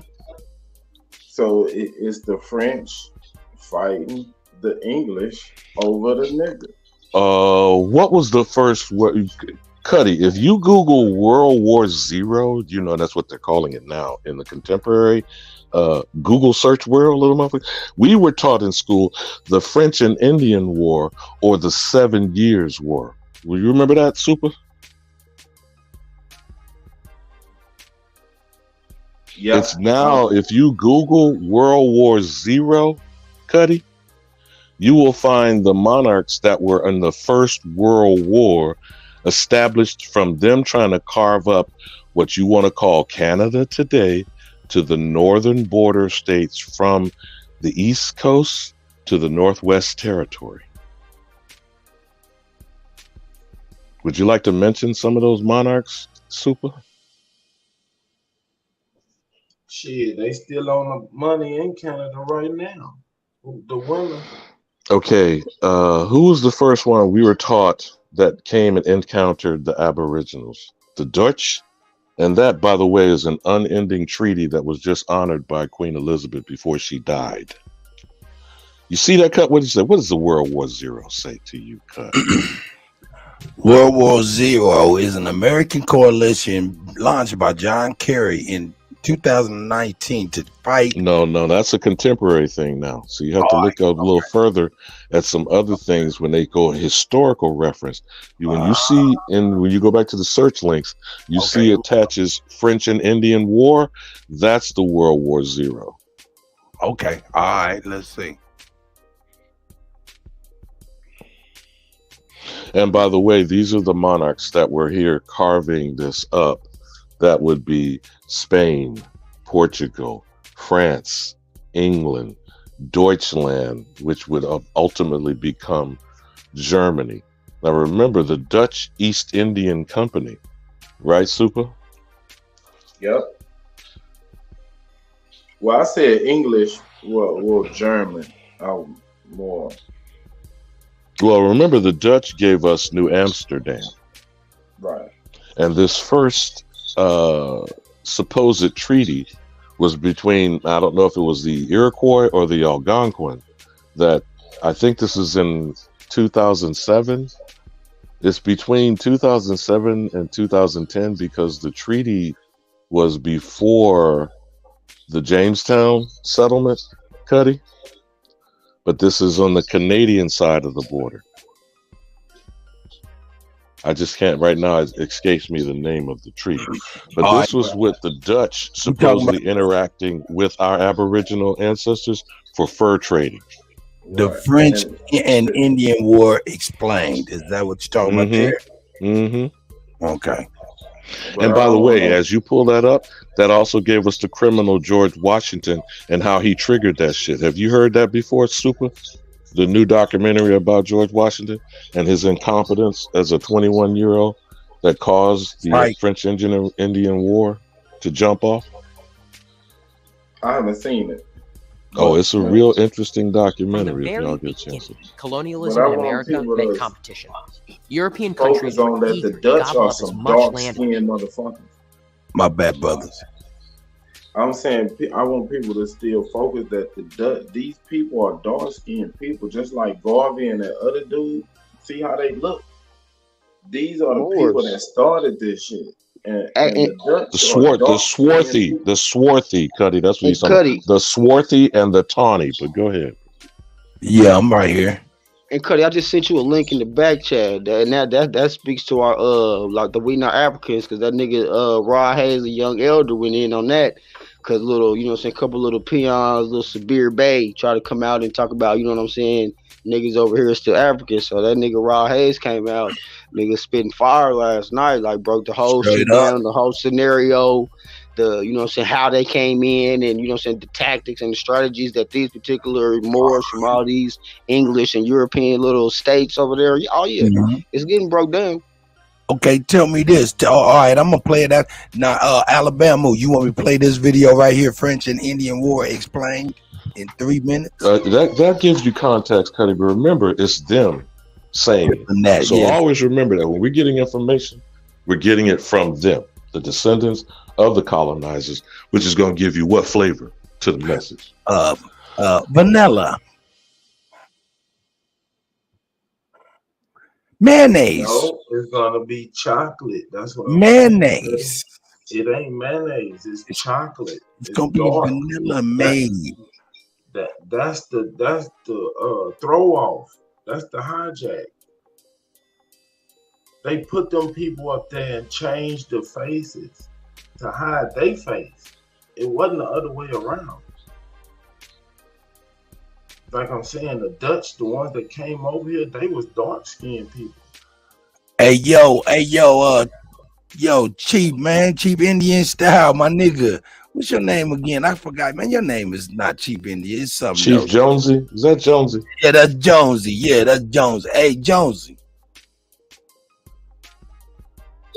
Yo. Hey, tell me, is there a specific point I can go to instead of watching 2 hours of this? It's go about 25 minutes in.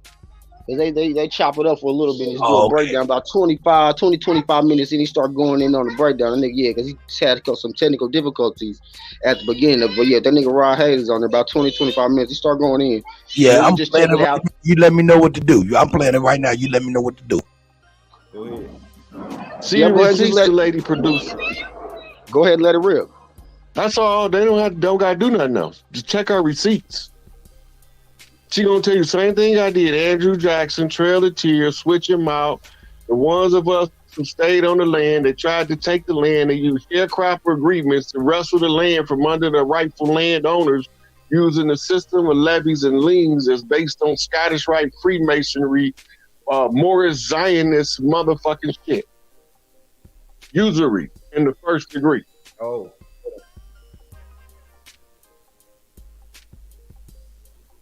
You know.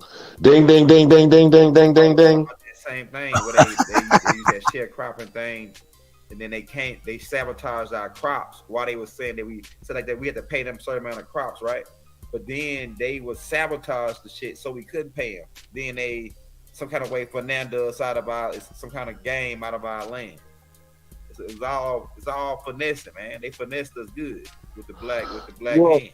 That statement he just made right there, Cuddy, sharecropping and credit. Sharecropping and credit. And in-kind tax, and them in-kind taxes as well. My grandfather was a sharecropper, so that slavery narrative is backwards. Agreement. Right. It's the first crop, right, is theirs. Uh-huh. Now you don't got no crop for you until you plant another crop. But you don't got no seeds left because they took the first crop. So you got to borrow some money from them to get some seeds for your crop. They say, okay, well, we're going to do a 60-40 split, and I'll give you the seeds.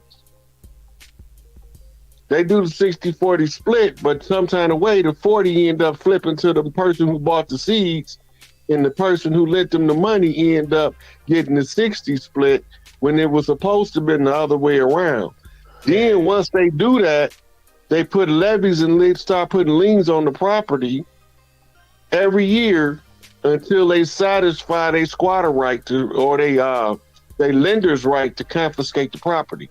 There you go with mortgages, Kutty. Mortgages and the entire banking industry. Then they come back and tell you you need to insure the crop losses. It's game. Yeah. Damn, this shit is. I'm telling you, it's a cold game. It's a trick bag. After trick they don't bag. call Ron Hayes Chief Pontiac for nothing. And Chief Pontiac, Ron Hayes said he's getting his direction straight from the nigga Larry Hoover. So when he come down with the instructions, I mean, shit, it is what it is. Because he's a key major player. Because Larry Hoover is one of the first ones. Blood rights that he talk about, he got those. But we can carry on. When you go to the store, right? They used to go to the store to get the seeds. We go to the store with a credit card, and that put us back into slavery. Not make us slaves, put us in slavery because we got to pay that highest interest rate. Is 17% or higher. That's the same game they always been. Usury is slavery. Interest is usury. Usury is slavery. Yo, check it out though. Indian Jonesy, man. Explain that to me, man. Because I've heard Rod Hayes say a lot of things that had me kind of stumped. He in direct communication with Larry Hoover and stuff, man. I heard him even say some shit about Tookie Williams is alive. They had, bro. The shit go deep. At least let me get it out, nigga. God damn, nigga, calm down. I got you. That this nigga was signed up for cryogenics and something was down for some years. They woke deep fried steam or something. And the nigga lost his curl, and that's the only thing he nigga walking around Cali ball here, and he mad about that. I be like, you know what I'm saying? That's some crazy sounding shit, man. But I'll let you go into Jonesy, man, make sense of it all. I mean, shit. It do sound crazy, but ain't we living in a crazy motherfucking world? We do live in that. You right, Jonesy. You right. And so Jonesy. what they were saying is they basically, due to like the galactic and universal and blood laws of the shit, they can't kill that fool. You see what I'm saying? But if they can silence you or take you off of this like stage of life in the world and the media and shit like that, then you know what I'm saying, you basically dead to the people. You see what I'm saying? But yeah, that's why Kanye West, like, he dyed his hair like that weird brown and shit back a couple 4 years ago. Because when they thawed out motherfucking Tookie Williams, he lost his hair. They froze that nigga cryogenically like they do niggas' sperm when they want to motherfucking store your sperm and thaw it out and it come back to life. That part. So it's a whole greater technology, you know what I'm saying, the science behind that they do use and have used. And that, okay, I got to be smoke signal and pull you back up to the surface. Okay, Kutty? Yeah, pull you back from the ledge. So we started down this rabbit hole from HEB and Willie D. Right. Okay. I was saying earlier. For everybody that don't know what HEB is like the biggest grocery store chain in Texas. Go ahead, my elder. So you could replace that with Kroger, Publix, Winn-Dixie, you know, whatever works for you. Piggly Wiggly, wherever works for you nearby. Then you slap it with CVS and Walgreens. Now, the CVS's, the Walgreens, the Rite Aids, you know, for depending on where you are in the country, you know. These pharmacies, which used to be called apothecaries, were based on herbology, correct? Yeah. All right. Now, Rod Hayes is telling us about what? Agricultural politics. How did these absquatulating, squatting, foreign invading motherfuckers get in the position that we know as the ish controllers? The bookkeeper, the accountant, the banker, the mortgage dealer, the real estate, quote unquote, land speculating developer. You get what I'm pointing out, brother? No doubt, no doubt. So you're on the land. They position themselves between you and finances, insurance, loan, deeds, mortgage instruments. How did they create this shit? The interest in the usury that you were just mentioning with Jonesy is barely scratching the surface.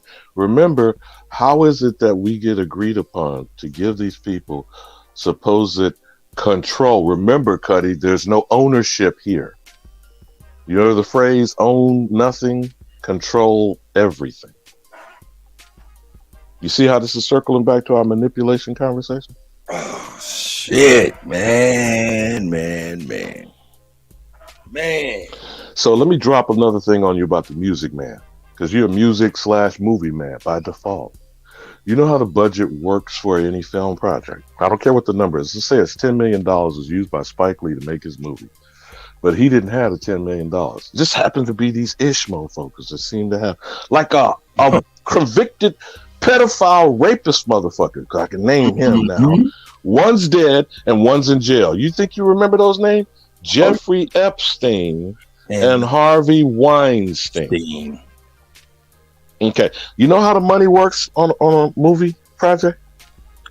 You get a budget and you have to split that down the line between marketing, production, and all of that. Okay, now you're talking about the implementation. That's your good businessman sense there. I'm talking to you about the money thing. The investors invested $10 million. So what's the first $10 million? Paying them back. Yeah, of course. Yeah, they got to. What's the next $10 million? That's not recouping it. No, that's the profit. The third $10 million is you. You follow me now? So in other words, the formula of threes is what works with movies. If it's a $10 million budget, it's not been profitable if it don't make $30 million. You feel what I'm saying? Because remember, the first 10 is to pay back the 10 that was spent to make the movie. The second 10 is the profit to the motherfuckers that gave you the money to make the movie. The mobster that came and broke your goddamn business window and said, I don't know who the fuck did that, but you know what you think you need? It's called protection, right? It's called insurance. Those are the people that are paid to make sure the movie is made. You feel me? Like AEG with This Is It, that you see they still making money off of the King of Pop's legacy. The last documented effort of him being alive on this planet. You feel me? Cut. You know how much money was put up for that before a day was spent for it to even go, that tour? It was $100 million, Cuddy. Wow. $100 million. Because what did they know? What did they know was going to be valuable as the last world tour of the King of Pop? You follow what I'm saying here now, Cuddy? So you need to understand the formulas of the numbers that don't lie. You know, Cut. Chief said this the other day. Men lie, women lie, numbers don't lie. But liars do figure. Alabama. Now let me repeat this one last time, Super. First 10 million was put up to make the project. We're talking about movies here. It doesn't matter what it is. Right. That has to be paid back, right? Right. Yep. So that's the 10 million that comes through the doors, the so-called box office. That's why they keep pushing that shit, the first week's opening sales, etc., and whatnot. So that 10 million is just to make the 10 million back. The next 10 million is going to the investors for the profit of putting up the first 10 million. So that's 20 million. So when do you make money, Cuddy, off the third 10 million? You see what I'm saying? Yeah. Now you see how those numbers don't lie? Yeah, but what's the last part called? The back end? You got it, Super. You're gonna go into the royalties. Chop it up, brother. I'm handing the baton to you. Run with it, Negro. That's the back end. That's the booty, right? That's what they keep getting. Don't they call that points, Cuddy? Could you tell people what points are in money, in music, and movies? Can you tell people what points are, Cuddy? Oh, I'm sorry. They use the word royalty. Royalty. You got it. Chop it up, bro. It's pretty much. I guess I equate royalties with legacy stuff. I mean, you know what I'm saying? Initially, it doesn't be no money. but it's long range money. You know what I'm talking about? That you'll get royalties and points and stuff 75 years after your death. That means that's your grandchildren's and your grandchildren's grandchildren's. You know what I'm talking about? Money. You know what I'm saying? So to me, when you get to talking about points and royalties, that to me is legacy. That ain't even none of our money. That's the baby's money, the future's money. Go ahead.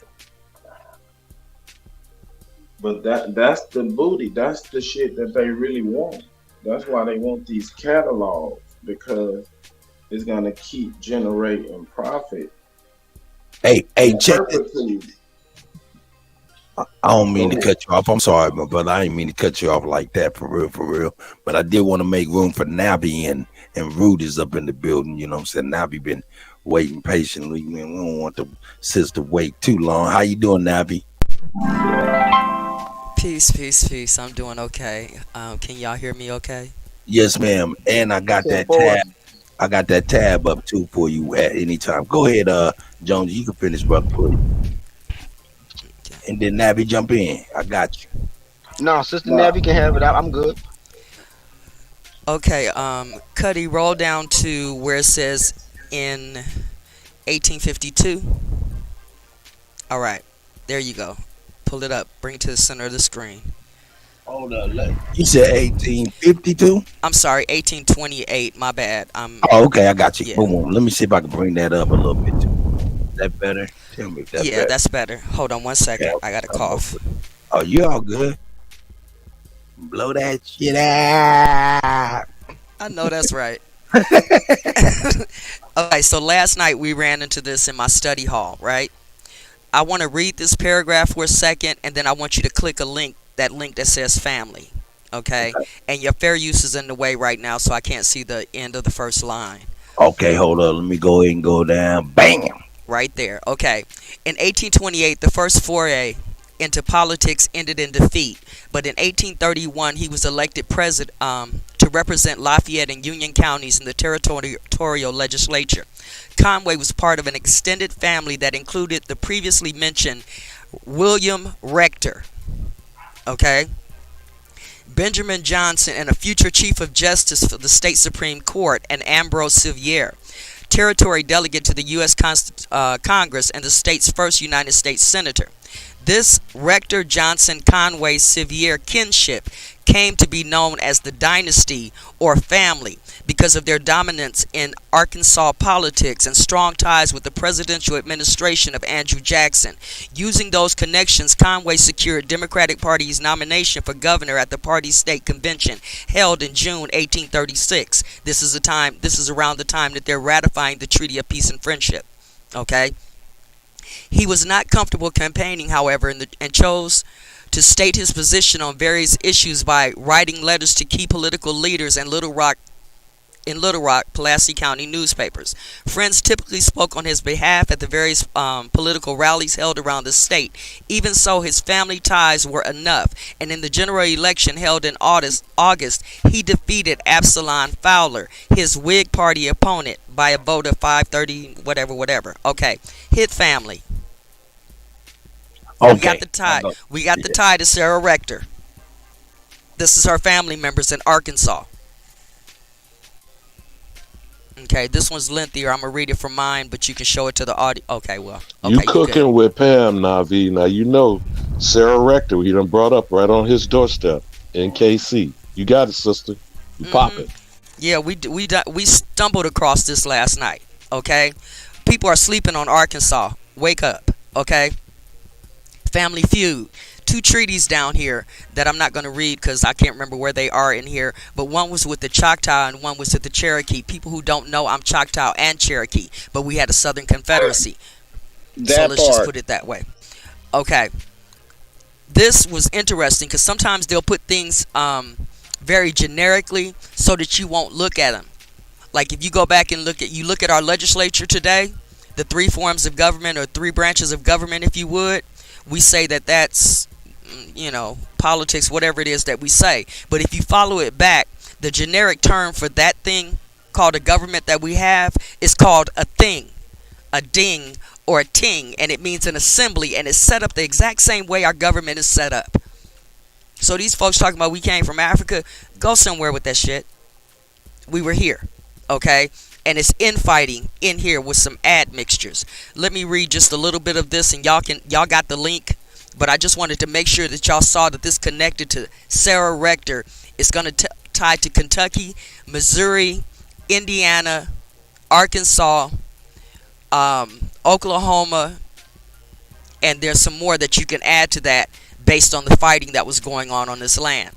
But it says the family or the dynasty. So they call it family. Very generically, they call it family. The family, okay?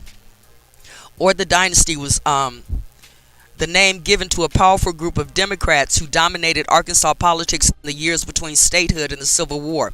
The roots of the family stretch back into the territorial period when it coalesced around the territorial delegate Henry Conway, the scion of the wealthy Tennessee family. The scion of a wealthy Tennessee family. Y'all remember when the Boones went into Tennessee and created the 14th colony? Y'all remember the Revolutionary War? Because that was associated with that, and all of this is associated with the just war theory. Pre-war, in-war, and post-war. The Civil War is post-war. It's Reconstruction. It's about the settlement. This is where all the shit is coming in. Excuse my language. This is where all the stuff is coming in about them bringing the immigrants in and changing and pushing us out and doing the things that they're doing. The eugenics, the Planned Parenthood, the politics, the economics, the psychology, the sociology. All of that is a post-war doctrine. That's, what is it? Just post-bellum. Okay? Right here. Great replacement theory.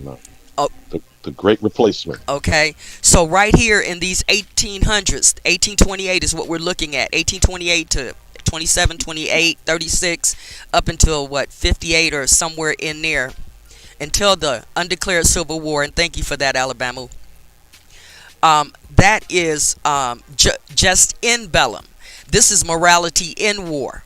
Okay, they kept us in a religious narrative so that we will be concentrating on Jesus, God, Allah, Buddha, whatever the hell it was, okay, the moral rights under religion, so that we would not see what was going on behind the scenes, possibly with our own family members.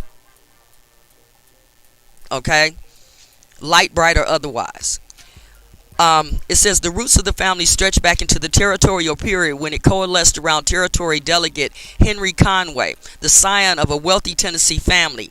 In 1827, Conway was mortally wounded in a duel with territorial secretary Robert Crittenden, his former patron and the most powerful political figure in Arkansas in the territorial era. So that's a territorial era that we're looking at. Okay, prior to statehood, that transition from territorial to statehood is very key because it causes a rift in here. This isn't the only one. There's another rift that went on in El Dorado, Arkansas, between two families over a woman by the name, I can't remember her first name, but her last name was Stevenson. If you remember Stevenson, you go right back over to New Jersey and them, and look at the Stevenson Institute at the Revolutionary War, when they were taking people's lands from over there. It's all connected, but all over the place. We got to open our vision and start looking at things that we really don't want to look at. But let me finish because I see Rector down here. Okay.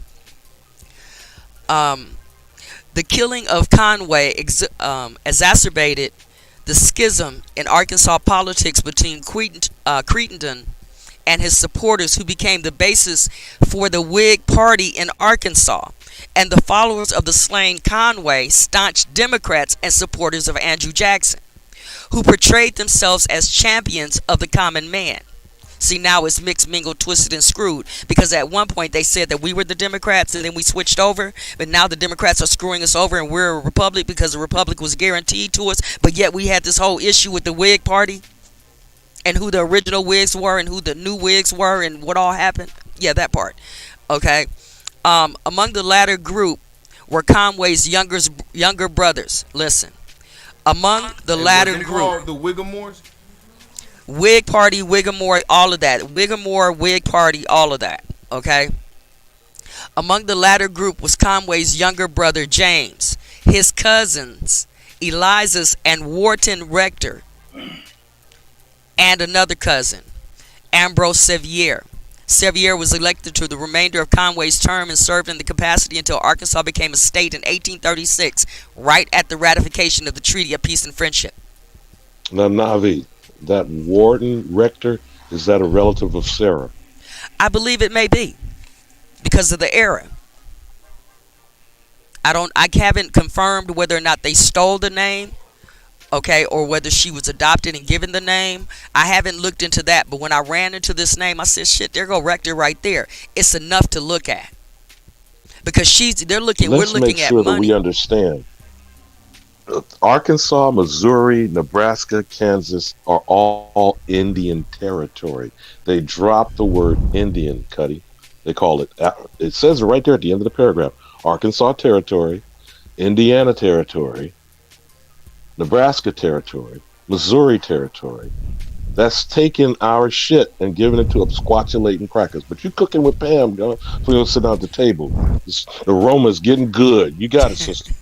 Okay, and yes, when you mention that, there are some territorial boundaries that are being created due to the Missouri Compromise, and also you got to add Louisiana in there because all of this starts off of the Louisiana Purchase, which really wasn't a purchase. They just made us think that it was a purchase, and they set up border lines in ironic places like the 33rd parallel. Okay. The Mason-Dixon, but you got it, sister. Okay, and Arkansas being the 25th state brought into the Union, and then it's also mixed because when you brought in a free state, you had to bring in a slave state. So, Arkansas is the sister to Michigan. They came into the Union at the same time to accommodate that Missouri Compromise thing. But you also have to add Louisiana to this. All this is connected. And when you say this, there were disputes in this article that we were reading last night. They kept pushing people, saying that they had to move to further west and to Indian territory and this, that, and the other until basically some people end up in Oklahoma with some other stuff. Now, if you remember, when you're looking at the map, Arkansas is kind of like the top hat to Louisiana. It so is. They cut off the top of the head. But I'm sorry, sister. Go ahead. You work. You're absolutely right. You're absolutely right. See, my folks are from Arkansas. And I didn't want to look at the state. My mama didn't want to be there. My son will never go there. And that's where my grandson committed suicide at. Okay? But I got to look at it. Okay? Sorry to go on a personal rant right there. But these are some of the names that we need to look at. Okay? These are some of the names that we look at because it's mixed and mingled, twisted and screwed. So when they say Andrew Jackson, you got Andrew Jackson. And like I said, I found the documentation that said Cy Boone gave land to the Andrew Jackson's government. Okay? But then you got Lincoln, who people have said have done a whole bunch of fuck shit. Okay, and then you got Davis. This stuff is mixed and mingled, twisted and screwed, and we have to be able to untie this so that we can understand. Because unless we figure out what happened in our confederacies, we're not going to be able to figure out how to fix this thing today. And it's not going to be fixed over no light, bright, black, brown, if you ruddy, if you blonde, any of this stuff. It's going to be fixed by understanding that that confederacy that we had and what happened in the confederacy. So, Navi, yes, sir. Just to bring a quick focus here, because this is on the doorstep of 1830. This is the land speculation I keep trying to point out for you, Kutty, about the absquatulating crackers, starting with Andrew Jackson, that we're being told now is a mulatto. And let me add to that, a mulatto with whom? Negropeans came and impregnated Aboriginal women. But go ahead, sister, you cooking. I'll add to that when you read this article, they talked about the enormous amount of squatters, okay, that were here. And y'all can see the article where it comes from. Kutty, let them get the article title so that they can go over there and look at themselves, okay? Because they did talk about the squatters, people coming in there not paying any rent, the lack of taxes that they were able to get, this, that, and the other. They also spoke about a bank that these people started to set up, and I believe it was on the other tab, talking about that bank, and it failed. And when it failed, these people in control sought not to pay their debts. These people look at these motherfuckers. Man, hey, I don't know Now remember, how Cuddy, we gonna do from that. 1828 to 1832 is the Andrew Jackson presidential administration. We got to keep this one. Everything she's pointing out, all these incidents, were in those years, 27, 28, right, Navi? 1828, 1829, 1830, right in there, yes. And the Indian Removal Act of 1830. The Cherokee Nation versus Georgia, 1832. You see, Cuddy? This is the backdrop. When we start dropping information, we have to have context so people understand why history is pertinent. It gives you context. But go ahead, sister. Okay, and while you mention that, thank you for bringing that up as well, because the other thing that we stumbled across, or I stumbled across in my pursuits, the reason why I keep saying just war theory, so that you guys can look at it and understand it, it happened right in this era right here, is at the same time of 1830, the Indian Removal Act that we're looking at, and you can find some details to that in here, you will also see the Catholic Relief Act of 1829, and then you'll see that associated with the Jewish Disability or the Jewish Relief Act of 1858. All of that goes hand in hand. God damn. That's called welfare. Well, if you take welfare, then you go up there and you look at Jane Addams and Hull House in Chicago. Because even down here in Arkansas, it talked about people going up to a meeting that was in Illinois. So all of that's connected. And when you look at Hull House, she brought immigrants. Those were immigrants that she had and she started that house with. And she had money. She had inherited money. And then there's some other names associated with that comes from the East. And now we have immigrants coming in today.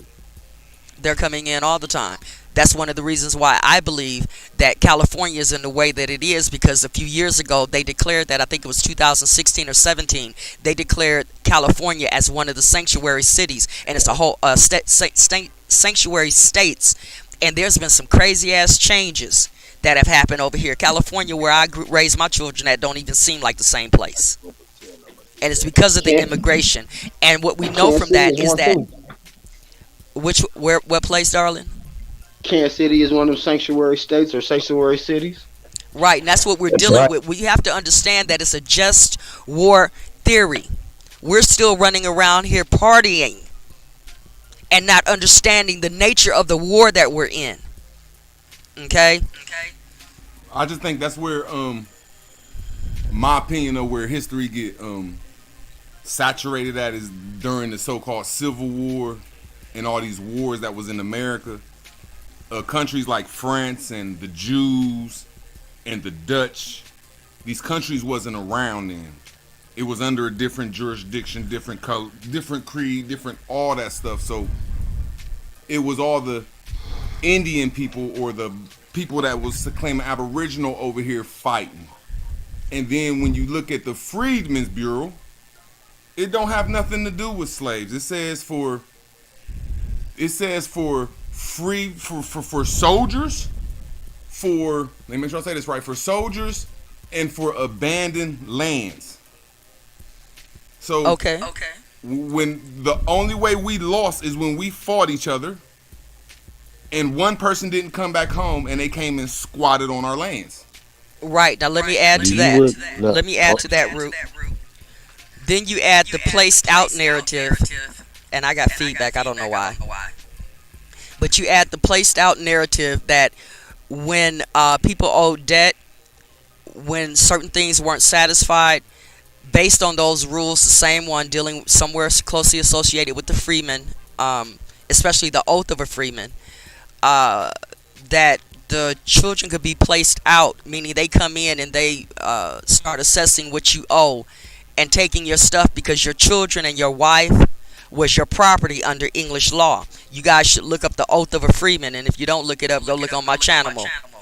But that's talking about monarchy. The English wasn't in charge yet. That's what, like, a lot of people be putting countries and principalities in these lands and saying there was these kick-ass people, and we might have to reevaluate that story because it's called antebellum. Got you. Giving us I one got you. second. I'm just giving my Okay. opinion of it. Just my opinion of it. That Okay. all these stories, when we say the Dutch was over here, there never has been and never will be a land called the Dutch. That's an imaginary story that never touched America unless we could find proof. When we say the Peace and Friendship Treaty, that shit fake unless you're putting it to Canada, unless you're putting it to Toronto, Montreal, which means three, the three cities, and Quebec, and they marched down the Hudson Bay River to Amsterdam. You know, before these Europeans was over here running shit, we had a Whigamore party that was controlling all the cities over here. Before these imaginary lines, before the imaginary states, there was a principality over here that was aboriginal or whatever we call it, and we wasn't living in the woods. We didn't belong to these so-called tribes that don't belong to cities. Nobody was living in the forest. All these cities predate these Europeans get here according to their history that they came through Canada and they had to establish themselves in cities of ours.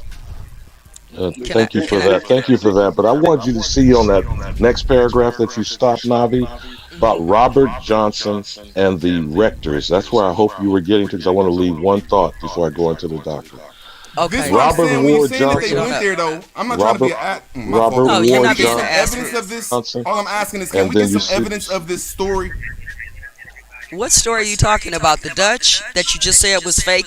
No, this stuff right here, when they're saying that these people, like the rectors and all these stories, I'm just want to ask some questions about it because it's taken away from our real beautiful history. Hey, Real Words, I got respect for you because you dropped the thing about some of the original capitals on this land, but let's not do that today. I'm just showing you what I read.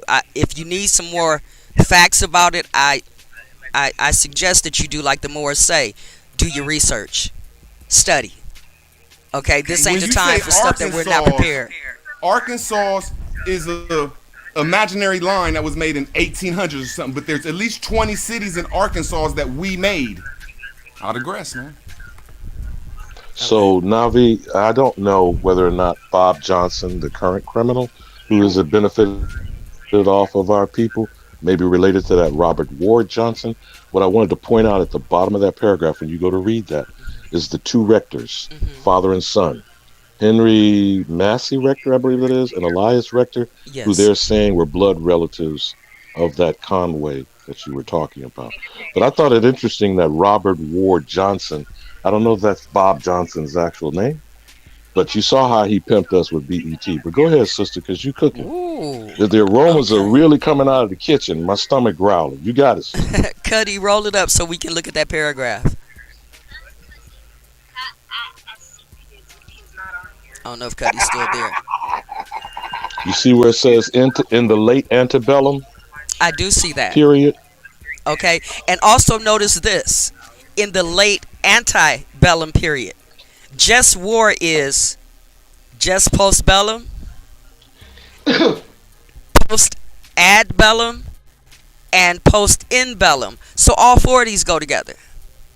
But they only have us looking at three of them, not four. Okay? We know or should I say they only have us looking at one of them, which is antebellum, because that's a code word, similar to the way that we look at the Civil War as a code word and don't understand the Reconstruction, how it's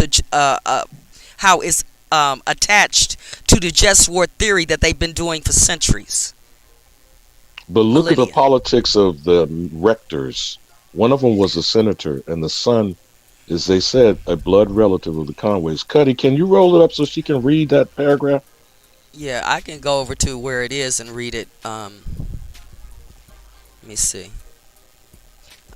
I can get to it because I'm on my computer right now, so that'll help me. Okay, so that paragraph. Now, just above, see the last two sentences of the paragraph above? Andrew Jackson. Right. Now, don't forget, Andrew Johnson, interesting, Robert Ward Johnson, was the vice president of Lincoln after they shot him in the head. But go ahead, sister. You could. Right. Because when you look at it, like I said, there was a feud in El Dorado, Arkansas, between two family members over a Stevenson. There's a feud here between two families as well, or two entities, if you would. Yeah, Here but they say the include those two Democratic. sentences at the bottom of the paragraph above it, because you'll see where they directly connected Andrew Jackson, putting these judges, these hanging judges. Oh, but go ahead, sister. You got it. Okay, I'll do the last two paragraphs, and we're starting at, the last two sentences. Let me find my period. Where it starts, Ambrose Sylvier was chosen by the state legislature. Yeah, and then it shows where Jackson appointed these people. Okay. So this is Jackson's administration, or the beginning of Jackson's administration. Is that what you're trying to get to? Well, it's during, because remember, he's 1828, I think was when he got elected, in 1832, got reelected. Remember, all this is going parallel. Indian Removal Act, Supreme Court ruling about Cherokee Nation versus Georgia. This is where we're showing these obsquatulating crackers, Kutty, and why it's called land speculation. But you got it, sister. Okay, so I'll read that last two sentences in the last paragraph because that takes the end of this. So it says, Ambrosius Sylvier was chosen by the state legislature to be one of the state's first U.S. senators, and Benjamin Johnson was appointed by President Andrew Jackson to be the state's first federal district judge. That same year, Benjamin Johnson's brother, Richard M. Johnson, was elected vice president of the United States on the ticket with Martin Van Buren. I'm not sure if Martin Van Buren was one that got into a duel or not, but either way. In the late antebellum period, a second generation of family politicians emerged. Foremost among them were Benjamin Johnson's son, Robert Ward Johnson, who served the state as a congressman and later as a U.S. senator, and Elias Conway, the youngest brother of Henry and James, who served 2 terms as governor between 1852 in 1860. Ironically, the end of the family's domination of Arkansas politics came in 1860 at the hands of Henry Massey Rector, the son of family member Elias Rector and blood relative of the Conways and Sylviers. In the gubernatorial election of that year, Rector challenged family candidate Richard H. Johnson. Following a bitter campaign in which the family's longtime dominance of Arkansas politics was a central theme, Rector defeated Johnson by almost 3,000 votes. It was the first significant defeat of a family politician since statehood. Robert Ward Johnson later served in the Confederate Senate, but Rector's victory and the coming of the Civil War effectively ended the family's domination of Arkansas politics. And from here you go into the succession that dealt with the Civil War. So here's what I'm proposing. Now, I might be in error. This Rector name might be what got Sarah either married or her maiden name by the 19 teens. You see what I'm saying? That's probably because you said that she has Arkansas family lineage. So is Sarah Rector a married or maiden name is what I'm saying, for example. But then you go ahead, sister. I'm ready for the dessert. This is just, hey, I'm just putting something on the table. You know, the little ice sculpture melted from the last time I was up here, so got to put something else on the table. But you make a valid point there, Alabama, because I haven't looked into her name to see what her original name was, or even to try to do any type of family search on here. I just find it interesting that you got a Conway, Arkansas, okay, and then you got this James Conway, apparently who that county was named after. I find it interesting as far as the Johnson is concerned. I'm not looking to tap dance on nobody's family history to assault anyone or anything, but I know you got some Johnsons up here as well, okay? And this is an in-family fight that we're actually having based on these same divisions. But while we're sitting up here talking about what kind of black we are and what kind of African we're not and what kind of Indian we are and all of this other stuff, this is the stuff that led to all of that, and we got to put this shit, excuse my language, in check, because I know for a fact that I come off the Boone line. I know for a fact that I come off the Reynolds line. I know for a fact that I'm Cherokee and Choctaw. But I know we've been infighting here, and it's based on family members trying to get a bag in the midst of this. That's why Felix is sitting up there in his bag, okay? Because I'm coming out my own damn bag.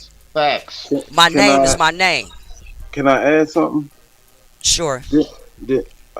This is called schism, and what they do is they send somebody to break up the family and cause the infighting so they can take control. They cause the problem and then offer the solution with this government. So they broke up our territories and broke them into states. and that's the way they put them on the registry. Now Indeed. so the infighting was caused by some outsiders, but we did fight, and it is on us. But we got to recognize where we made the mistake at. That's the whole purpose of studying this history, to find out where we made the mistake and correct it. Letting them be the arbitrators of said infighting and family fights. We should have mitigated and arbitrated our own affairs. You see what I'm saying? They came in being the judges, being the arbitrators. You see what I'm saying? Then they started making judgments per their interests. I mean, that's what I, you know what I'm saying? That's what I surmise. Now, It's just like the mall. when you say that, which I gotta agree with. Now I'm just saying my opinion of it, which I'm agreeing with you. Now, can we put the year that they came and start being our third year interlope? Before you do, though, I just need 30 more seconds. They had to do that after we fail in war. The only real way they could come in and be third-party interlopes and say we're going to make sure they stay cool until they get back in charge is when we fail in war. So I ask everybody up here, when did they come and start being third-party interlopes? But I would say the war be the paper war. The war and the slow implementation of, like, we see these acts and these different laws taking place. Yes. It's being affected. It goes into a. But could you just give me like a 50-year time, like maybe 1820s, the 1860s, 1860s, 1890s, 1890 to 1930? Can we get like a time perspective of these things that y'all saying? I see you. Think about it like this, Root. Where the time frame really don't matter. It's the action time that frame happens. don't matter. Just say you don't know the answer, my brother. Well, listen to me, bro. The time frame don't matter because the war was caused by them. They came in and caused us to start infighting. That's part of their strategy. So the infighting was caused by some outsiders with an agenda. Yes, so we was the ones that was fighting on both sides. Indeed. We was fighting each other. Yes. In all the wars that they say that they was a part of. Well, see, when you look at it too, Root, you should know this as well from where you've been, that these wars that we have today are continuations of other wars that are going on. So when we talk about when did it start, when didn't it start? Because a lot of the protocol was about going to war from the very beginning when you're talking about the Punic Wars. I'm not trying to be rude. I just wonder, when did they come and start being third-party interlope or taking over our affairs? But we need to concentrate on that they're still here doing the same shit. Well, I'm going to go a little further than that, and I don't mean to be rude either, Root Words. I know how you are. But at the same point, if we're trying to get information, why throw up random questions? Just give the damn answer. All right, after the Civil War, because we was the ones fighting on both sides, and there was a third party that was instigating the shit, like he said. I'm agreeing. I'm giving the times and dates. And then after that war, they reconstructed history.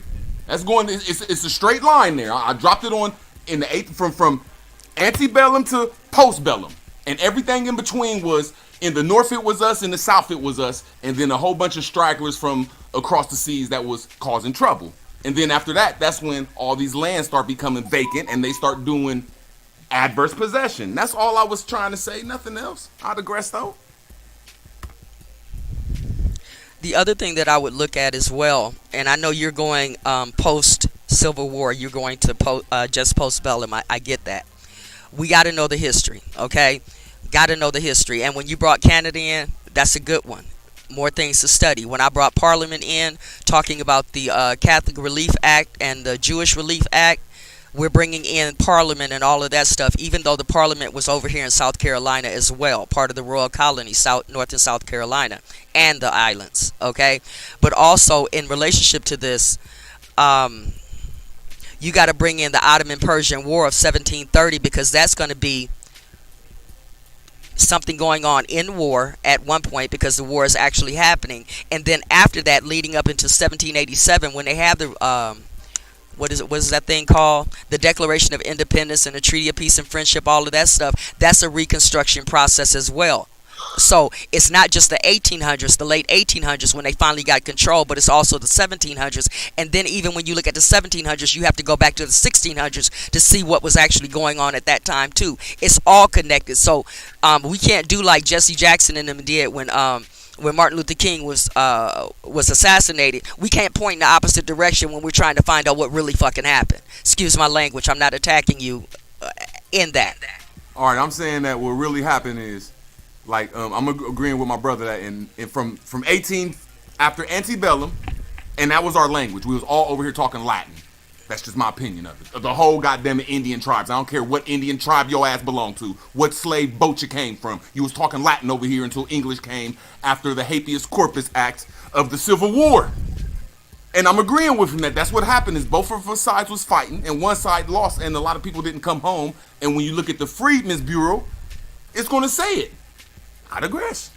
All right, so let me add, since you mentioned Freedmen's Bureau up for the second time, and I understand how I looked at it when I was coming through school about the Freedmen's Bureau and the people associated with the Freedmen's Bureau, and it has a definite connection to certain other things like English law. But let me take it another way. Let's look at the oath of a freeman and the point that I said, why do you call yourself a freeman? Because it was shown that that was actually a fraudulent oath that was brought into Cambridge Press by someone attaching to the Puritans, if you would.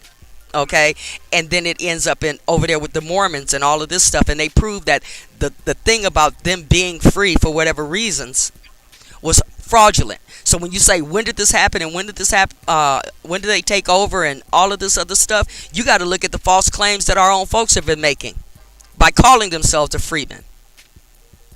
I mean, when you say that and I look up the Freedmen's Bureau, it don't say what you say. It says I didn't say the Freedmen's Bureau. Now, I'm just saying, you said that the Freedmen's Bureau belonged to them. It says the Freedmen's Bureau belonged to us after a war. It's the same narrative. Hey, I mean, like, everybody allowed to have their opinion, and if you rebut my opinion, I'm going to try to smash you, Navy Poet. No disrespect. You can do what you want to do. Okay, no fucking disrespect to your motherfucking ass either, bitch. Hey, I didn't call her no bitch. I didn't say nothing like that. Chill out, man. Y'all want stop talking fucking aggressive to me and then trying to act like you're not even hearing what the fuck I'm saying. Go back and forth. I'm gonna try to go with the information. I don't need to get mad. I didn't say nothing about no bitch. I said I'm gonna rebut it with aggression. I'm gonna show you that my information. You don't have to do that though. Why are you rebutting me then? Why are you coming aggressively at me? I hear very well and I hear you. Oh, the brother said this, the brother said that, but you don't want to acknowledge what the fuck the sister said. Hey, well, you keep trying to move the damn goalposts. Hear about a lot of brothers and sisters in this community, and we've been doing this. Most of y'all bring a foreign perspective of all these European in your stories, like you're doing up here, putting all these Europeans in your story. You keep pushing the agenda. You pushing. I did not cut you off, Navy Poet. It don't matter if you cut me off or not. You're scared to let me talk. Go ahead, Navy Poet, cause you're scared. Because dude just agreed with me that we was on both sides of the war and they came in with a third-party interlopes. So I'm trying to strengthen that story, and you cut me off and want to put in this European-ass story. But that ain't even what I came up here to talk about. I came up here to talk about Arkansas and about the just war theory. Arkansas is the European name of it. It don't matter what the fuck you call it. She came up in there to bring up Sarah Rector in Arkansas, you know what I'm saying, and bring that in. All I'm saying is, I was talking about the Freedmen's Bureau was for us, and if it go back and forth, I'm gonna really bring saying that your information is bogus. You bring a European. Of course, you would say that. Okay, fine, shit. Mr. Moore, of course you would say that. It do sound like it's an attack, bro. But how y'all doing? I'm attacking what you said, and you the one who ran, brother. You the one who said that we was on both sides of the war. So that's saying that we was in all these cities without attacking each other, man. Hey, look, I plainly was just saying that we was on both sides of the war, and he admitted that. So that's saying that we was in all these cities. Because we feel like we attacking each other, right? We don't want to be at all. Hey, I agreed with you, but y'all was scared to put a time to y'all's information. No, it's not. The timeline is on the fucking page. I ain't talking about that piece of shit. I'm talking about when there you go, right there. Third-party interlope. There you go, right there. I wasn't talking about that. He said we was on both sides of the war, and then they came in after the war. I said, can we put a time and date to that? That's all I said. Sure. Sure. Nothing else. See, why can't people stay on that story? That's all I was saying. To it, bro. Put the date to it. I did. I put the Civil War, and I was gonna pull up the Freedmen's Bureau that showed what Alibaba was talking about when they came over here with adverse possession. Then y'all start moving the goalposts. Just y'all moved it everywhere because we start talking about adverse possession, and it's gonna take us directly to the Freedmen's Bureau where we went to war. We lost wars over here. Yeah, we didn't have no goalposts. Yeah, it wasn't no Europeans over here then, unless they was encouraging the wars that we was in. The Europeans that was over here was the nigga Europeans that was able to go back and forth. What are you talking about? You trying to make the connection to Sarah Rector, which we understand was the person that they took as a child and somehow put it in a border school and taught her, and we making this connection. That's what I was hearing my ears from. Right, we was building. But before that we was talking about the. So I ain't go off the subject. I was staying on subject. They tying it in, so let's just tie it in instead of be offensive. I didn't change the subject when I came up here. I stayed on subject. She did.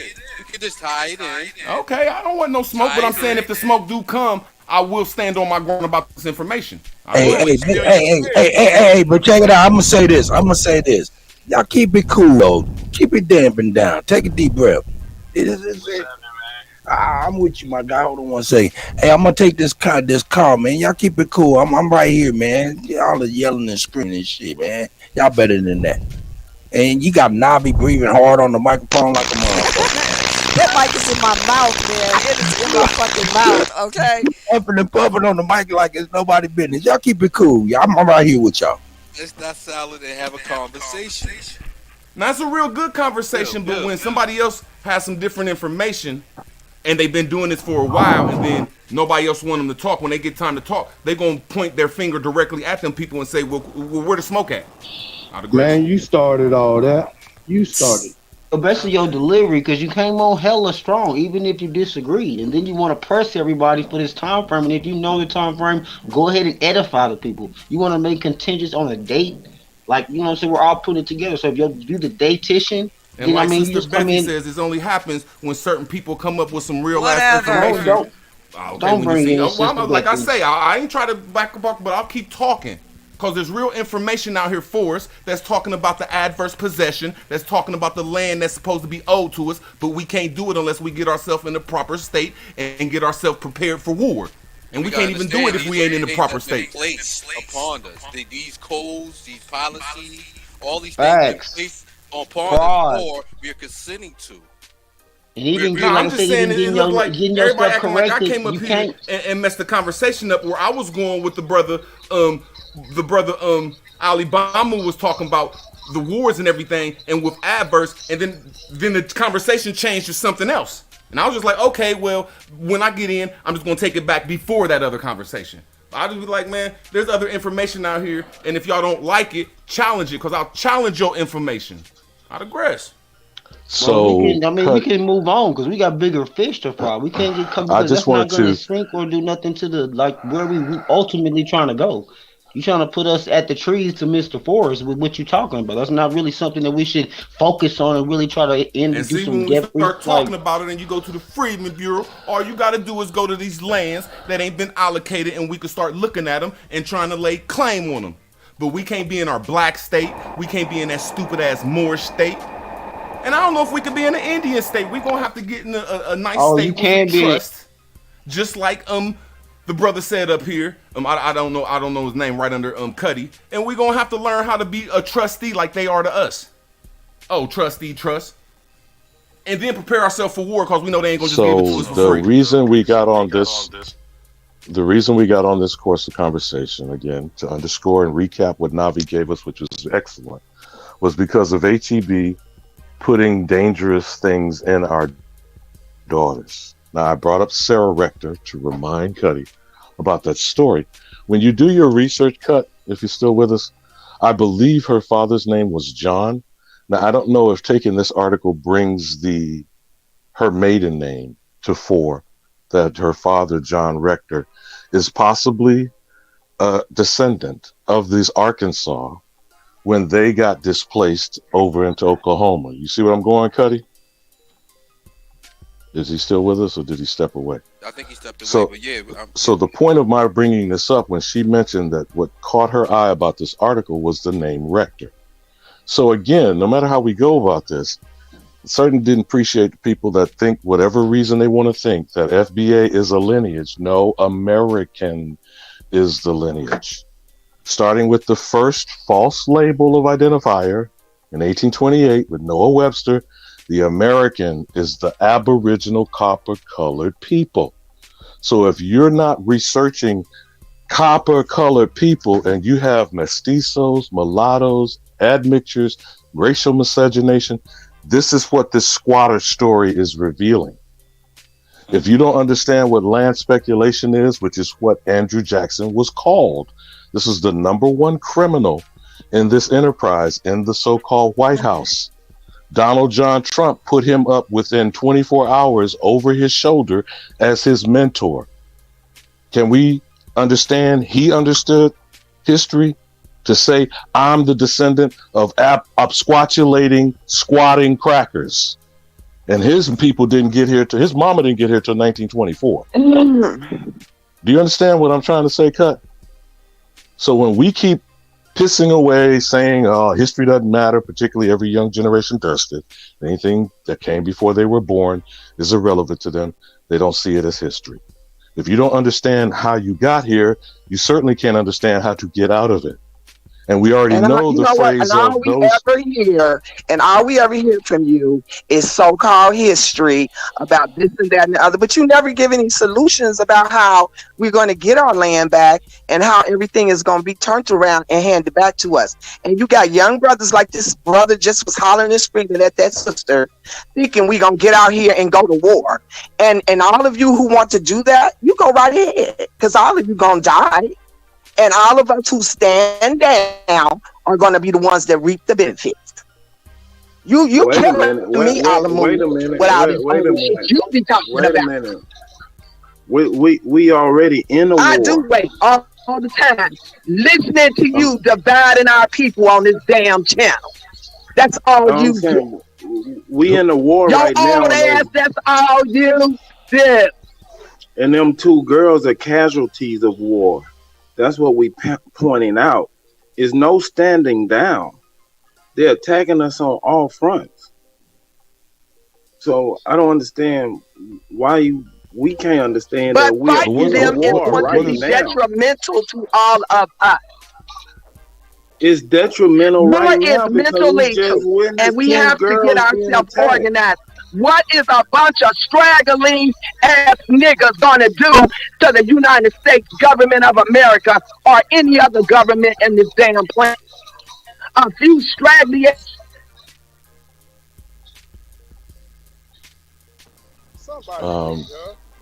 I don't know what the triggered event was for that.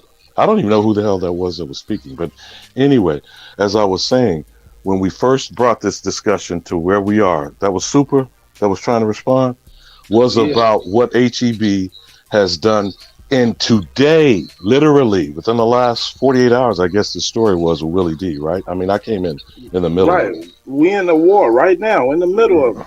Right. So any historical context that we're bringing is showing how this is a continued agenda of eugenics. So I don't know what triggered her. I'm not sure what she's upset about. But what I'm saying is not dividing. It's actually bringing focus and truth. Whether you attach yourself to it or not, that's on you. I mean, I don't know what your personal family story is. I'm saying I would imagine you'll find a similar incident in your personal family story if you go find it out. All right. But in the case of Sarah Rector, is that Cut? You back with us, Cut? I'm back with y'all, man. Yep. What's going on? Everything all right? I don't know, man, because I don't know where the sister went left and got triggered and threw me under the bus. But anyway, the point that I'm making is about, I don't know. I don't want to go down there. I don't want to go back. Got you. You know, what I'm saying is the reason why I brought it to attention because Navi came and shared the fact that she saw Rector in the story. Yeah. You know, that's on your doorstep. Yes. Now, I believe Sarah's father's name was John. I may be in error, but you know, when you go back and look through it, is it possible that he comes from this family line that got displaced from Arkansas, moved over to Oklahoma?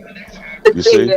We And do then not need when she to be acquired, going back I and didn't create interrupt. the wheel. Wait a minute. All we need to do is stand up and Hold say who on. we are and come together and show the white man we don't need him. Who is that talking? I don't know, Trick. I don't know, Cut. Hold on. It's Sister Leah. Miss Leah, why are you yelling? Because just like that young sister was saying, she trying to give her side of what she know.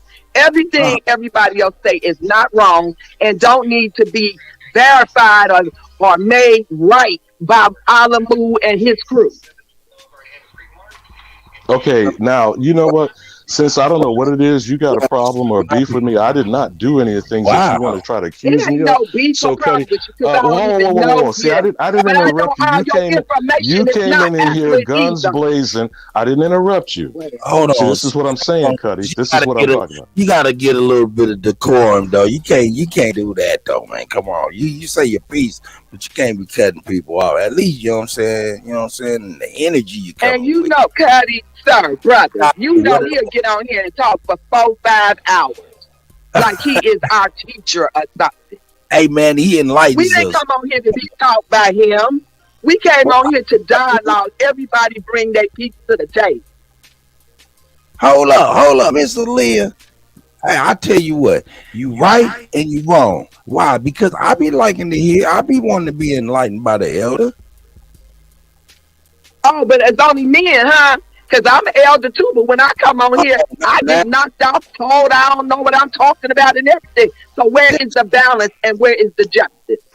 Well, sis, I don't know if you changed. So when I share something from my past and what I know, I ain't right, but he right. Hold up. Take your energy down a couple of notches. How about that? Let's take the energy down. No, we said we gonna be at 1,000. Let's keep it 1,000. Energy down a couple of notches. What is wrong with you? You talk about you come up in here and get disrespected, and I listen to all these ladies, man, speak. In fact, I help them form their groups. You out here tripping. I love you, but hey, Cuddy, you must not be listening or around when I be up there then. I'm gonna bring you up so you can say your piece, but you can't do that and indict me like that. I ain't indicting you. I'm talking about Alamu and whoever is his crew who come on here and think they got all the history and nobody else knows nothing. I'm saying I listen to the ladies and I listen to the men as well. So you can't say it's just you are me. Great. What you are fair. Aaliyah, I think you great too. That's why I'm like, what the hell is the energy about? I love you, girl. Don't bring your thorn out. We love the rose. Look, this squad is shooting her arrows when she needs to, and I just heard something that was very rude. Okay, I got you, and I didn't hear it, so and I don't want to say you wrong or right or anything like that. All I'm gonna say is, hey, let's dial it back and understand that everybody here, got here through some pain, and there's love that attracted everybody here. So let's look past the pain. Well, then we must speak. You know what? We must speak to each other and on the panel and to the audience and to everybody who wants to listen in a way that we are giving knowledge and not like we're teaching other people as though they don't know. Right. Right. We are all adults here. I am not a child. And I think all the years I've lived on this planet, all praise is due to Allah. I think I have learned some things and I comprehend some things. And therefore, when I share them, I don't need nobody coming back and correcting me. Because I think I know how to speak English very well. Hey, and this is something that I want you to know too, as well too.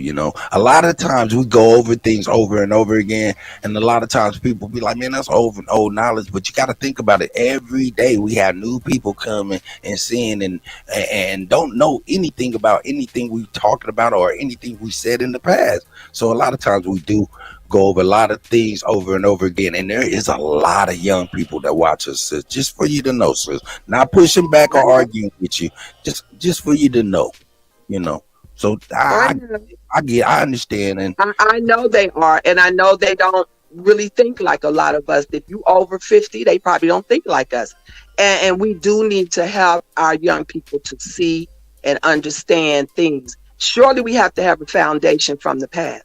But no, I don't believe that they have to be drilled about everything that happened in the past. I really don't. Because what's happening now is like a whole nother world from what it was yesterday. And even the way they fight in the war. See, y'all sitting around thinking we're not in World War III. And me and Kutty, and I don't hear Alamu talking about that, what's happening today. We're at war right now. Now, may I respond, since I didn't interrupt you and come in with guns blazing? Cutty? May I finish, no, Cutty? because you did the same thing. So what I'm going to say here, because you keep throwing my name around. I guess you call me. You do the same thing all the time, everywhere you go. I don't think my mic worked. I hear you, Cutty. She's ignoring you, just like she ignored. No, my mic went. This is not to you, Cutty. Okay, well, look. This is not to you or for you or anybody else on the channel. I'm saying what I hear. Okay. What I have experienced from Alamu getting up here on your platform and teaching like he got hours of knowledge and nobody else can say anything or rebut or have any other valuable information to add, and he has to come back and critique it. Sis, do you have a rebuttal? Is this your rebuttal right now?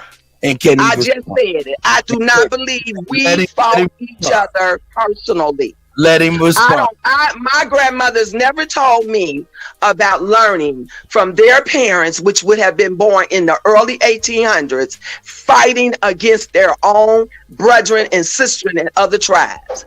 It did not happen until the white man came over here and got us to fighting each other in wars to help them. So now I don't know where we was fighting each other. Okay. All right, Aaliyah. Take a deep breath. Relax. I'll do better than that. Sister, I heard you, Sister Navy.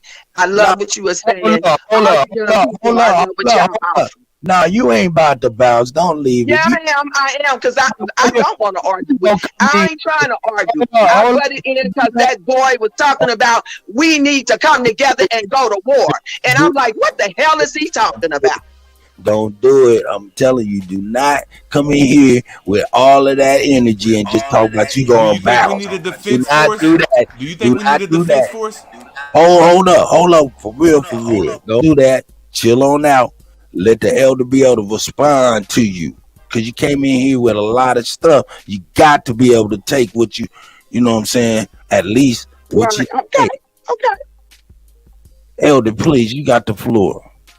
I'm more than confused because I don't know why she keeps dragging me. But what I'm going to say is this. I didn't talk about any of that stuff that she said. What I did say, out of respect to Navi, was pointing out why she was concerned with this article, particularly Kutty, and the name Rector. I was circling back to what started us on this conversation was HEB and our babies, these two girls that are under assault.